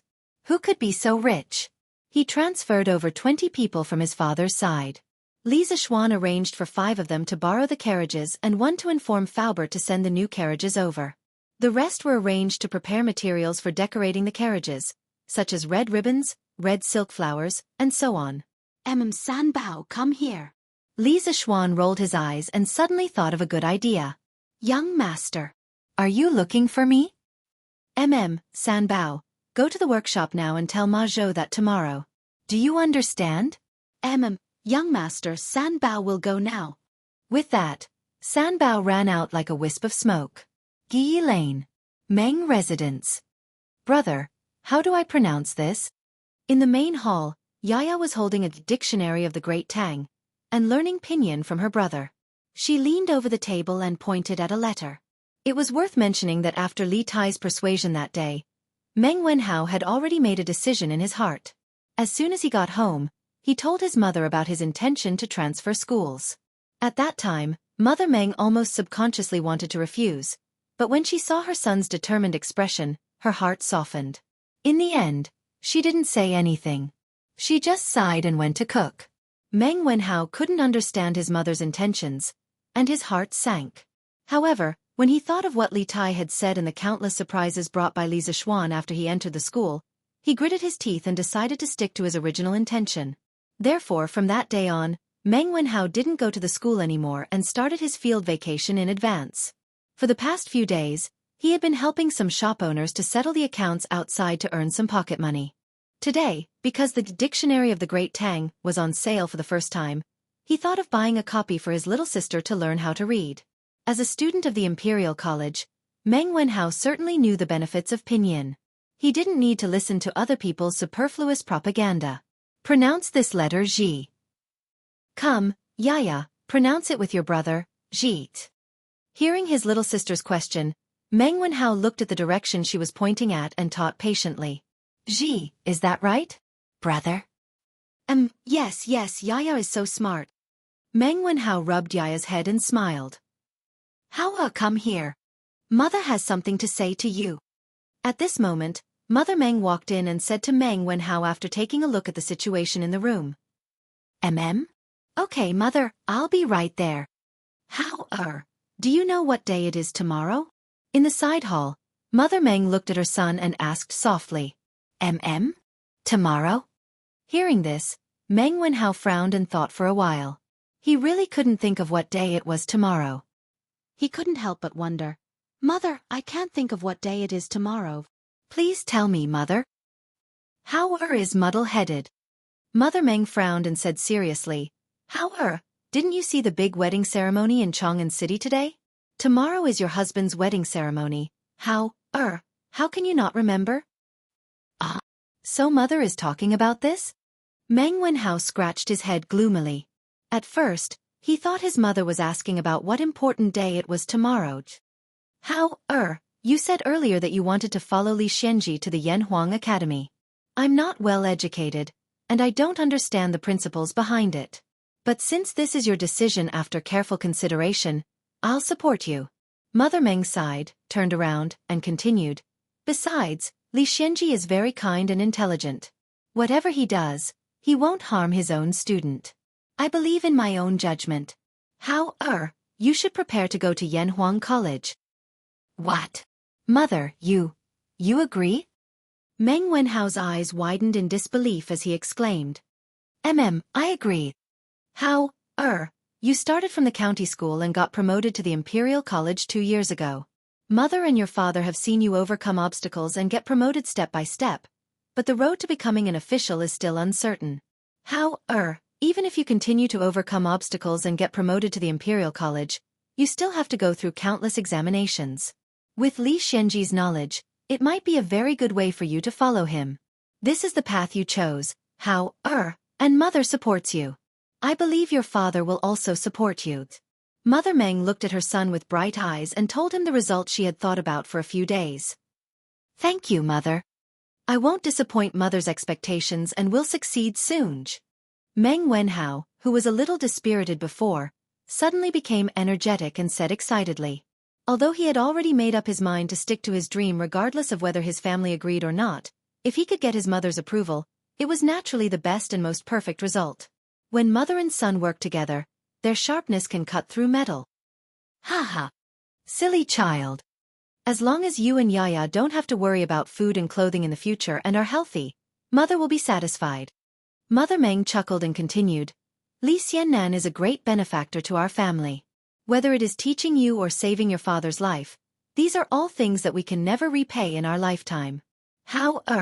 You mustn't forget your benefactor. This is Li Xiannan's wedding. As his disciple, no matter what, you have to personally go and greet him and express your sincerity. Here's 2 strings of money. Take it and go to the East Market to buy some congratulatory gifts. Don't be too shabby. Tomorrow, you can go to the Li Mansion to congratulate your master on his wedding. Mother Meng took out 2 strings of money and handed it over. Before Father Meng went out to sea, Boss Feng had given the Meng family a large sum of money to settle down. Therefore, the Meng family could still afford this money. Mother, no need. I recently worked as an accountant for a grain store and earned a lot of money. I don't need you to give me money. Chapter 379. What? No way. Absolutely not. Workshop. Datong Daily Editorial Department. A thin, silver-haired old man in purple slammed the table and said angrily, "The Tang Dynasty Daily has become the face of our Tang Dynasty. How can we treat the content of the paper as a child's play?" Absolutely not. Even if County Magistrate Li is here, I can't agree. Junior Supervisor Yu, please forgive me for speaking bluntly. When the censorate was established by His Majesty, its purpose was to monitor the unreasonable content in Datong Daily. The scope of the censorate's authority was clearly defined. As long as it didn't involve party politics or maliciously smear the reputation of the court, it would be approved without any reason. When Ma Zhou heard this, He was not afraid of the old man's imposing aura at all. He immediately stood up and retorted, "The two requests that Lord Zhu has made today do not involve any political strife or maliciously smear the reputation of the imperial court. Junior eunuch Yu has no right to reject them. Junior supervisor Yu." That purple-clothed old man was none other than the head of the interrogation department of the Tang Daily that Li Chengqian had single-handedly established. Junior supervisor Yu Shernan. Yu Shernan was good at calligraphy. During the Chen dynasty, he served as Minister of Justice Chao and Minister of Xiang. After entering the Sui dynasty, he became an official secretary. After the fall of the Sui dynasty, he was appointed by Dou Jianda as Assistant Minister of the Yellow Gate. After Li Er killed Dou Jianda, he appointed Yu Shernan as Minister of the Qin Palace, Secretary of the Secretariat, and Scholar of the Hongwen Academy.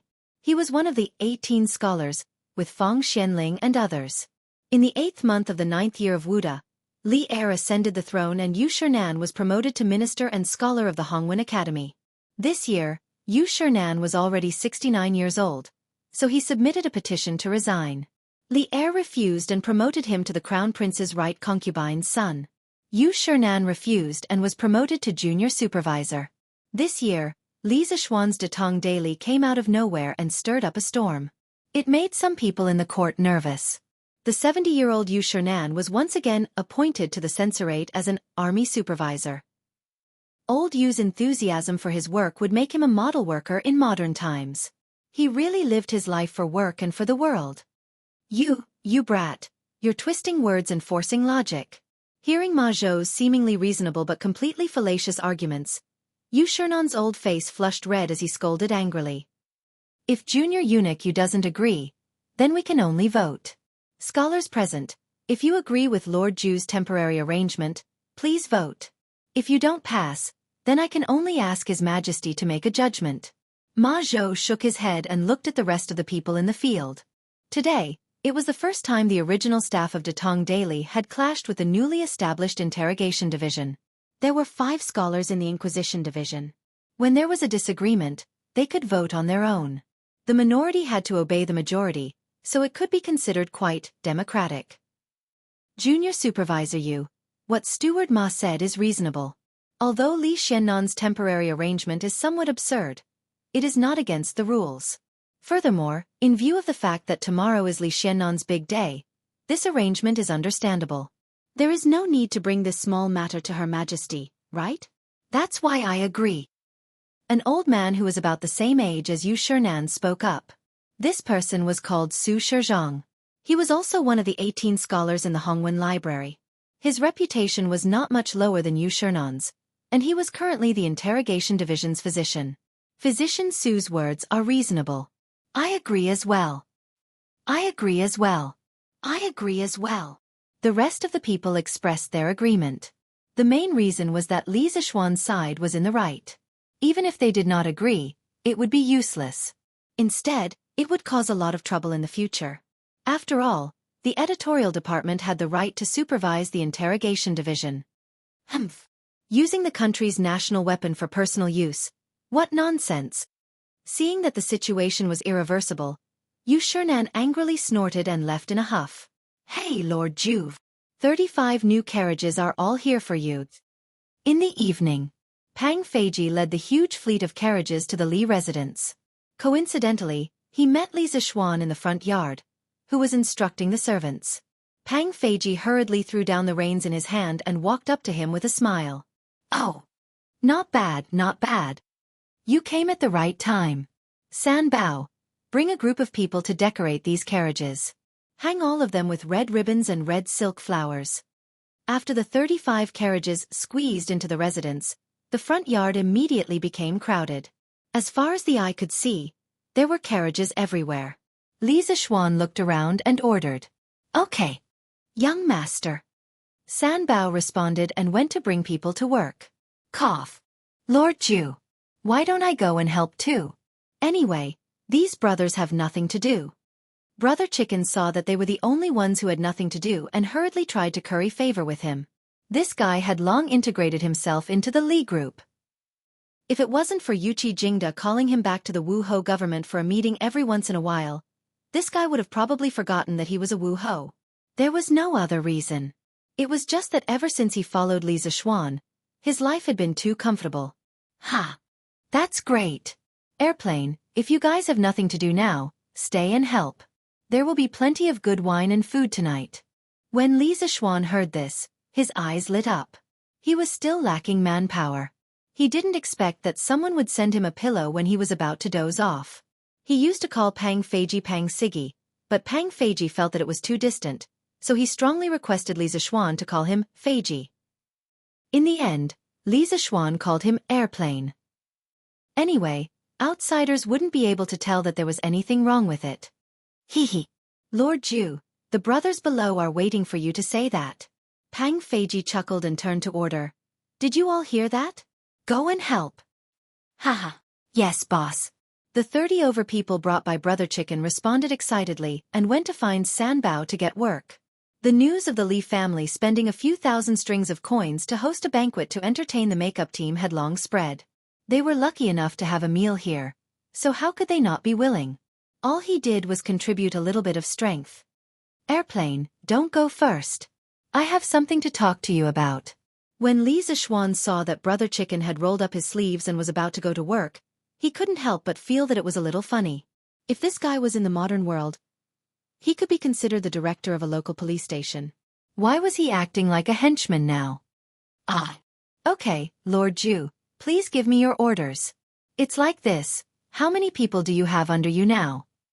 Li Zishuan brought Brother Chicken to the main hall and asked. The workshop and strange culture together have a total of 100 brothers. Lord Ju, do you feel that you don't have enough manpower? Then I'll go and call them all over now. No need. There's no need for that today. Seeing that Brother Chicken was ready to run at any time, Li Zishuan quickly said. Chapter 380. It's like this. Airplane, go to the right Marquis household and ask Uncle Yuchi if you can bring your Marquis subordinates with me to the Han family manor to escort the bride tomorrow. Li Zishuan slowly told Pang Feiji his purpose. The extravagance of the wedding procession was not only reflected in the procession, but also the size of the procession. Today, there were already 200 people from the Han family who were sending the dowry. In addition to the procession from the other families, there were more than 500 people. If his procession tomorrow was less than this number, wouldn't it be embarrassing? There were only about 100 people in the Li residence, and not everyone could go. It couldn't be better if Pang Feiji's team of Marquis were to join. Wedding? Haha, this is good. When Pang Feiji heard Li Zishuan's plan, he was so excited that he almost jumped up. In his opinion, Li Zishuan was treating him as his confidant. He quickly said, Lord Ju, you don't have to look for General Yuchi for this matter. When I was sent to Chitsu Culture, General Yuchi personally told me that my 100 brothers are at your disposal. Li Zishuan shook his head and insisted, No. It's better to go and report, so that people won't talk about it. You can go now. If Uncle Yuchi agrees, you can bring your people here tomorrow morning. Remember to make them clean up before you come. Don't embarrass me. Okay. Lord Ju, don't worry. I will order them to bathe today. Then I will go and look for General Yuchi now. Pang Feiji laughed and said, Okay, go. After a while, Chang Yaojin and Qin Qiong, the two military bosses, actually came together. Li Zishuan quickly went to welcome them. Uncle Cheng, Uncle Qin, why are the two of you here? After welcoming the two bosses to the main hall to serve tea, Li Zishuan smiled and asked. Haha. Today, the whole Chang'an city is talking about the Han family's dowry. You're famous now. Bah. You don't know anything, why serve tea? Bring the wine. There was no need to guess. To be able to say such shameless words, it must be none other than Chang Yaojin. Li Zishuan's face was full of black lines.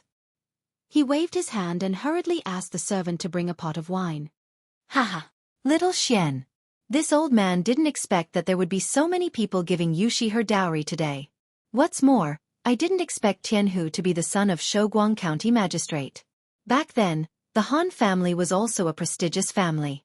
So, this marriage is really well matched. Qin Qiong stroked his beard and said with a rueful smile. Who is Shouguang County Magistrate? Oh right, Duke Wei's family also came to send makeup today. They even said that Yushi was his grandniece. This kid was still confused. Can Uncle Qin dispel my doubts? Li Zishuan said gloomily. The feeling of being drunk while everyone else was awake made him very unhappy. Haha. We just received this news. The apothecary is right. Han Yushi is indeed his grandniece. Back then, the sister of Han Qinhu, the pillar of the previous dynasty, was the apothecary's biological mother. And Han Tianhu is Han Qinhu's grandson, Han Tianlin. This kid has been hiding his identity all these years and has filled all of us. Han Qinhu's original name is Han Qinbao. Tianhu was originally Han Shiding and a common woman's illegitimate son. Back then, the Han family let Han Shiding take Tianhu's biological mother as his concubine to prevent the family scandal from spreading. Tianhu then became Han Shiding's third son. However, the Han family's matriarch, Lu, was jealous. Within a year, she persecuted Tianhu's biological mother and killed her. Tianhu was alone in the Han family and suffered abuse. 15 years ago, which was the 8th year of the Day dynasty, Tianhu was discovered to be secretly learning the family's martial arts. Lu wanted to join forces with the family elders and used this as an excuse to kick him out of the family. Tianhu had a feeling and ran away from home that night. He concealed his identity and wandered around the pugilistic world. In the same year, Tianhu and the Du family's young miss, Du Shernyoung, the youngest daughter of little wine sage Du Daoling, had feelings for each other and secretly pledged to marry. The Du family was the imperial winemaker and had a strong reputation. Of course, they wouldn't agree to this marriage. However, Du Shernyoung had a strong personality and threatened to kill herself. In the end, old Madame Du's heart softened. She prepared a small dowry and quietly married Du Shernyoung to Han Tianhu. The following year, in the 9th year of the Day dynasty, Han Shiding followed Duke Chu, Yang Xiangan, to rebel and force Luoyang. In the end, Yang Xiangan was defeated and committed suicide. Han Shiding was also captured. His wife and children were all imprisoned. The Han family also completely declined. Therefore, when Tianhu ran away from home that year, it could be said that he avoided being implicated in this unexpected disaster. Li Zishuan's jaw dropped. In his previous life, he had read many versions of the legend of the Sui and Tang heroes.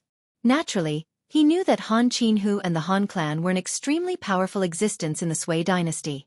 He had thought that Han Lijing was just an honest and hardworking farmer. Who would have thought that he was actually from one of the top military families of his time? Moreover, Han Lijing seemed to be very charming. As a descendant of a general's family, he was able to hook up with the Du family's young miss. Li Zishuan couldn't help but have a whole new level of respect for Han Lijing. He was really a role model for his generation. Haha. How is it, kid? Do you think you've picked up a treasure? You're marrying Han Qinhu's great-granddaughter. TSK. When Chang Yaojin saw Li Zishuan's shocked expression, he couldn't help but smile mischievously. Uncle Cheng, what are you talking about? Regardless of whether Yushi is from an ordinary family, or the daughter of a noble family, I treat her with sincerity. The concept of a well-matched family doesn't exist for me. Li Zishuan said seriously. He didn't marry Han Yushi because he coveted anything from the Han family. No matter if Han Yushi's identity was noble or ordinary, she would only have one identity after marrying into the Li family, and that was his wife. Sour. You're really sour. When Chang Yaojin heard that, he exaggeratedly waved his hand in front of his nose to get rid of the air. Qin Qiong couldn't help but say, Ahem, Jijia, why don't you act like an elder at all?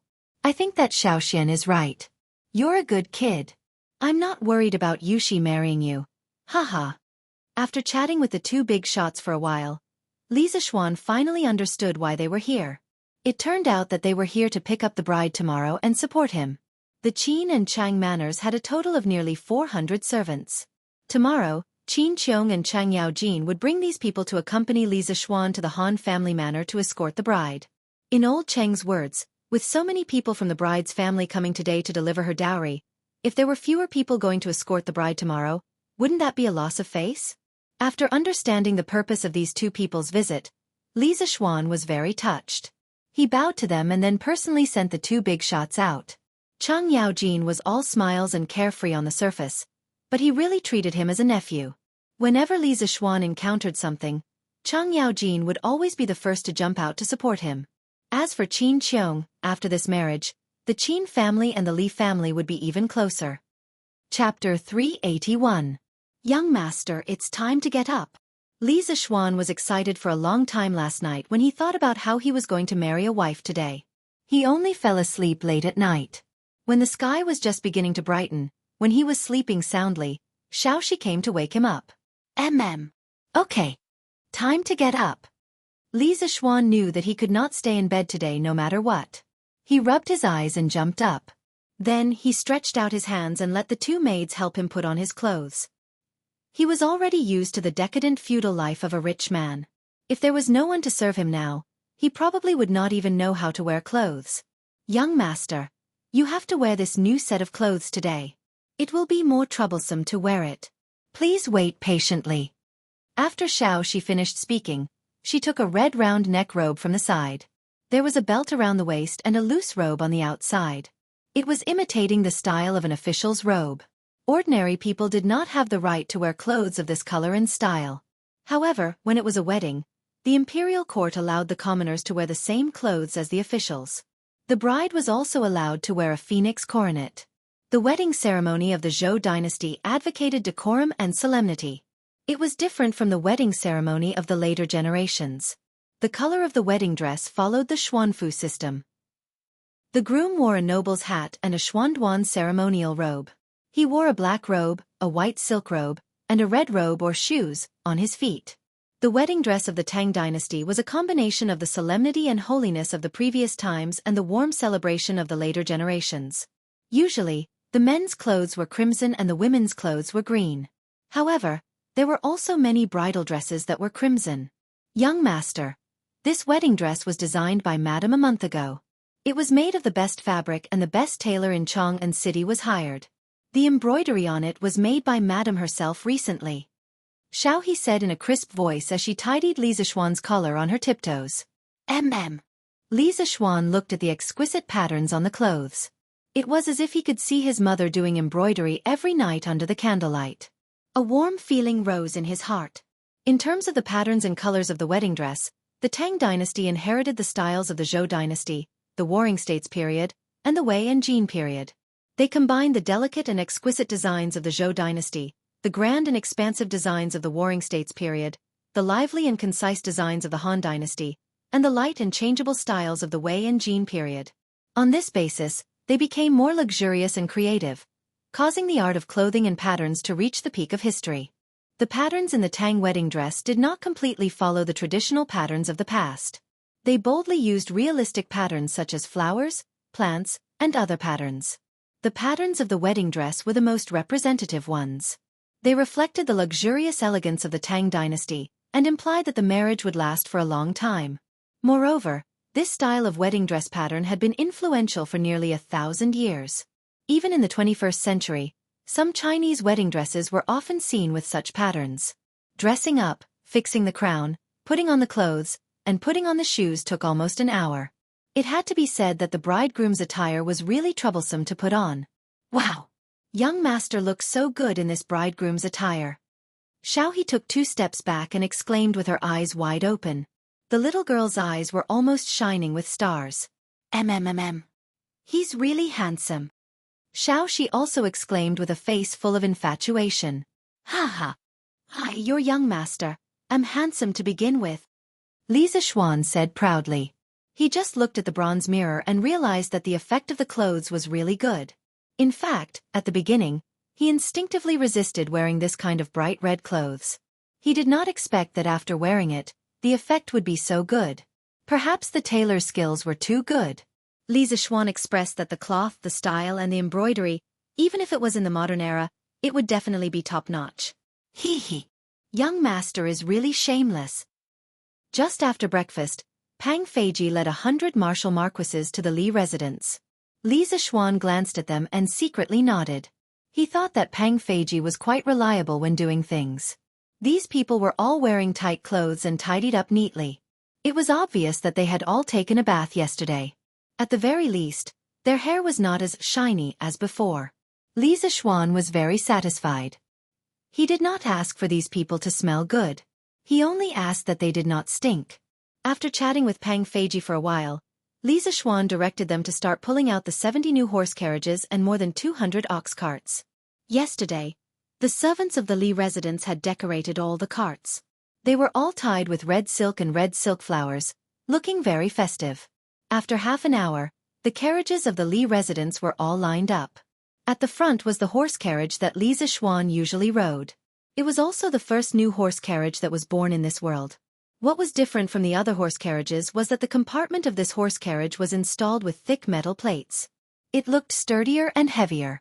In addition, as "Don't Touch Me Number 1", this horse carriage itself had a very important commemorative meaning. 270 carriages. It was just a number, but when it was placed in front of you, you would know how shocking it was. The long streets of Yongla Lane were almost completely filled. The huge carriages could not be seen at a glance. The residents of Yongla Lane who were already awakened by the commotion all ran out to watch the show. Wow! Such a big show. What is the Li family doing? Is it a wedding? Of course it's a wedding. This wedding procession is so big. Yes, this old man has lived for more than 70 years, and I've never seen such a grand wedding procession. They're so particular. Yes, they have face. The Li family is very particular about their face. You can't say that. It's mainly because the Han family sent a grand wedding procession yesterday. The bride's side has already made such a big show. If the Li family's side doesn't make a big show of it, wouldn't they be asking for trouble? Besides, if they don't make a big show of it, how can they suppress the bride in the future? That's right, she's the adopted daughter of Duke Yi, the grandniece of Duke Wei. Li Zixuan was outside organizing the carriages. Old Man Li and Madam Li were also very busy in the courtyard. They were calling the servants to prepare the banquet. The bride was going to be picked up at dusk today, and the guests started to come in the morning. According to Li Jingma's idea, his son's wedding must be a grand affair. Holding a banquet that lasted for 3 days would take at least 500 to 600 tables and cost nearly 10,000 strings of coins. This scale was comparable to the wedding banquets of some 1,000-year-old families. Ha! Little Xian, I, Old Cheng, am here. Come out quickly and let your Uncle Cheng see what today's groom looks like. With a rough laugh, Chang Yaojin rode his horse and came to the front of the Li residence. Wow! Not bad, not bad. Kid, your appearance is not bad. You're only a little worse than I, Old Cheng, when I was young, ha! Chang Yaojin got off his horse and looked at Li Zixuan carefully for a while. Suddenly, he laughed shamelessly. Chapter 382. That madman Cheng is really shameless. He doesn't have any respect for his elders. Just as Li Zixuan was about to raise his head and spit at Old Cheng's salted soda water, Yuqi Jingda patted his horse to kill, and verbally attacked Demon King Cheng, helping Li Zixuan vent his anger. You're the shameless one. You look like a charcoal ball, and you're so stupid. Old Cheng wasn't afraid at all. He moved his lips and retorted. Ha! Madman Cheng, do you want to fight? These wicked words made Yuqi Jingda so angry that his hair stood on end. These two people were really enemies in his previous life. As soon as they met they would fight. Li Zixuan's head hurt when he saw them. Let's fight. Who's afraid of you? Cough cough. Can't the two of you stop? Don't you know what day it is today? Stop fooling around. Qin Qiong and Niu Jinda rode over from behind and said seriously. Haha, Uncle Qin, Uncle Niu, Uncle Yuqi, you're all here? Li Zixuan heaved a sigh of relief. In this world, only Qin Qiong, Li Er, and a few others could restrain Chang Yaojin. Haha. Xiao Xian, today is your wedding. Of course, we old fellows have to come. Xu Bao and Ji Jie want to send you to the wedding. How can I, old Niu, and your Uncle Yuqi be missing? Niu Jinda got off his horse and patted Li Zixuan's shoulder as he laughed. Thank you, uncles. Li Zixuan thanked them sincerely. He had never thought of troubling these two military big shots to help, but now that they had taken the initiative to come, Li Zixuan was extremely grateful. He had to repay this favor in the future. The few of them chatted in front of the mansion for a while. At this time, the sun was already halfway up the sky. The auspicious hour has arrived. The convoy is setting off. Li Zixuan asked for the opinions of a few old generals and roared in a loud voice. Let's go! Crackle, crackle. With the sound of firecrackers, the huge convoy began to move out. Li Zixuan rode a tall horse and walked at the front. Today, no one would compete with him for the limelight. Not long after, the carriages left Yongle Lane. The Qin, Cheng, Niu, and Yuqi families' carriages were all waiting outside Yongle Lane, because if they all went in, Yongle Lane would probably explode. He wouldn't have known if he didn't look, but when he came out to take a look, he was really shocked. The four families had brought a total of 700 to 800 people and more than 200 carriages. Although these carriages weren't as luxurious as the new carriages, they were still very shocking when placed together. Haha. Little Xian, you look so energetic today. Yes, yes. He's indeed handsome. The group outside Yongle Lane was personally led by Cheng Chimo, Yuqi Baolin, and Qin Huayu. When they saw Li Zixuan come out, the three of them hurriedly went up to greet him. Haha. Chimo, Huayu, Baolin, thank you for coming to help me today. Li Zixuan chuckled and cupped his fists. Haha. Little Xian, you're treating me like an outsider. We're brothers, let's not be so formal. Just drink a few more cups with your big brother today. Haha. Cheng Chimo patted his chest and laughed. Li Zixuan nodded and looked at Qin Qiong. Uncle Qin, why are there so many carriages? Qin Qiong laughed and said, Haha. Our families aren't as capable as you to get so many new carriages. These 230 carriages were all rented from a few carriage companies in Chang'an. Li Zixuan nodded and cupped his hands. I'm sorry to have let you guys spend so much money. Of course, he couldn't say that he was returning the money. This was a debt of gratitude, and it couldn't be repaid with money.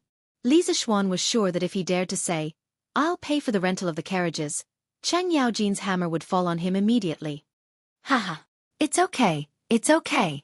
Let's go to the Han family village quickly. Qin Qiong nodded with satisfaction and laughed.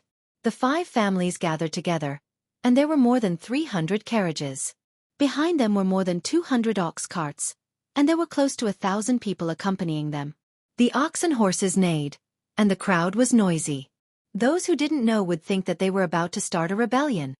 East of Chang'an City. Chunming Gate. Yesterday, the Han family's wedding procession had entered through Chunming Gate. Many people guessed that the Li family's wedding procession would also leave through Chunming Gate. Therefore, many of the Chang'an residents who had seen the drama yesterday did not have anything to do today. They deliberately came to the street near Chunming Gate early to wait. How many people do you think the Li family's wedding procession will be today? There should be at least 300 of them. Yes. Without 300, they won't be able to bring out so many people. Yesterday, the Han family's wedding procession had more than 200 people. At this time, a young man in green came running from the west. He laughed and said, Haha, let me tell you something. I just came from Yongle Lane. How is it? How many people did the Li family send? I don't know. Yongle Lane is full. There are people and carriages everywhere. There are many people outside Yongle Lane. 3 Grand Dukes and a County Duke are there too. Oh my, 3 Grand Dukes. Wow, it sounds like the procession is much bigger than yesterday's. Today is going to be interesting. Looks like it's going to be more lively today. I'll go buy some pine nuts. I can't miss this show today. Li Zixuan knew that his wedding procession would attract attention, but he didn't expect it to be so eye-catching. Not long after the 5 families merged and left Yongle Lane, they saw countless onlookers on both sides of the road. Some people even brought their whole families along. Oh my God! Why are there so many new carriages? Oh my, how many are there? Let me count. I think there are 50 to 60 of them? 70. I've counted. There are 70 in total. Don't touch me. Wow. 70. How much is that? Someone is willing to pay more than 2,000 strings of cash for each carriage. Hiss. Doesn't that mean that these carriages alone can be sold for more than 100,000 strings of cash? The Li family is really rich. Everyone's focus was still on the 70 very eye-catching, don't touch me carriages in front of the procession. It couldn't be helped. After all, this thing was the hottest in Chang'an recently. Chao Wendong was in a corner of the crowd. When he saw the 70 don't touch me carriages, he was instantly hit by 10,000 points of critical damage. Back then, Sun Huayuan said that the workshop left a few in stock for Li Zixuan's wedding. At that time he believed him. In the end, you're telling me that there's only a few in stock? This is a total of 70 new carriages. Even if the Li family had more than one carriage, there should be at least dozens of them in stock from the workshop, right? What's worse was that the people around him were talking about how he spent more than 2,000 strings of cash to buy a carriage that day. This hurt Chao Wendong a second time. However, when he thought that he might be able to use this incident to show his face in front of Li Zixuan in the future, he felt a little better. Chapter 383. Wow! Li Xiannan is so handsome today. Yes. He's so handsome. If Li Xiannan can bring so many carriages to my house to fetch me, I will definitely marry him. Bah, you slut. Why don't you take a look in the mirror? Do you think Li Xiannan will like you? Humph. If he wants to like someone, he will like me first. You're the slut. You're the ugly one. Li Xiannan, I want to marry you. Li Zixuan was riding on his horse when he suddenly saw a group of beautiful young ladies in gorgeous clothes gathered in the crowd at the entrance of the East Market. They were excitedly calling out his name. Io, isn't that Miss Yen the courtesan of 100 Flowers Tower in Peace Lane? It's so hard to see him normally. Without spending a few thousand, you can't even see him. If you want to listen to his song, you have to spend another few thousand. Who would have thought that he would come here today to fetch Xiao Xian? Brother, you're still the most charming one. Haha. Chang Chumo pointed at a beautiful woman in green and winked at Li Zixuan as he said with a smirk. Li Zixuan glanced at him and said, "From what Chonyo said, it seems like he often goes to that 100 Flowers Tower, right? I'll have to talk to Uncle Ching later." Hey. Xiao Xian, we're brothers. You can't do this. Chang Chumo said hurriedly as he glanced behind him guiltily. As the son of an official, visiting prostitutes was not a big deal. However, as parents, no one would want their children to spend all their time in brothels. Therefore, even when Chang Chumo visited brothels, he did it secretly behind his parents' backs. Haha. Chonyo, Xiao Xian is just joking with you. Can't you tell? But you should try not to go to such places in the future. Qin Huayu joked. It was rare for him to be so playful. Ha. Look, they're here. The Li family's bridegroom is here. On the streets near the Spring Bright Gate, someone saw a huge fleet of carriages slowly approaching from afar and exclaimed excitedly. Wow! It's really here. There are so many people. Yo! The groom is so handsome. No, look at all the new carriages. Oh my god! How much would that cost? The Li family is so generous. Wow! The three dukes really came together. This Li Xianji is really amazing to be able to invite so many dukes. Li Zixuan did not disappoint the crowd who had been waiting for a long time. The grand display made many people cry out in surprise, expressing all kinds of envy, jealousy, and hatred. Humph! Isn't she just a peasant girl? This Li Zixuan is still causing such a big commotion. How stupid! East Market, in a private room on the 4th floor of Yunxi Restaurant. A stunning lady was looking out the window in the direction of Li Zixuan's bridegroom's procession. The lady was about 14 or 15 years old. She was wearing a lake green long dress. Her perfect facial features were so exquisite that they looked like they were carved by humans. Her eyebrows were arched, her nose was arched, and her cherry lips were bright red. She looked at the grand fleet of carriages and snorted unhappily. However, no one noticed that an imperceptible trace of jealousy flashed across her eyes. Hee. Ning you said it yourself. Han Yushi is just a peasant girl. Why do you have to be angry with her? This Li Zixuan is just lucky. So what if he has some spare cash? Can his Li family compare to our Cui family? Heh. A man in white came behind the lady and said nonchalantly while waving his folding fan. Second brother, you can't say that. Li Zixuan's achievements today are definitely not due to luck. Ning feels that this person is very powerful and smart. Otherwise, he wouldn't have been able to obtain so much wealth and such a high status in such a short period of time. The green-clothed girl shook her head and opened her red lips in disagreement. Oh, from what little sister said, you seem to know this Li Zixuan very well. Could it be? The man in white suddenly stood in front of the lady and stared into her eyes. Ah, stupid second brother, how can you make such a joke? The girl was so embarrassed that she jumped up and punched the man in the chest. She snorted and refused to let go. Shoo! At this moment, two groups of soldiers and horses, totaling more than 200 people, rushed over. The commoners at the city gate began to discuss spiritedly. Wah! Two more groups of people came. What are they doing? Ayo! They seem to be the imperial guards of the East Palace. Oh my God! Is His Highness the Crown Prince here? It can't be, right? How can this Li Xianxia invite the Crown Prince? Shoo! Don't say any more. It's really the Crown Prince. The other group is brought by His Highness King Wei. This is a big scene. Oh my God! It's really the Crown Prince and King Wei. Silence. When Li Chengqian and Li Tai arrived on their horses, the surrounding commoners, who had been discussing animatedly, immediately quieted down and bowed towards the two of them. Greetings, Your Highness. Greetings, Your Highness. They were here to watch a big show, but they didn't expect to see such a big show. The Crown Prince and the Emperor's most beloved prince actually left the palace together to accompany a county boy to fetch his bride. If this was told to others, they would think it was a fairy tale. However, it happened right in front of their eyes.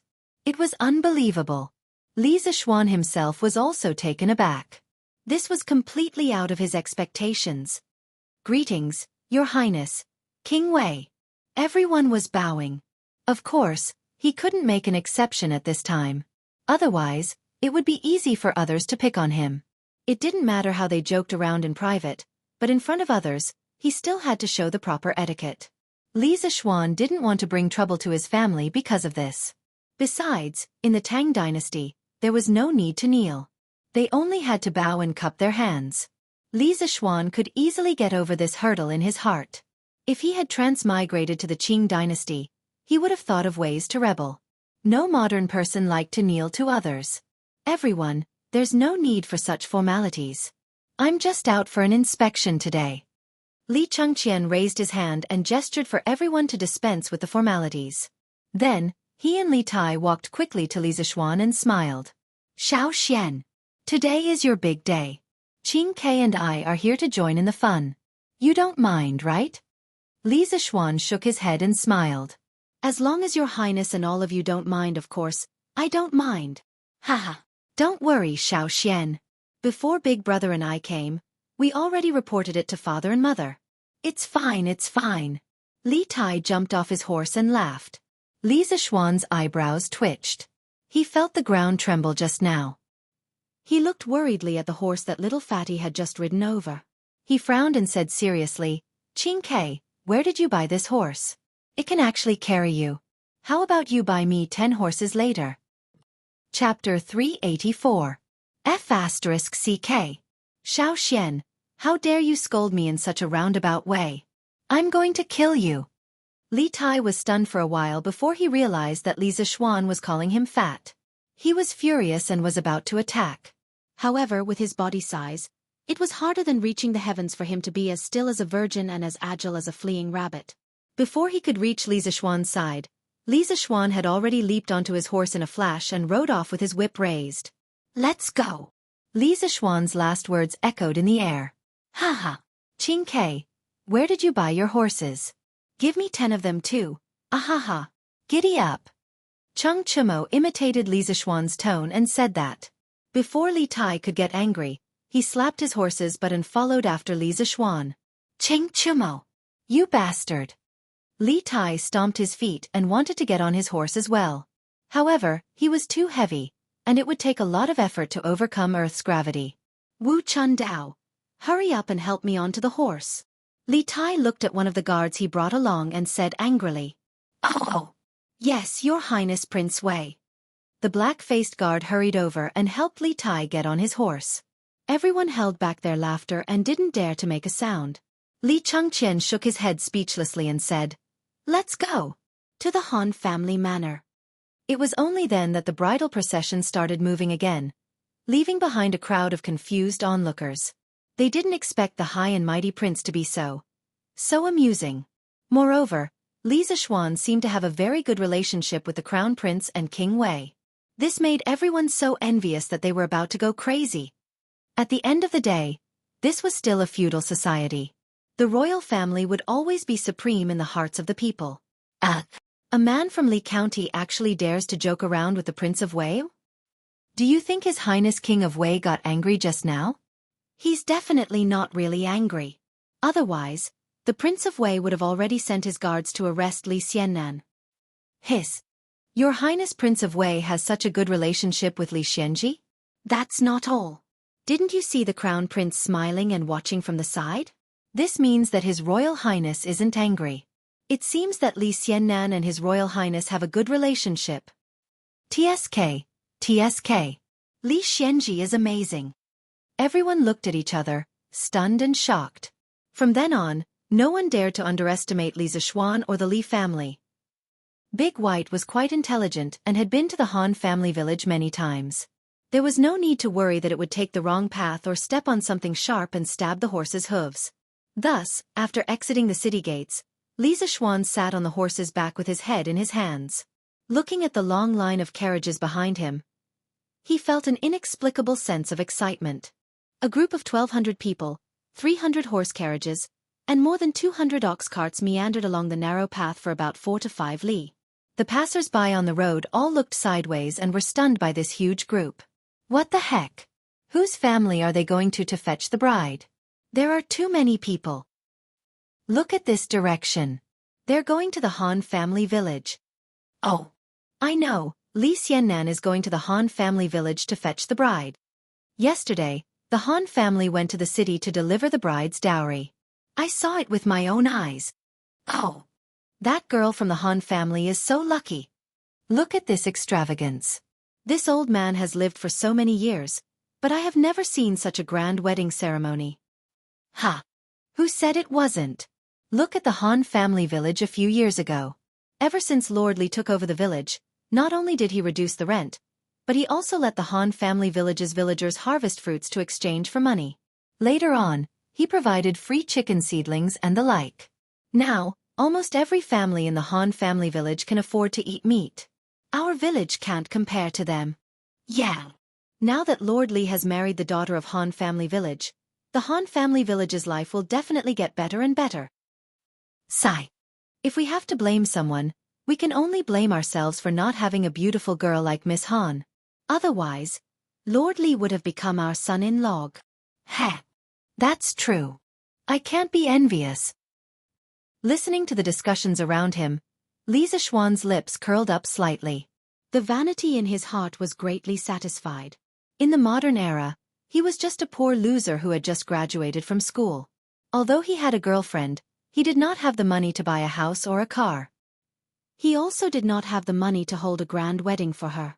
He did not expect that by chance, he would come to the ancient era and become a rich second-generation heir. He would soon have a beautiful wife and even hold a grand wedding that would shock the entire capital. Life was really like a dream, unpredictable and unpredictable. However, at this moment, Li Zishuan suddenly missed his girlfriend from his previous life. After all, that was the memory of 5 years of love. Even after more than 1,000 years, it was not easy to let go. The reason he did not think about it usually was because he did not recall the past. That feeling was buried in the deepest part of his heart forever. What's wrong? Xiao Xian, looking at your expression, you don't seem happy? Unknowingly, Li Tai drove the big black horse and caught up. He saw Li Zishuan's listless eyes and expressionless face. He did not look like a man who was about to get married. He could not help but ask curiously. Cough. No. I was just thinking, Qing Ke, why did you and Gao Ming come here today to join in the fun? You two have special identities, and every move you make represents the imperial court. Li Zishuan was good at lying. He had a serious look on his face as he tried to force Li Tai to lie. Li Tai wanted to curse, but he did not know if he should say it. He did not believe that Li Zishuan's thoughtful expression just now was because he was thinking about these boring things. What's wrong? Qing Ke, you don't believe me? I'm really curious why His Majesty asked you two to come with me to escort the bride. Tell me quickly. The highest level of Bull*Ting was Bull*Ting until you believed it yourself. Li Zishuan was currently in such a state. Originally, these excuses were all Bull*Ting, but now he was really curious as to why Li Er would let these two brothers out of the palace. After all, to let two princes accompany a county man to escort the bride sounded very ridiculous. Li Tai rolled his eyes and said, I'll believe you for now. Actually, My brother and I didn't use the excuse of escorting the bride for you at all. Oh? Then what is it? Qingke, did you and Gao Ming make up a lie to deceive His Majesty in order to escort the bride for me? That won't do. Why don't you go back to the palace now? Li Zishuan was shocked. He did not expect these two to be so bold. They were a little too excited. What are you thinking? My brother and I didn't come here to escort the bride for you. How is that deceiving His Majesty? Our main purpose today is to go to the plum village you mentioned earlier, to see if it's really suitable for building an academy. As for going to the Han village, it's just on the way. Li Tai looked at Li Zishuan with disdain and said lightly. He never expected Li Zishuan to be so narcissistic. He was really a narcissistic maniac. Chapter 385. Ugh! Seeing the disdainful look on the little fatty's face, Li Zishuan really wanted to throw a few punches and give him a blessing. But there were too many people around, so he could only think about it in his heart. I'm just passing by. Hee hee. I didn't expect you to be so wise, Qingke. Hee hee. Of course. Li Tai raised his head proudly and snorted. Yo. You're so arrogant just because I said you're fat. Why don't I give you another 10 questions, and you can see how many you can answer? Li Zishuan narrowed his eyes and said maliciously. Li Tai was dumbfounded. He shook his head like a rattle drum and said, No, it's not convenient to compete with this now. Let's talk about it when we get back. The little fatty was already traumatized by Li Zishuan's questions. Even if he was beaten to death, he wouldn't accept this trap. That's right, to Li Tai. Once Li Zishuan proposed to take the initiative to set questions, it was definitely a trap. There was no need to think about it. Haha. Qingke, there's something I forgot to tell you. Look, you've also learned Hanyu Pinyin. To me, the pronunciation of wise and mentally retarded are not too far apart. That's why when I say that someone is wise, it means something else. Haha. Big White, let's go. Hiya. After Li Zishuan finished speaking, he took advantage of the fact that Li Tai hadn't reacted to support himself with one hand on the horse's back. He did a beautiful 180-degree turn in the air and returned to his sitting position with his head facing forward. The entire set of movements was as smooth as flowing water. It was completed in a single breath of time. By the time Li Tai reacted, Li Zishuan had already run far away. F***ck. I fell for your trick again. Xianxia, you're the retarded one. Li Tai roared and slapped his horse's butt, charging forward. Second brother, not only is Xianxia close to the crown prince, but he's also close to Prince Wei. What should we do in the future? Chang Yaojin pulled Qin Qiong and purposely hung at the back of the group. He looked around and hesitated for a while before whispering to Qin Qiong. There was one thing he didn't say, and that was his son, Chang Chumo. Under the influence of Li Zishuan, the line between him and Li Chengqian and Li Tai was becoming more and more blurred. One had to know that Chang Chumo had previously always carried out his instructions and kept a distance from all the princes. Jijia, I know what you're worried about, but this old man feels that it's still too early for you to worry about that. Previously, the crown prince and Wei Wang were like fire and water. But ever since Xianxia appeared, they were able to coexist peacefully. Just like today. This old man thinks that little Xian is that variable.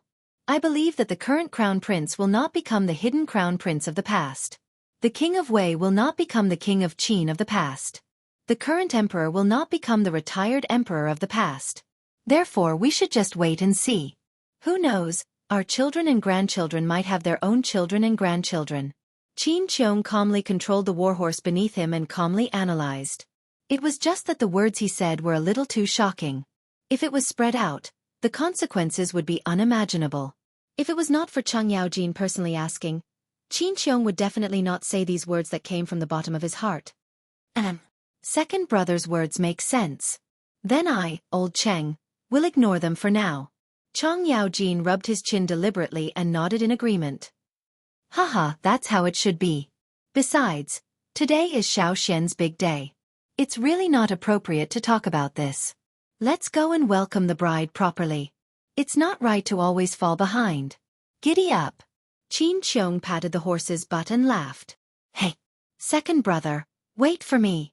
Han family, Han Yushi's boudoir. Han Yushi sat calmly in front of the dressing table's bronze mirror and let a group of maidservants dress her up. These maidservants came with Madame Qin early this morning. After all, she was equivalent to half of Han Yushi's mother. Her daughter was going to get married, so of course she had to be attentive. A woman took a cotton thread and twisted it around Han Yushi's face to remove the hair on her face. This was called twisting noodles. In ancient times, unmarried women didn't know how to twist noodles. Twisting noodles before marriage was also called opening noodles. After opening noodles, she was married and had to change her hair bun. Madame Qin was personally combing Han Yushi's hair. Of course, it wasn't a girl's hairstyle, but a bride's hairstyle. On the table at the side, there were all kinds of hairpins. 1 comb to the head, don't worry about wealth. 2 combs to the head, don't worry about sickness. 3 combs to the head, have more children and live longer. Then comb to the tail, raise the case to the eyebrows. 2 combs to the tail, fly side by side. 3 combs to the tail, tie the heart with the heart forever. There is a head and a tail, share wealth and honor in this life. Yushi. Although I'm not your biological mother, you can treat me as your biological mother in the future. Mother hopes that you and Xiao Xian will grow old together and raise the case to the eyebrows. Madame Qin said sadly as she combed her hair. Yes, thank you, mother. Yushi will definitely live well in the future. This long-lost motherly love made Han Yushi's eyes turn red. She suddenly thought of her deceased biological mother and said sadly, "Sigh. That's good. That's good. Hee hee." Madame Qin wiped her tears and smiled happily. Then she continued to help Han Yushi tie her hair. After tying her hair into a bun and putting on her new clothes, Han Yushi immediately looked like a fairy descending to the world, stunning everyone in the room. "Sister Yushi, you're so beautiful today." Hong Ling, a girl from the same village who had once brewed wine with Han Yushi, stood at the side and looked at Han Yushi, who had combed her hair and was wearing a phoenix coronet and robe. She couldn't help but praise her infatuatedly. "Yes, I'm going to dress up my most beautiful appearance today." A faint smile appeared on Han Yushi's lips as she said softly, "Hee hee, if Lord Li saw you like this, he would definitely be mesmerized." "Little girl, you're talking nonsense again." Han Yushi was embarrassed and said angrily, "Hee hee, I'm telling the truth. I'm even mesmerized by you, Sister Yushi, let alone Lord Ju. Isn't that right, Xiang?" Hong Ling's eyes revealed admiration as she said with a smile, Yes, Hong Ling is right. Sister Yushi, you look really good today." Another girl from the same village, Xiang, also echoed, All right. Hong Ling, Xiang, don't flatter me anymore. When you put on your wedding clothes in the future, you'll definitely look better than me." Han Yushi couldn't bear the sugar-coated bullet's attack and quickly said, "I'm afraid we don't have as good luck as you, Sister Yushi." A trace of loneliness and sadness flashed across Hong Ling's eyes as she thought so in her heart.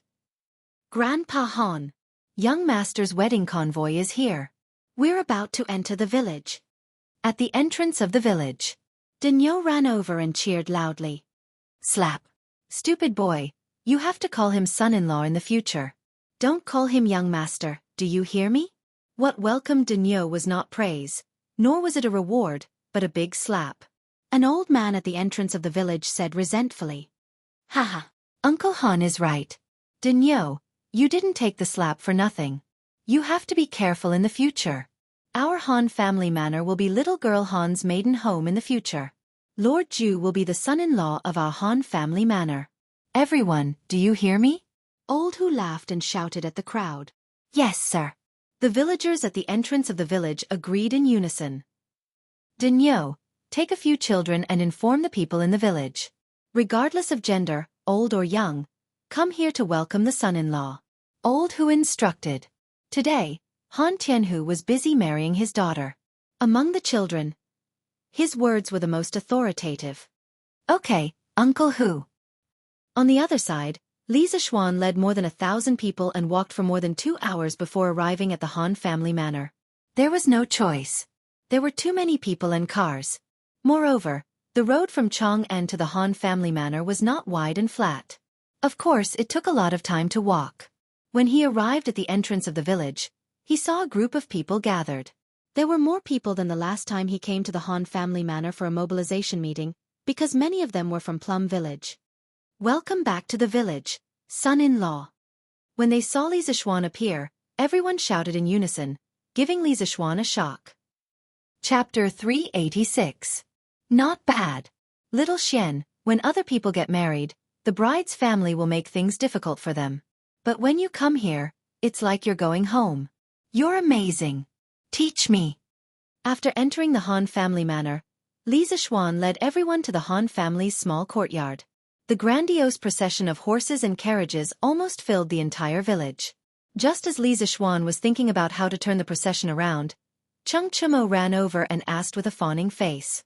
Why are you learning this? You don't even have a girlfriend yet, and you're already thinking about getting married. Aren't you thinking too much?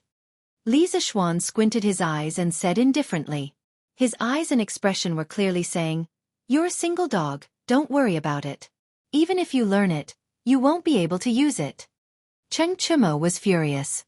He wanted to go up and fight, but he was pulled back by Cheng Yaojin. "Brat, watch from the side and learn well. Don't mess around. After so many years, I haven't seen you get a wife. Useless." Cheng Chimo opened his mouth. Not only was he fed dog food by Li Zixuan, but now he was being fed dog shit by his own father. My life is really bitter. Bride, rush her out. Bride, rush her out. Bride, rush her out. Bride, rush her out. Bride, rush her out. When they arrived at the Han Manor's courtyard, today's wedding ceremony had reached the most important part, rushing the bride's makeup. Li Zixuan brought so many carriages, so of course, he couldn't bring all of them to the Han Manor. Only the leading carriage was brought here to pick up the bride. The rest of the carriages were lined up on the small path in the village. Following Li Zixuan was the 1,200 people who came with the bride. With so many people, the small courtyard of the Han clan would definitely not be able to fit all of them. Only a little over 100 people entered the courtyard with Li Zixuan. The rest of the people were in the open space outside the courtyard to bolster Li Zixuan's momentum. More than 1,200 strong men shouted the same sentence in unison. It could only be described as a deafening sound wave. Those who had gone through military training in high school or university would definitely be very familiar with this scene. It was just like more than 1,000 people shouting slogans in unison during military training, each louder than the previous one, and each louder than the previous one. At this moment, the noise had clearly broken through the upper limit. This was especially true for Cheng Chimo and Yuqi Baolin, who were famous for their loud voices. They were shouting and yelling at the same time, trying their best to kick up a fuss. This kind of noise completely broke the atmosphere. Looking at the two of them, it didn't seem like they were here to help Li Zixuan rush the bride, but to make a fool of themselves. In the boudoir, a group of people suddenly covered their mouths and chuckled. Han Yushi could tell that this was Li Zixuan's good brother's mischief. She shook her head in amusement and didn't get angry. She just looked at the dressing table in silence. Madame Qin laughed and scolded. "It must be Chimo and Baolin. Those two kids are just messing around. I'll have to scold them when we get back." "Mother, it's okay. Everyone is happy. It's good to be lively." Han Yushi smiled slightly. Madame Qin smiled and nodded. After a while, she called Han Yushi to get ready to go out. "Yushi, that's enough. Let's go out." So, Li Zixuan could finally see his wife, whom he hadn't seen for a long time. Of course not. There were still procedures to be completed. Madame Qin and the maidservants supported and surrounded Han Yushi as they carried her out of the boudoir. Now, even if the bride left the room and went to the hall, the house would hang layers of screens and curtains to block the way. There was a saddle on the ground inside the tent, and Han Yushi was supported to sit on the saddle. She faced the south and back to the north. At this time, no matter how one looked at it, one could only vaguely see a graceful shadow. Next, it was time to prepare for the birthing ceremony. Birthing the wild goose was the core part of the wedding ceremony in the Tang dynasty. Because wild geese were monogamous and loyal, the ancients used wild geese as mascots. They hoped that the newlyweds would live happily ever after and never stop until death. That being said, even though the social status of women in the Tang dynasty was higher than that of women in the later dynasties, it was still normal for men to have multiple wives and concubines. Therefore, this so-called birthing ceremony was just a beautiful fantasy of a married woman for her future husband. Li Zixuan looked at the faintly discernible graceful figure behind the screen, and his heart was filled with joy and excitement. He turned around and picked up the live wild goose he had brought from home. Circulating his Xianxia, he accurately threw it over the screen. Behind the screen, the maidservants and young girls from the same village saw the wild goose being thrown over. They swarmed over and grabbed the wild goose, then used some ropes to tie up the wild goose's body and mouth. They didn't let it move or cry and just left it there. After the wedding, the groom's family would come back with something to redeem the wild goose and set it free. Then, there was the melodramatic plot that Li Zixuan often saw in countless time travel novels in his previous life, reciting poems.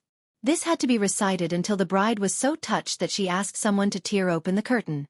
Only then could the couple meet. At this time, the groom was usually very anxious. Because ancient times were not like modern times, many couples would not meet before marriage, let alone know each other. Therefore, the groom was usually eager to know what his future wife looked like.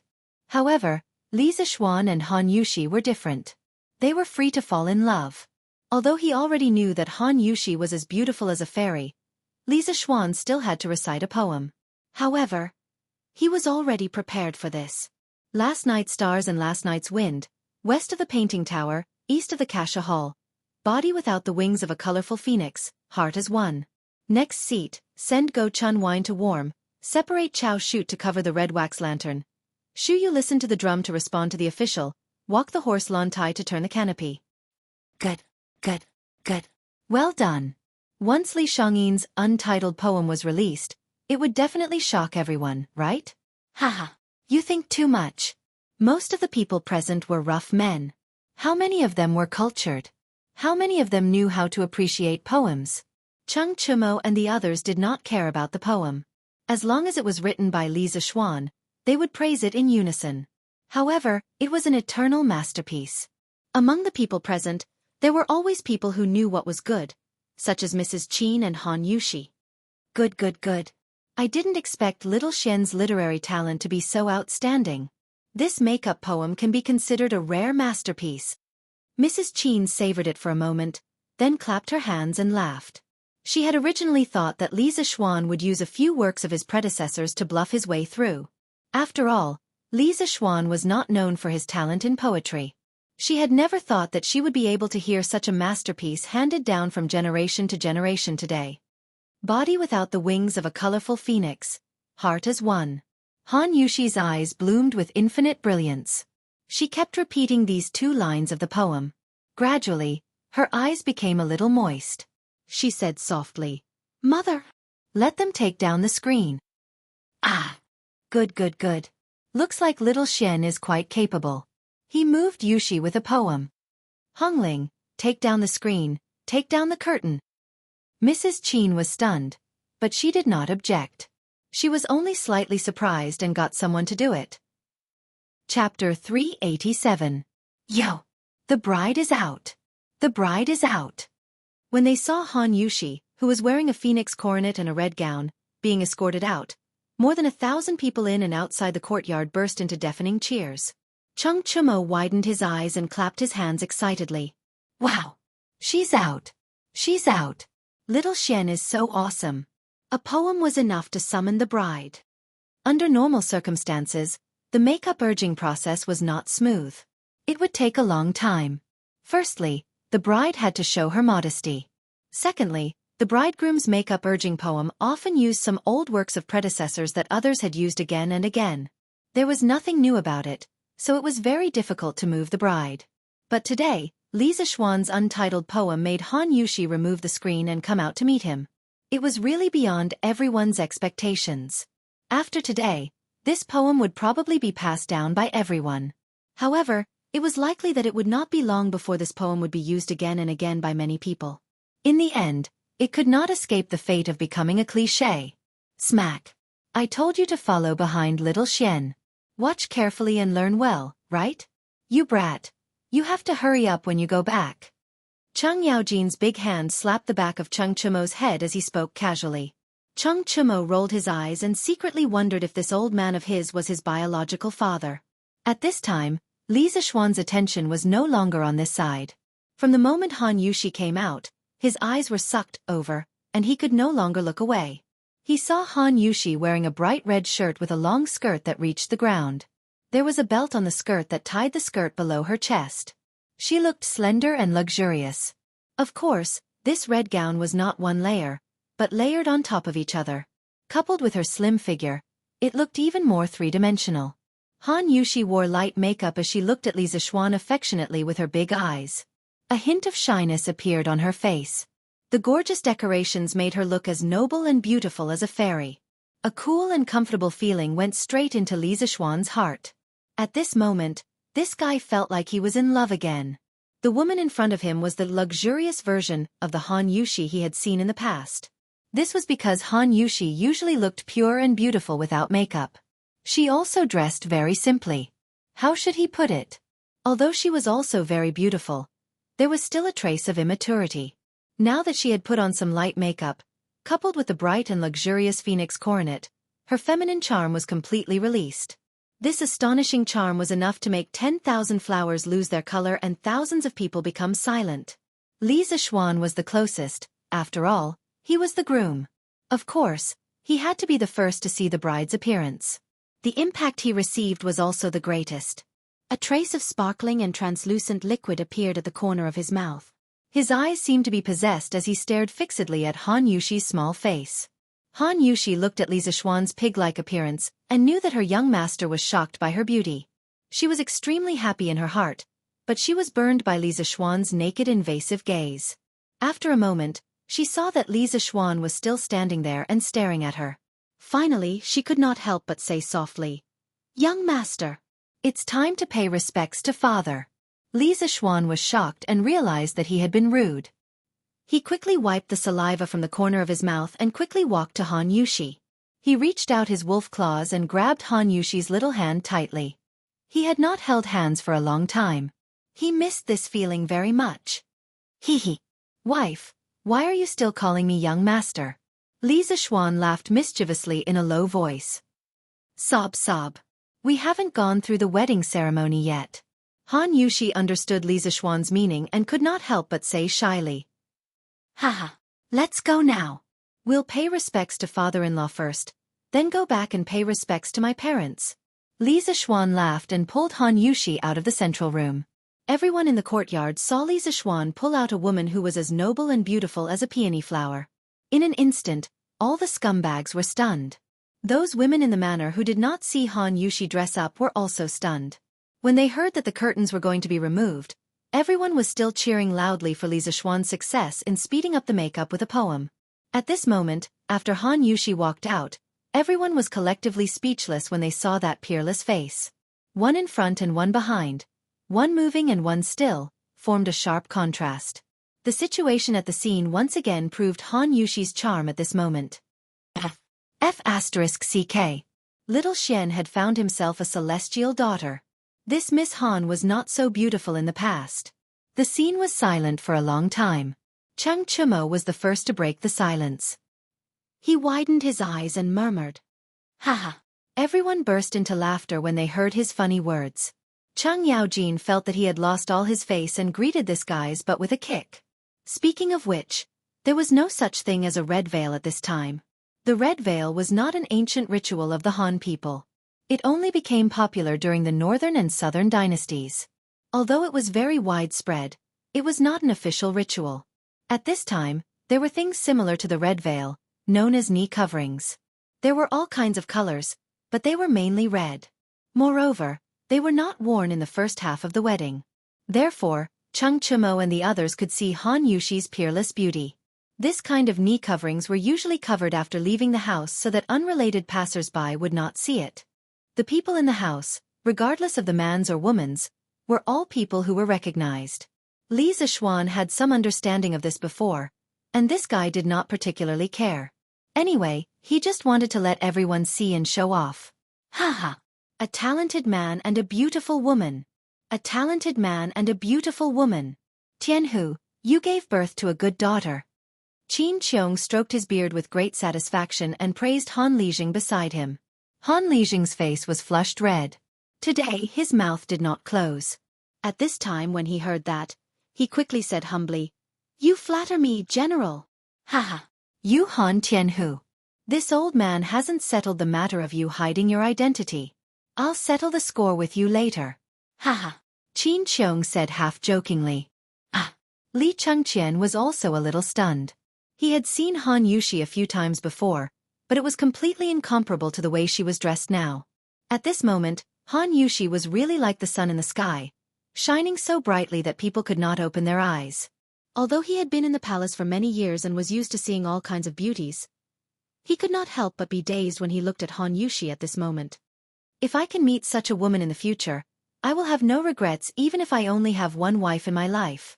Big brother, you'd better forget it. You are the crown prince. How can you only marry one person? It would be more like it if it were me. Li Tai heard that and recovered from the shock.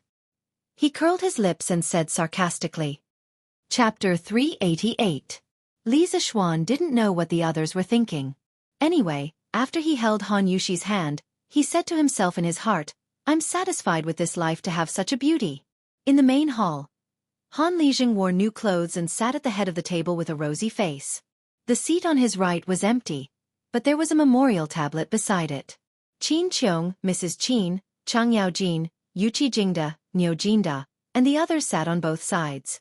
As for Li Chengqian, Li Tai, Cheng Chumo, Qin Huayu, and the others, they didn't even have a place to sit.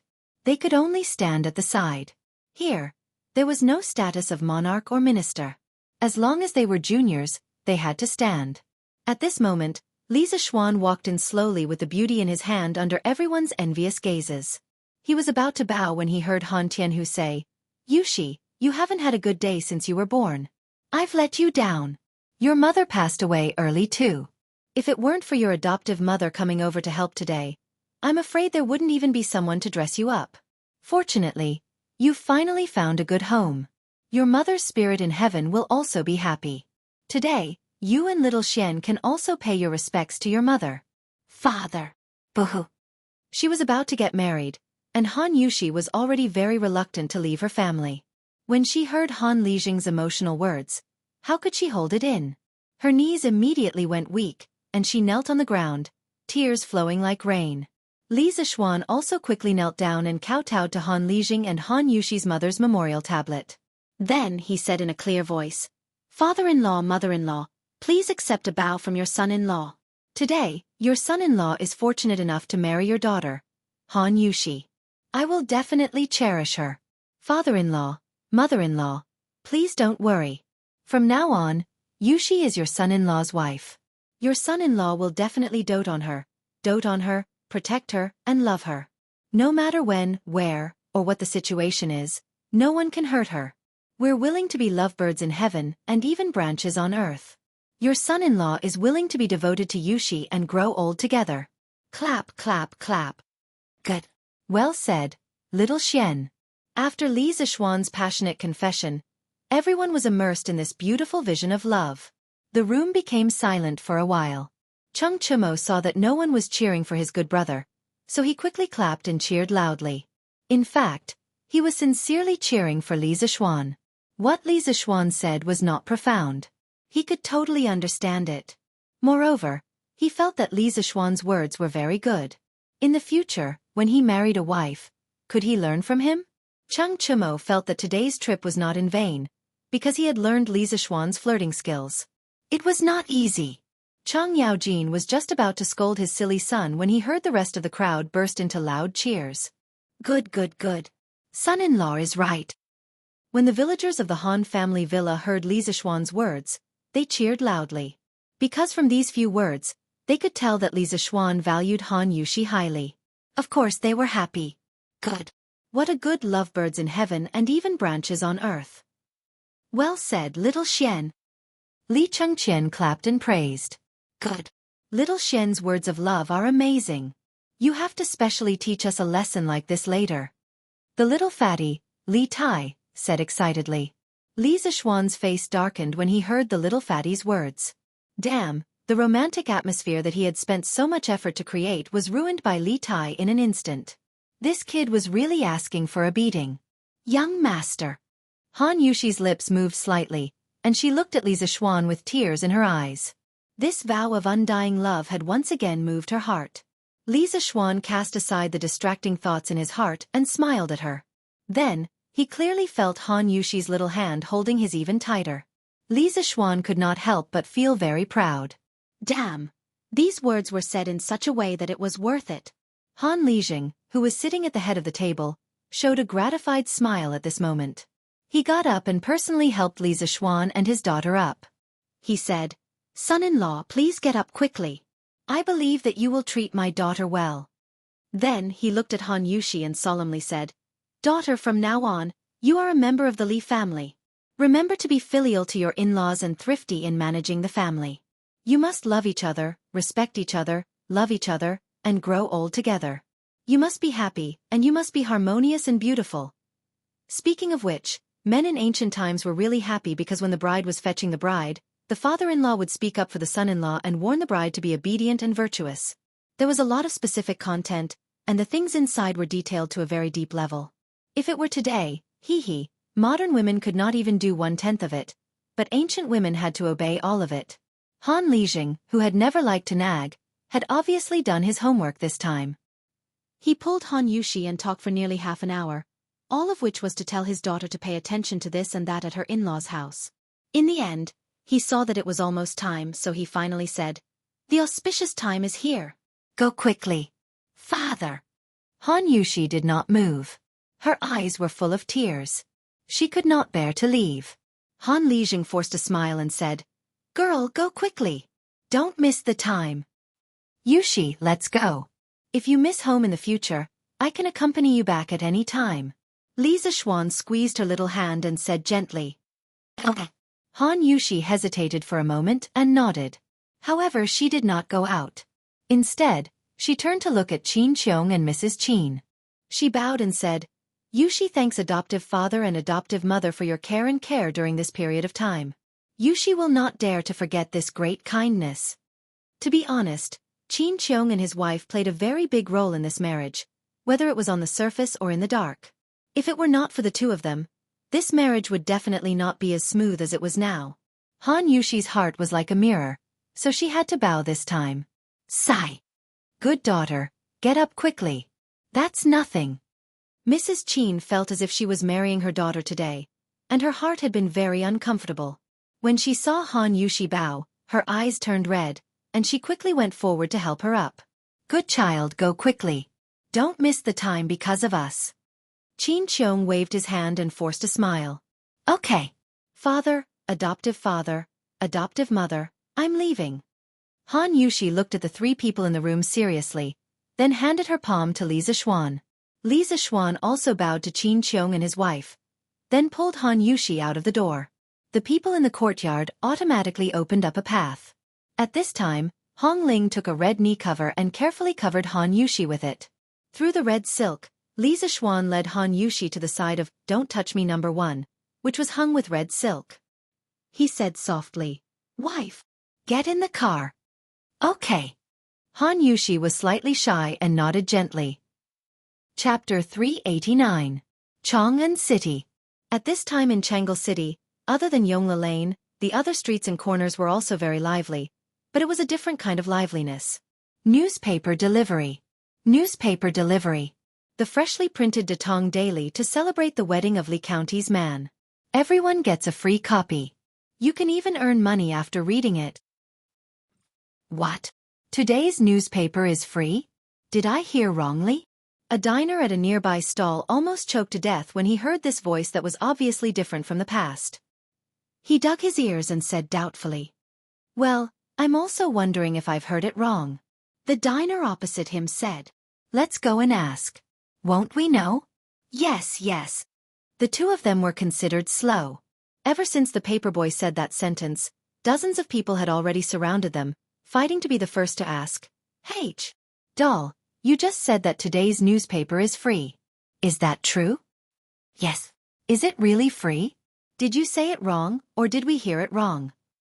Seeing that they were all asking questions at once, the newsboy hurriedly shouted, "Brothers and sisters, uncles and aunties, you didn't hear wrongly. Today, Datong Daily is celebrating the wedding of Li County's man. All the newspapers are free, but each person can only get one copy. In addition, not only is the newspaper free, but you can also earn extra money after reading it and participating in the activities on it." Wow. It's actually true. Give me one copy. Give me one too. I came first. Give it to me first. As soon as the newsboy's voice fell, the surrounding people immediately went crazy and wanted to get a copy. Anyway, it was free. Even if they couldn't read, they could take it back and pretend to be educated people.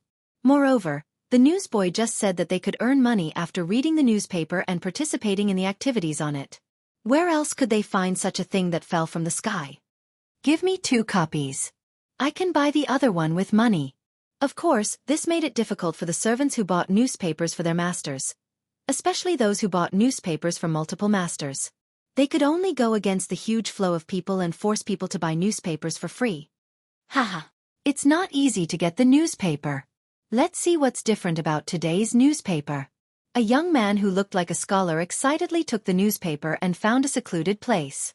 Then, he couldn't wait to open the newspaper and start reading. The first thing he did was to look at the novel section, but today's novel section was different. Wow! Today, 10 chapters of The Legend of Immortal's Journey had been updated. No wonder today's newspaper was so thick. I've earned enough. Such a thick newspaper today would have been sold for 10 copper coins in the past. Haha. Holy *T. Xianxia's Journey to Immortality has also been updated by 10 chapters. Crazy. All the novels had been updated by 10 chapters. Oh my god, today is such a good day. First of all, he realized that the number of updates for today's novels was astonishing. Then, he happily started reading novels. The first one he read was, of course, The Legend of Immortal's Journey to Immortality. She saw the words written on it, Chapter 134, Ascension to Immortality Assembly, added to celebrate Li County's man's wedding. Wow! Men from Li County are so charming. Even Leather Knight congratulated him on his wedding. After reading the title, the scholar couldn't help but sigh. Although he was poor, he was a true mortal's fan. In the eyes of a fan, they would always think, the person I like is super awesome. Therefore, when he saw that the author of The Legend of Immortal's Journey to Immortality had specially added an update for Li Zixuan, the scholar naturally thought that the author he supported was giving face to Li Zixuan, and not that the author was purposely licking Li Zixuan's boots. The scholar glanced at the titles of the other 9 chapters. In the end, they all had the sentence, added to celebrate Li County's man's wedding. He sighed in his heart for a while, then began to read the content. In just half an hour, he finished reading all 10 chapters of The Legend of Immortal. The scholar was still not satisfied, so he continued to read Xianxia's Journey to Immortality Assembly. However, after reading the title, he couldn't help but frown. Chapter 50, Storm Ahead, added to celebrate Li County's man's wedding. Damn, this heavenly beauty is actually sucking up. Li County's man's wedding is indeed worthy of celebration, but there's no need for this, right? See, this was the difference between an idol and a passerby. The author of Xianxia's Journey to Immortality Assembly, Chan Tianhua, would probably cry in the toilet after hearing this sentence. After curling his lips and complaining a little, the scholar continued to read. Why wouldn't he read something that was free? Phew! This is so satisfying. 3 novels, 30 chapters, and I don't even need to spend money. Today is so satisfying. I still have to thank Li County's man for his wedding. Haha! The scholar smiled in satisfaction and was about to put away the newspaper and go home. Suddenly, he remembered that the paperboy just said that he could earn money by participating in the activities in the newspaper. The scholar hurriedly flipped to the first half of the newspaper to look for that legendary activity. Actually, he didn't need to spend much effort to find it. On the first page of the newspaper, in the middle, there was a line of the most eye-catching words. It said, Great luck, free chicken dinner, special activity to celebrate Li County's man's wedding. Damn, why is today's headline like this? If this fellow was a modern person, he would definitely complain. Isn't it just a rich second-generation heir getting married? Why is it still flooding the front page of the newspaper? The words, celebrate Li County's man's wedding, were everywhere. The scholar couldn't escape even if he wanted to. In order to celebrate Li County's man's wedding today, Datong Daily is holding a large-scale special activity. Today, anyone who holds a Datong Daily, picks a bouquet of flowers, not white, in the wild, delivers it to the Li residence in Yongla Lane, and sends a message of blessings to Li County's man, and Miss Han's wedding will be able to receive a free chicken dinner from Drunken Immortal Restaurant. There is no limit to the number, but the activity ends at 4:45 p.m. Everyone participating in the activity, please hurry up and line up. After reading this short headline, the scholar's eyes widened and he vomited blood. Damn! There's actually free chicken dinner. Why did I only see it now? It had been 2 hours since he finished reading all 30 chapters of the novel. God knew how many people who saw this news had already picked the flowers and rushed to Yongla Lane. There was no need to say anything. A bouquet of flowers was worth a lot of money. Only a fool wouldn't do it. The scholar stuffed the newspaper into his arms and went straight to the eastern suburbs of the city. There were all kinds of flowers there, so it was relatively easy to complete the task. In fact, the scholar's guess was not wrong. Now, the entire city of Chang'an had gone crazy. The people who heard the news flocked out of the city to pick flowers in exchange for the chicken dinner. The soldiers guarding the city were dumbfounded. In the past, it was the people outside the city who wanted to enter the city like crazy. Today, it was the people inside the city who wanted to leave the city like crazy. A big wedding and an activity had created a situation where everyone was happy together. Li Zixuan could be said to have created the first fancy wedding.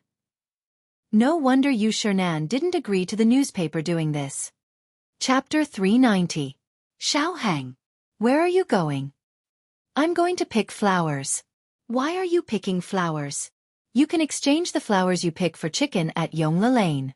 Didn't you read today's newspaper? Ah, I didn't read it. Is there really such a good thing?